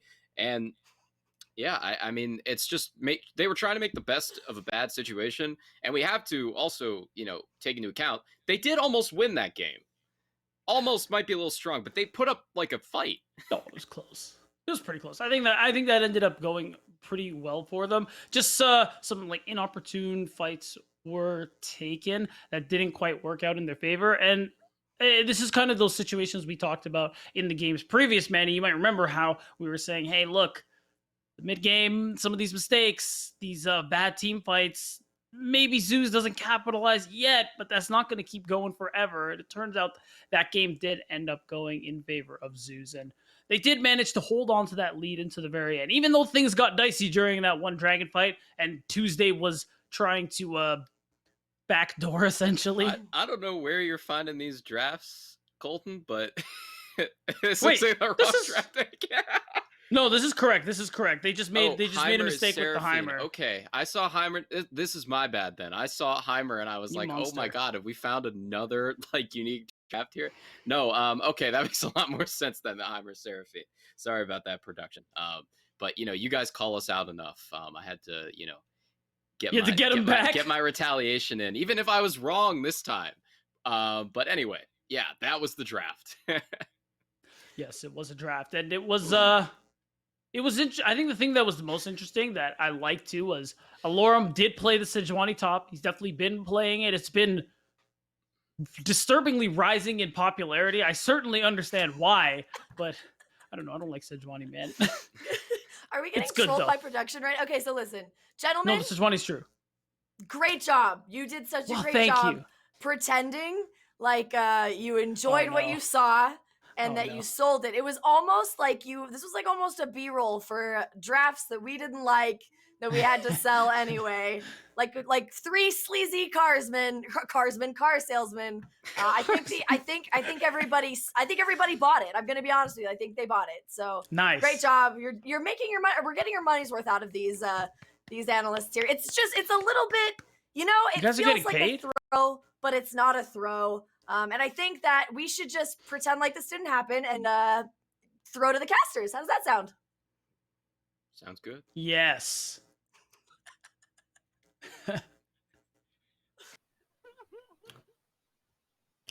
Thank you. Welcome to the caster's desk. I am Kari, the most unbiased caster that I am aware of. I'm definitely not been bought up by a Maryville hoodie, and I'm definitely not being casted beside by a Maryville caster.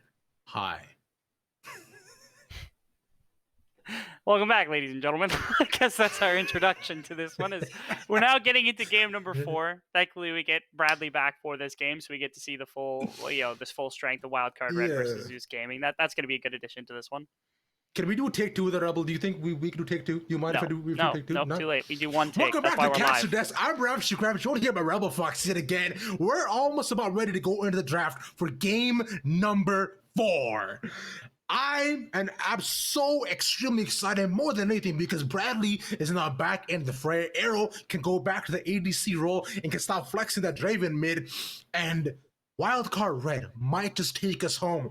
I was talking about my grilled chicken, which is ready and waiting outside. It has been uncooked and it is alive again, but it does not matter because I will make it so it is in a state that is consumable. Rebel Fox, how are you feeling about game number 4?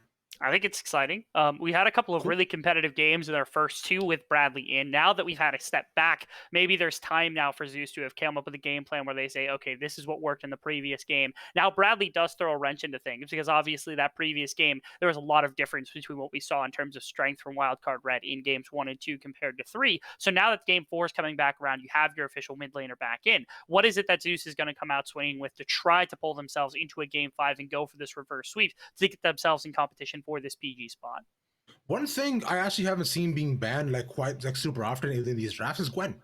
Like, I'm just waiting for the Gwen ban, or at least the Gwen pick to come in, because we know Bradley. We know how much of a swerve he is on this pick. Like, just pick it blind. I think he'll be perfectly fine. He dominates on every single time, Rebel. It does. He's a very good player. There's nothing else to say Thank about it. you. Pretty much anything he's picked within the confines of this series has been phenomenal. I actually want to point out that Brandini's been doing amazing on this Viego pick for the majority of this game as well. Oh, 1,000%. It's almost like these 2021 champions released by League of Legends have been fine-tuned to be absolutely fantastically well done, and they have no counters almost against them. Trust me, I would know. I've played almost every matchup against the Viego or Gwen. They do not die. They just win every single time. Gwen wins outright. Viego needs one kill to win outright, but that still could not stop the Alorem train and the Freljord bus to knock down Wildcard Red's base in the previous game. But now, coming into it, we've seen players are actually ready to go. Bans coming in a lot faster, and right away, Wildcard on blue side, Varus and Diana taken away. So finally, they're constricting Zeus on the team fight prowess. We are seeing the kind of differences now, especially because it's been since first game that we've had this side selection. That again, the adaptation that's come through from these two teams. Notice Orianna being taken away from Tuesday is one of the few people that you have to ban that away from nowadays, because not a lot of people go back to the Orianna after everything. The Xin Zhao being taken out from the red side, Zeus Gaming doing that yet again. And of course the Aphelios, the adaptation, but now Thresh doesn't get taken away. So now you're getting Daption, who's able to play this very defensive player with a bunch of offensive capabilities in terms of skill expression, with Arrow in that bottom lane once again.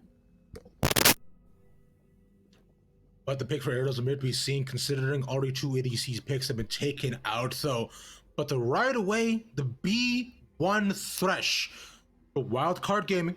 Now, although not a lot of support picks coming right away, right off the bat, this right here is really interesting to me, because considering this will tell a lot for the first three picks that Wildcard want to do, considering they're matching up against the Viego, which is now on Zeus' side. We're talking about how good Brandini's doing on it.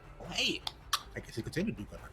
They're learning. They're making sure. They're saying, okay, Brandini's been amazing on this. They've basically first picked it every single game at this point, and now they're the ones that are getting it in exchange for the Thresh, who's now been countered by the likes of the Nautilus. So now you get a positive bot lane matchup, knowing the Thresh is going to get first pick. It's the best champion for adaptation, and especially with the arrow in the bot lane, you have that protection, have the offense. But now Zeus says, okay, Nautilus gets to be offensive. Nautilus gets to be a little bit defensive when he has the ultimates and things like that, but you get aggression in that bottom side potentially, and you take away Brandini's Viego, which has been just so amazing for this top laner during the course of the series.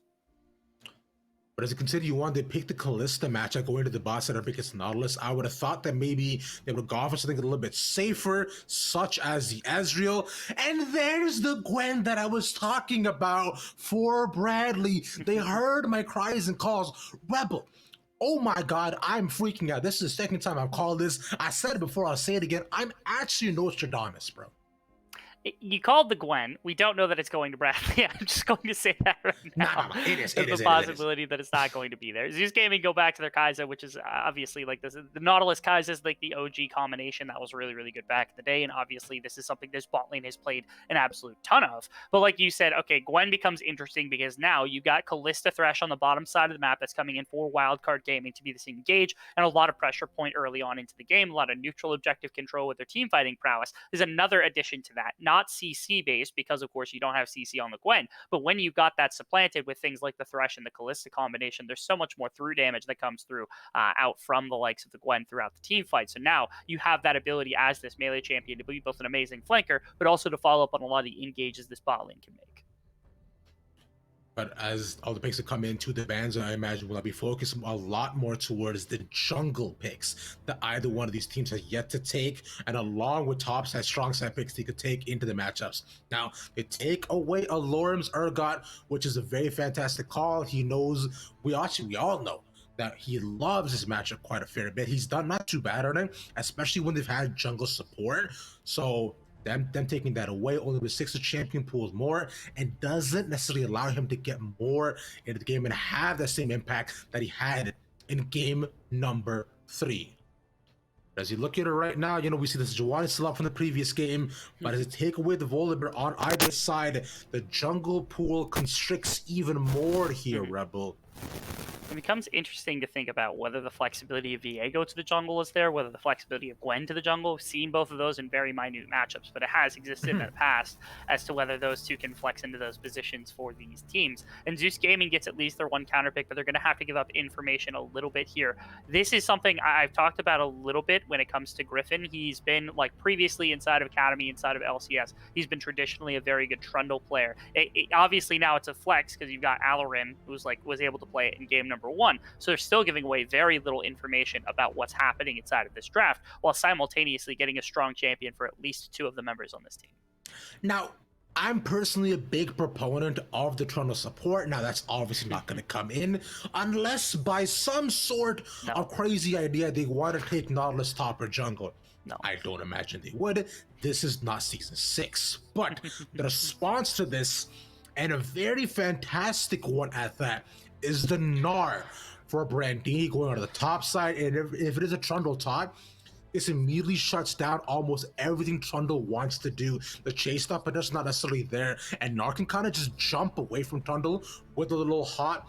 And he's just so oppressive. Even the nerfs on his hyper haven't really done much to lower his prowess within the game. And the final pick for Wildcard will be the Lee Sin going into the jungle. So before a B1 pick, but still a very strong pick at that. Magic damage. Yeah, we definitely need magic damage right here as the side of Zeus Gaming comes through. And Akali has slipped all the way through the bans, potentially a grab for Tuesday in this mid lane, or be able to be flexed anywhere across the map. Because I think in a Gnar, you've got quite a bit of all-in potential into mini Gnar and everything else that comes out. This would imply, I think, that the Trundle is going into the jungle position, which is, I think, the better position of the two between top and jungle. And that is going to be the case right here, where this pillar is humongous for splitting off members of the fight. You think about dropping it right onto Callista, she's not going to be able to actually move because she's got to go around it. That's the slow. And also during that process, she's losing attack speed due to the exact same reason from that slow, inhibiting her ability to hop and things of that sort. You can also split up if Lee Sin or if the Gwen or if somebody else goes way too far into a fight. The pillar becomes this disruption tool, this splitting tool that breaks a team fight into multiple pieces, where all of a sudden Akali and Kaisa are able to jump onto your backside without really much response to be had, because pillar completely cuts off your ability to turn around. And we actually saw that in the team fights before, where Zeus was able to control the pace of the game and how they split apart Wildcard Red every single time. Now, whether that be at the 12-minute mark where Wildcard decides to randomly just give out the lead they had from the early game, or the 20-minute mark where Wildcard decides, okay, maybe we should try to win the game again, and they take more neutral objectives.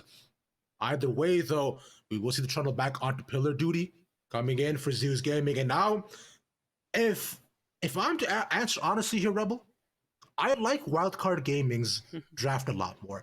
It's not just because the color schemes line up a little bit, just to engage their team fight, and if they're able to play around the Gnar bar well, I think this game is all them. Wildcard Red have a really good composition that executes fights extremely well, right? Because when you put all 5 of those pieces together when it comes to their CC and their damage, it's immaculate. On the other hand, if you break this into individual lanes, you break into everything else, I think I really favor a lot more of what's being brought out from the side of Zeus. And so it's a question of how well can Zeus keep this out of being this 5-on-5 territory around neutral objectives, where it's okay, when Dragon and Baron's up, typically you're bringing every single member of both teams there. This is where all of a sudden the Gnar links up with the Callista, with all these other members, where the Gwen finally gets all this massive damage into a big AoE, and all these pieces suddenly fit together in an amazing way. But when those pieces are kind of split apart and you're not able to actually get anything, all of a sudden you're thinking okay, Akali, really strong at bringing down individuals. Viego, when kills come through, you're able to steal souls, you're able to break apart fights, do things like that. Kaisa able to kind of exploit backlines, things of that sort. There's so many ways that you can just kind of transform how a fight starts or how a fight looks from the beginning to the end, that it's going to be difficult, I think, to get that pure 5-on-5 unless it's forced upon them here around one of these neutral objectives. So I will say that at least, that the more control that's held in these rivers by the 10, 20, 30-minute mark that we're going to be tracking here from Zeus Gaming, the easier it's going to be for them specifically to try to play out fights the way they want to. So we will definitely be paying attention a lot more to those 3 main factors that you pointed out: that pillar, the Akali, and the Kaisa, as the way they're able to go in onto Wildcard's composition. But Dean, I know you made your predictions here already, right? Now you're talking about river control. Do you think it's gonna come down to proactivity for Wildcard Red, or is it gonna be more so on the vision games between these two? Because vision on either side wasn't particularly strong until we got to the later stages of the game. So Vision in the early game is going to control jungle pathing, which is like I have to think like Lee Sin's going to want to be aggressive in a couple of lanes, but you don't have a bunch of aggressive CC outside of Meganar on top lane, which is situational, and then the Kalista post level 6 with the Thresh lane. That's something that they can generate into immediately.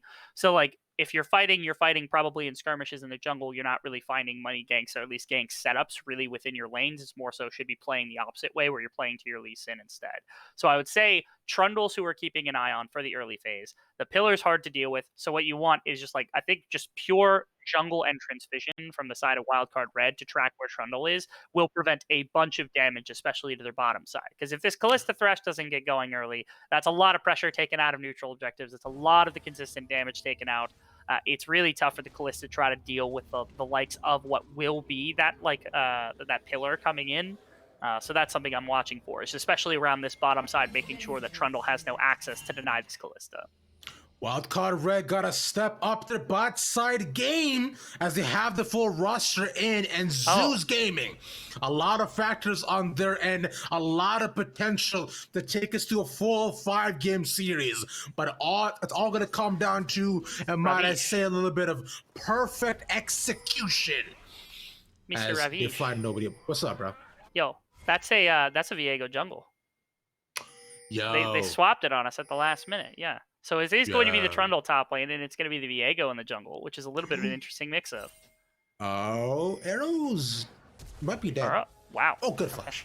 Yeah, well played right there. But burning the Flash Kalista early on, that's pretty nice. It does mean, I think, so Trundle with Pillar, super good at ganking and things. It's not as easy with the Viego, only because the CC's relatively shorter range. There isn't that like massive slow behind it. It's just the one stun. So if you're talking about where to gank, top lane and then bottom lane are still the two locations, but I think it's a little harder now. So it's who's got lane priority to help the Viego up against the likes of the Lee Sin early on into the game. I think mid lane, it should go to Bradley probably, right? Where like you've got this Gwen, should be able to have good amount of way clear into the Akali to start with, things of that sort. You're already seeing Bradley like try to low-key punish Tuesday on his way into the laning phase by checking him a little bit. And on the other sides, like it depends on Trundle versus Gnar, where like Gnar is doing quite a bit. Wow, Tuesday is just getting bullied out by Bradley. He is not allowed to enter the lane anytime soon. I was thinking like, yeah, so he has to get a long way down just to enter his lane. Although he won't miss any from off of this, but Dean, if I may, Bradley's just BMing for a reason. Yo, fam, you just came back, bro. Like, show, like have some gusto, bro. Didn't your computer just blow up and suddenly you're out here flexing on people? Man, that's not cool.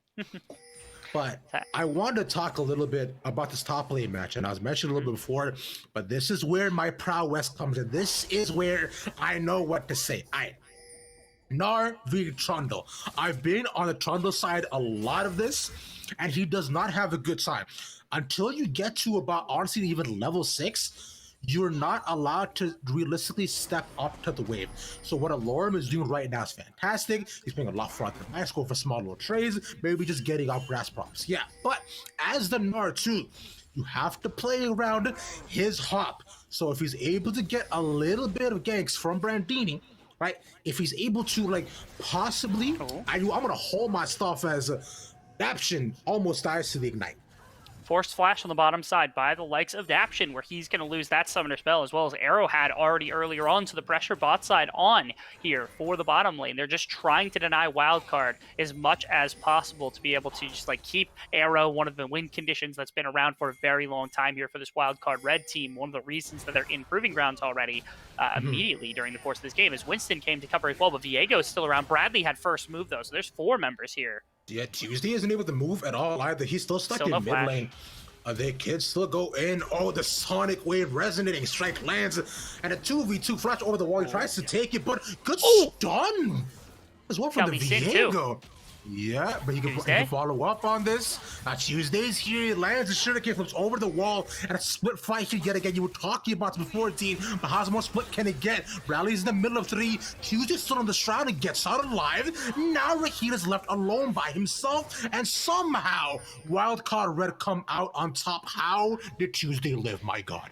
Gwen supremacy, man. I don't know how Tuesday lived over the course of that. I think it was just able to bail out because of that shroud at the end. But man, were it not for the Gwen coming in right there, that might have been disastrous from the side of Wildcard. Bailed out by Bradley was this team as Winston goes in trying to find this kill against Rhino. It took a little while to get here. I think if Rhino flashes this Q, there's definitely no way that comes through. I know the counterplay was almost here. The W here, and then the auto attack gets him trapped there. Oh, it didn't actually hit auto. I thought maybe he did. But it's the roam over from Tuesday afterwards that really sparks the ignite of this fight. But the thing is, Gwen, at this point in the game, with like the even just the Doran's ring and the Conqueror stacking and all the healing that's innately there is good. But I thought Alan would. Yeah, there it is. Yeah.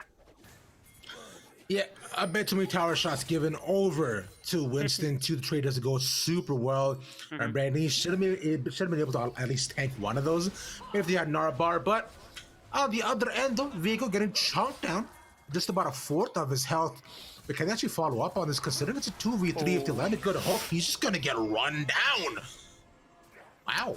Damage from Gwen, man. This is his steps to do it too much. Not to mention the Callista is able to slow a little bit with the Rend to be able to pull quite a bit. Like it's all compiles into this really difficult play right there. As that's just it's Griffin going in trying to find something in the jungle matchup that just isn't there. Or at least he wasn't able to pilfer away camps. As this time it was a move. Punished a little bit with some minions collapsed in the bottom lane. Gonna be a free back timer here with like 13 CS advantage, but still multiple kills now onto Arrow is problematic because the Callista with this hard early game is going to be able to attack this mid game that's been so powerful for Zeus. Dean, and I don't want to say it, but we see it here in front of our faces, man. Like 5 minutes in, score, wildcard red is up. Like it's almost always going up towards plan. But I'm gonna just wait for the 10-minute mark. I'm gonna wait for Zeus to get that one fight before I say that everything is rigged, I should say. But the script definitely is continuing to repeat itself. Yeah, somebody forgot to flip the pages, right, on the story. Cause like, we have the first, we have like the game 1 script, and then somebody read it as the game 2 script, and it's just being reloaded over and over again as like the early game going to the side of Wildcard, mid game to Zeus. It was game 3 that kind of threw us off because it wasn't the late game and the eventual game going to the side of Wildcard, but maybe with Bradley and it goes back as Rhino finds a pretty nice play. There's a TP coming in as well. He's gone. He's getting knocked up. There's two. From the depths will take him out. But like you said, there's 2 more there. But there's still in the tower. But they don't actually have to wait for the boss to fight this. Rebelli's quite strong. The snip, snap, and cut down on the daughter of the void. And Dabshin lives with a sliver of health, as that is a double kill to Senior Winston. This is insane right here from the side of Wildcard, where they're able to force on bottom lane after getting Dragon. They brought resources down, and they just say, okay, we're committing 2 TPs so that we can pull even more off the map. This is a point where, like, look at Kali, look at the Trundle. They're both shoved in for the most part. You've already got 2 members on the Dragon. Rhino tries to make this aggressive play to get this kill down, and it was really fast. And if it were only 2 members coming into this fight, it would have been okay, because they would have been back off. But all 4 members are down here because they were taking Dragon already, and the double TP just commits for the double kill response and also plates to be removed eventually by the likes of the Gwen, which is the problematic part of all of this here, is that there's still more to take after the fight. If it's just the 2 kills, maybe it's like, okay, maybe that's not worth because you burned 2 TPs. But 2 TPs in exchange for a Dragon, a plate, and then also 2 kills in exchange for the 1, I think you'll take that all day. That's too much math for my head, because you said 2-1, 1-2-2, 1-2, 1-1, 1-2. So I'm just going to take it for... So did you remember those numbers, or did you make up those numbers? I remember those numbers, which is what is that got like 1 health on it? Oh no, okay, it's below that. I thought it had one. I thought that's why they were showing. I thought I saw a very small tick of health over the 3rd plate, and I was like, "There's no way. There's no way. There's still 4 plates on that thing." See, that I can count. Although they only took 3 plates, so right now it's really a meal for 2. But if they get all 5, they can feed a whole family. But for now, it'll be just a little date. But they go onto Bradley. He is immune, so they were able to catch him out with anything. And Gwen gets away with it yet again, snapping across the minions. And you said it yourself that setting into this game, like Bradley's Gwen is something to behold, and that's already been the case because that early skirmish, the power of the Gwen coming through, everything that you talk about when it comes to champion balancing, whether or not this is fair or not. But right now, through the course of this game, Bradley is well set up to be this massive carrier for the side of the squad because you've got all this team fighting prowess around it. So this early advantage for the Gwen is going to be huge, setting it up for that later game team fighting, right? Like that's absolutely going to be the case for Bradley when, like, especially because you think about like Gnar has good damage but not great damage for late game. Lee Sin's in the same way where actually, wow, Arrow just Okay. This is gonna get blown up again. Hops Is he over gonna get the out? wall. No, but No. the Heartbreaker actually doesn't Okay. land, but it doesn't matter because they'll still take him over. All right. And yet again, Viego picking up a couple of the scraps. Meanwhile, on the other end, a cross-map play from Winston to take the first repair yet again, and Alorn might die. And you saw right there that, like, you'd see, like, Nautilus had been coming in. They're trying to respond with a dive on the opposite side. Kaiser is pulling plates. Alarim, can he get away? Is the pillar been used already? I don't remember him using the pillar. He could have used that defensively. He burned Flash anyway, though, so there's that to consider as well. But they have Rift Herald here as well, so that means the top tower is completely gone. Alorn really can't even defend this. The goal was split in between just almost about 3 people, but they don't decide to summon. Actually, interesting play. The tower could have been theirs, but maybe they'll decide to take it mid and just open up Bradley to roam around the map. Maybe that is the case. And if that's the case, I think that's a perfect plan. Because if you have this damage backbone for your later stage of the game that's already doing quite a bit with a bunch of your CC sources, that's an easy way to try to accelerate from like early game into through mid game and even to late game as fast as possible. As Hex Flash is the savior right there. Bradley fortunately didn't get the vision to see him, otherwise he would have likely stopped him on that one. That was a bit too close for comfort and quite a close call. I'm almost had a heart attack. Now, Rafa always says that you do need to have 911 on speed dial. But my friend, I have 4 phones here and they're all already ready to go. All I gotta do is press the green button in case I fall. Dean, I'm trusting you to take over for me. Can you do that? Can you promise me? No, sorry. Well, I don't think anyone... I can't take over as the most ravishing man on the internet. I don't have that kind of schedule, Radish. But I'm Kari, so it's okay. The ravishing man on the internet is still on the desk, if you remember, my friend. I do recall this, yes. My opinion does not change. Kari is the most ravishing man on the internet. I couldn't agree more. I'm about ready to give her that moniker. I think I should just go ahead and retire it. It's time to move on from it. On the other end, those are looking at right now. Wildcard Red, yet again, look to encroach upon Zeus Gaming's property. As Rhino has no vision of this too, could easily get caught up. The hooks in, yet they catch him, and he's just gone. Easy. This is the second or third time now that on this bottom side, we've seen just lapse of vision really be the problem, where it was Arrow one time right there. It was unfortunately Rhino who got caught out. This bottom side has been now a lot more of the focus here for Wildcard. They're using this Thresh Callista as much as they can. It's this early game powerhouse to try to get themselves into a good mid-game standing, to get themselves into that later like 5-on-5 team fight. It's working out so far for them because they've got this dragon. They've got 2 of them now in their back pocket able to work with, and this gold advantage coming into mid-game, so they should be able to control quite a bit. Control being the name of the game here is what we wanted to see out of Zeus Gaming. Instead, controlling the pace of the game, controlling the fights, and controlling the way they're able to take them. As yet again, to catch out Rhino. See Bradley going in for more these scissors, but they can't cut down the spaceman in half. Raheem takes a very aggressive killer instinct and is able to actually trade out from Bradley. He got on Winston. Flip. One more down. He actually gets that Winston. Dapsh's gone as well. He lives for a couple more seconds. His shield is keeping alive by a razor's nib. Okay, really close right there. I'm certain what was happening is Tuesday was trying to focus down what was Winston right there, but wasn't able to find the kill onto either him or Dapshi because of a fantastic flash and no extra damage to come through. It's a play from Zeus. Oh, actually, Alorum on the top side. Oh, he got a ton of healing right there. He is fine. Exactly. That's the point of Turtles. Healing to just go ahead and take your tank stat and whatever else they can just siphon off of you. Tuesday as well has to take the basket to run away. Now, Wildcard, this is the proactivity that I wanted to see out of them before. This is what we've been begging for the past 4 games, to go ahead and turn up a little bit. Don't allow Zeus Gaming to come back at 20-minute mark. Don't let them take over what is rightfully yours.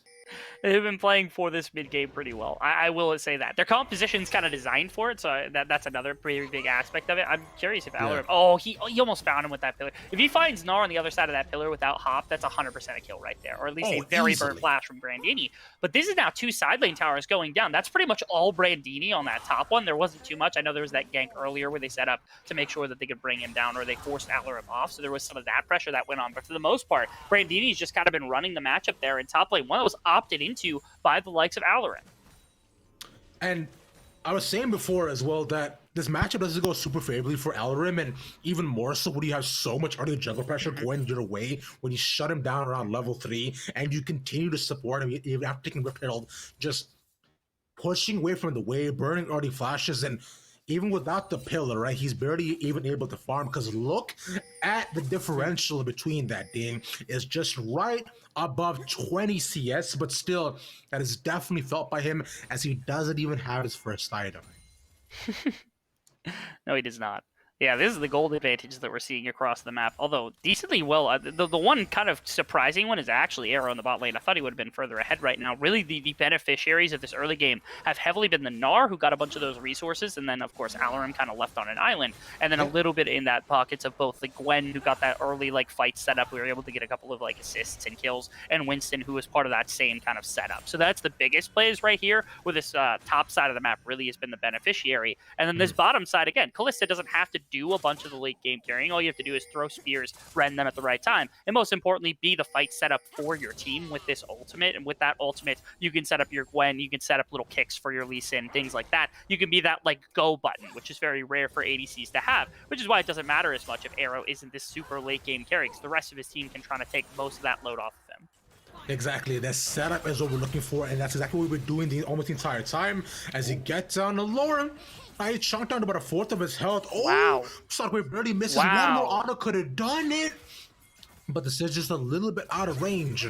They say not to run with Sid's, but do definitely run away from them. Nice dodge right there out from Alarum. Kind of tricky footing, trying to make sure that he's able to dance out of that and gets away from the Q that came out from the Lee Sin from Winston at the very last second. So well played right there. It does still push the wave up very far, opens up Rift Herald, which is the intention the entire time, which was just to open up that neutral objective for themselves so they can push down another tower. But at least not more gold being siphoned off for the side of Zeus, or for the side of Wildcard. My apologies against Zeus Gaming. But not a ton more here, though. Still, Wildcard Red maintains in the lead with 2 dragons taken, and now looking to take Soul Point as well. And from Dragon up in about 45 seconds, but if you look at the vision yet again, this is similar to we've seen it on every single point across the map. Cool. Right, a couple of wards down in Wildcard's jungle, as Sam Price is trying to show something special right by the stone. It's a bird. It's a plane. Oh. It's actually a bird. There's no yes, I know it. That's hidden behind that. Not a lot. See, this is the kind of smurf we're waiting for this zoo composition that we're coming in. We get to see all the animals on the rift today. Exactly. They need all the support that they can get right now. Being as Rift Herald Summon as well, classic play by Wildcard to draw a bit more mid pressure as they can set up now for the dragon a little bit earlier. You see, Brandini and Bradley are already there. And Zeus came a little bit late to the party. Yeah, they fight for the shallow interior here on the side of Zeus Gaming. This dragon's already available. The Rift Herald dropped already has its effects, and now you're entering, which is a little bit of back foot from the side of Zeus, but I don't think nearly as much as Wildcard would have wanted with this Rift Herald. Maybe jumping by 1 wave or something instead of going in. That pillar is not going to be in effect. That's a long cooldown wasted as well. Look at Gwen, though, on the side, waiting for the flank on this. Oh, Bradley goes in, needlework goes out, so a lot of healing, and the big Gnar to the wall, and suddenly, where does Zeus Gaming go? You could say the toilet paper cats got wiped off the map here, Dean, as only Rhino and Lauren are left to tell the story. What are we talking about the entire time when we're looking at this like composition coming through from Wildcard? It's when you put these champions together, the 5-on-5 is absolutely disgusting. And right there, you see a bunch of their abilities just get layered together and people just get eviscerated during that process as the dragon is left as well as their prize after everything had come through. This is an engagement that eventually comes through, I think, from Viego. But again, when you have this Gwen on the side and you've got this big AoE engagement to work with, you're really terrified of grouping. Oh, look how many members are in the middle of this fight right here that are getting hit by a number of Gwen's abilities during the course of this. Right there, that ultimate actually didn't hit too many. But again, Bradley is pretty much untouched to this point. This ultimate gets enough kills during the process here that all the carries go down. And you see it's Rhino and the Trundle who are just never able to soak anything because everything kind of broke into pieces right there as that fight continued. Yeah, like I said, they all got blown up, bada bing, bada boom, potato, potato, tomato, tomato. You get it, it's fine. Right? But what matters right now that Alorum is continuing to be bullied. He might actually definitely get solo killed if he stays here any longer, but Alorum could definitely ult up, but he has the support of Tuesday to go up against him, and considering almost no MR on the young Gnar side will force him to go back. Still not able to get anything. This Trundle pick has just not worked out. It was really good in game 1 as like a split pusher, especially when it got to like 2-3 items. That was the point where it really just like came into its own as being this monster side lane pusher, especially against like a Viego, which is typically seen as a really good side laner when you're on 2-3 items, but still the Trundle was able to match most of the time. But here, like the Gnar is playing with the range so well. Brandini has been incredible throughout this series. I remember back in the day when he was playing on like like LCS, also at Academy, being like one of the better top laners that I'd seen. I always wondered, why has no one picked him up? And I'm glad that Wildcard's given the option because, man, he's playing out of his mind today. It's been fantastic. Both the Viego and now the Gnar in this game just completely running over the side of Zeus Gaming. Now with Soul Point in their hands, I thought you had collapsed. 4,000 gold. Man, I'm still here. I wanted to be able to take a little dramatic pause because Zeus Gaming now, although with good setup, can possibly go for a fight here up against them.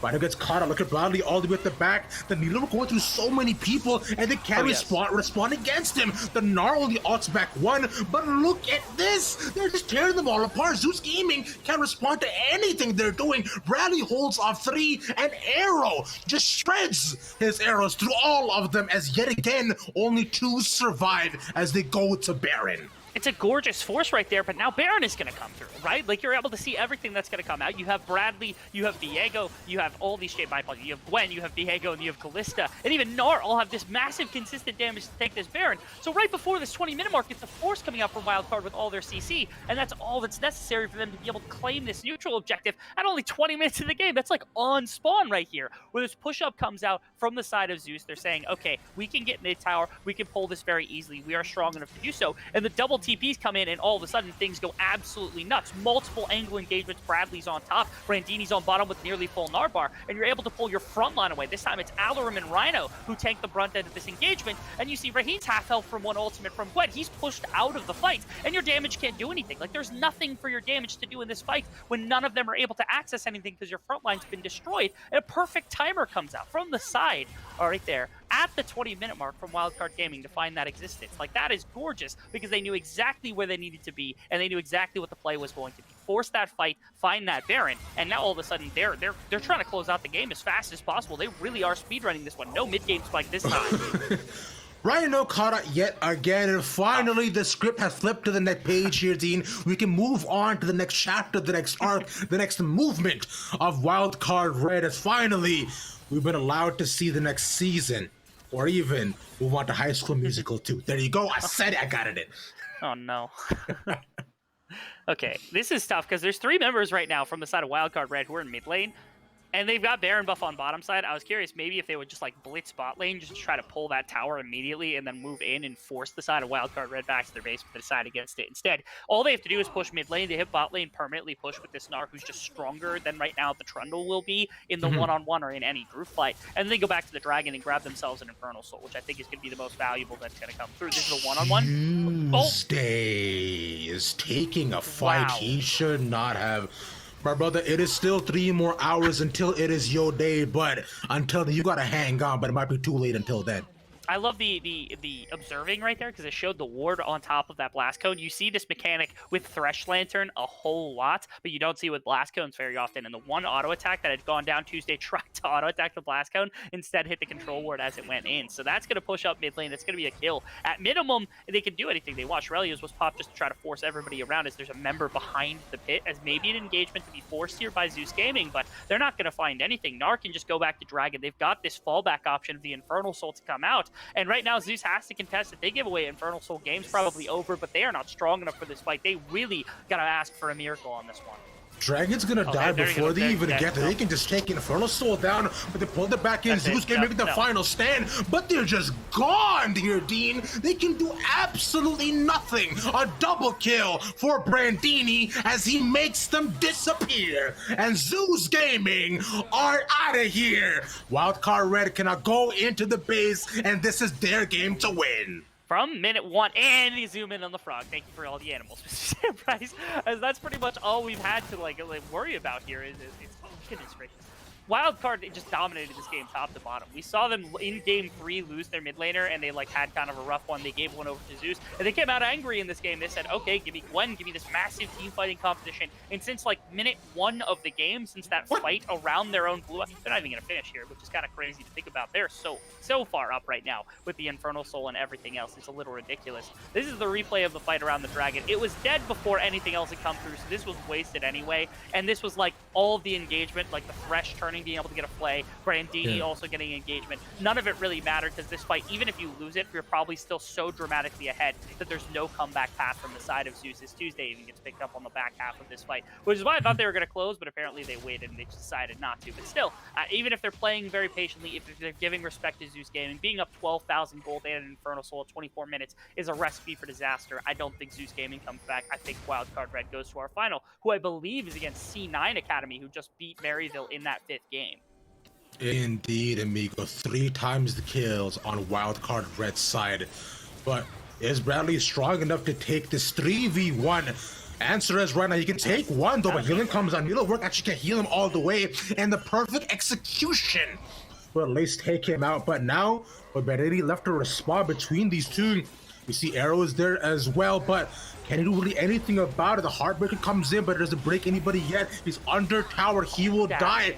As Zeus Gaming fall off one after another. They just give 2 kills to Adaption because they can do that at this point, and they're almost at 3 times the kills yet again because they're likely going to find Raheen. Oh, look at him. He's running away. Poor Raheen. At this point, it's nothing but desperation. Like, at this point, like, the base could be walked down any moment with your minion waves. Winston's just running down Raheen. He's not even going to cast his TV. He's just going to let him try to cut it out, but it's not going to work. He doesn't have flash either, so he's not getting away. The ultimate can't be used. He couldn't bait him close enough to the wall, so there's just no getaway. Yep, he accepted his fate. And they're gonna stand side by side like star-crossed lovers. They know they can never be, and then Low E or oh my goodness, the beautiful slow motion. Very well. What? Very well. Dean, ladies and gentlemen, boys and girls, and League fans from all across the world, Wildcard Red with domination from start to finish will finally take it in game number 4 against Zeus, and they're going to the finals again up against C9. Pretty insane to think about the way that this actually turned out, where like Wildcard Red was able to make it through. They got better as the series went on. That first game, super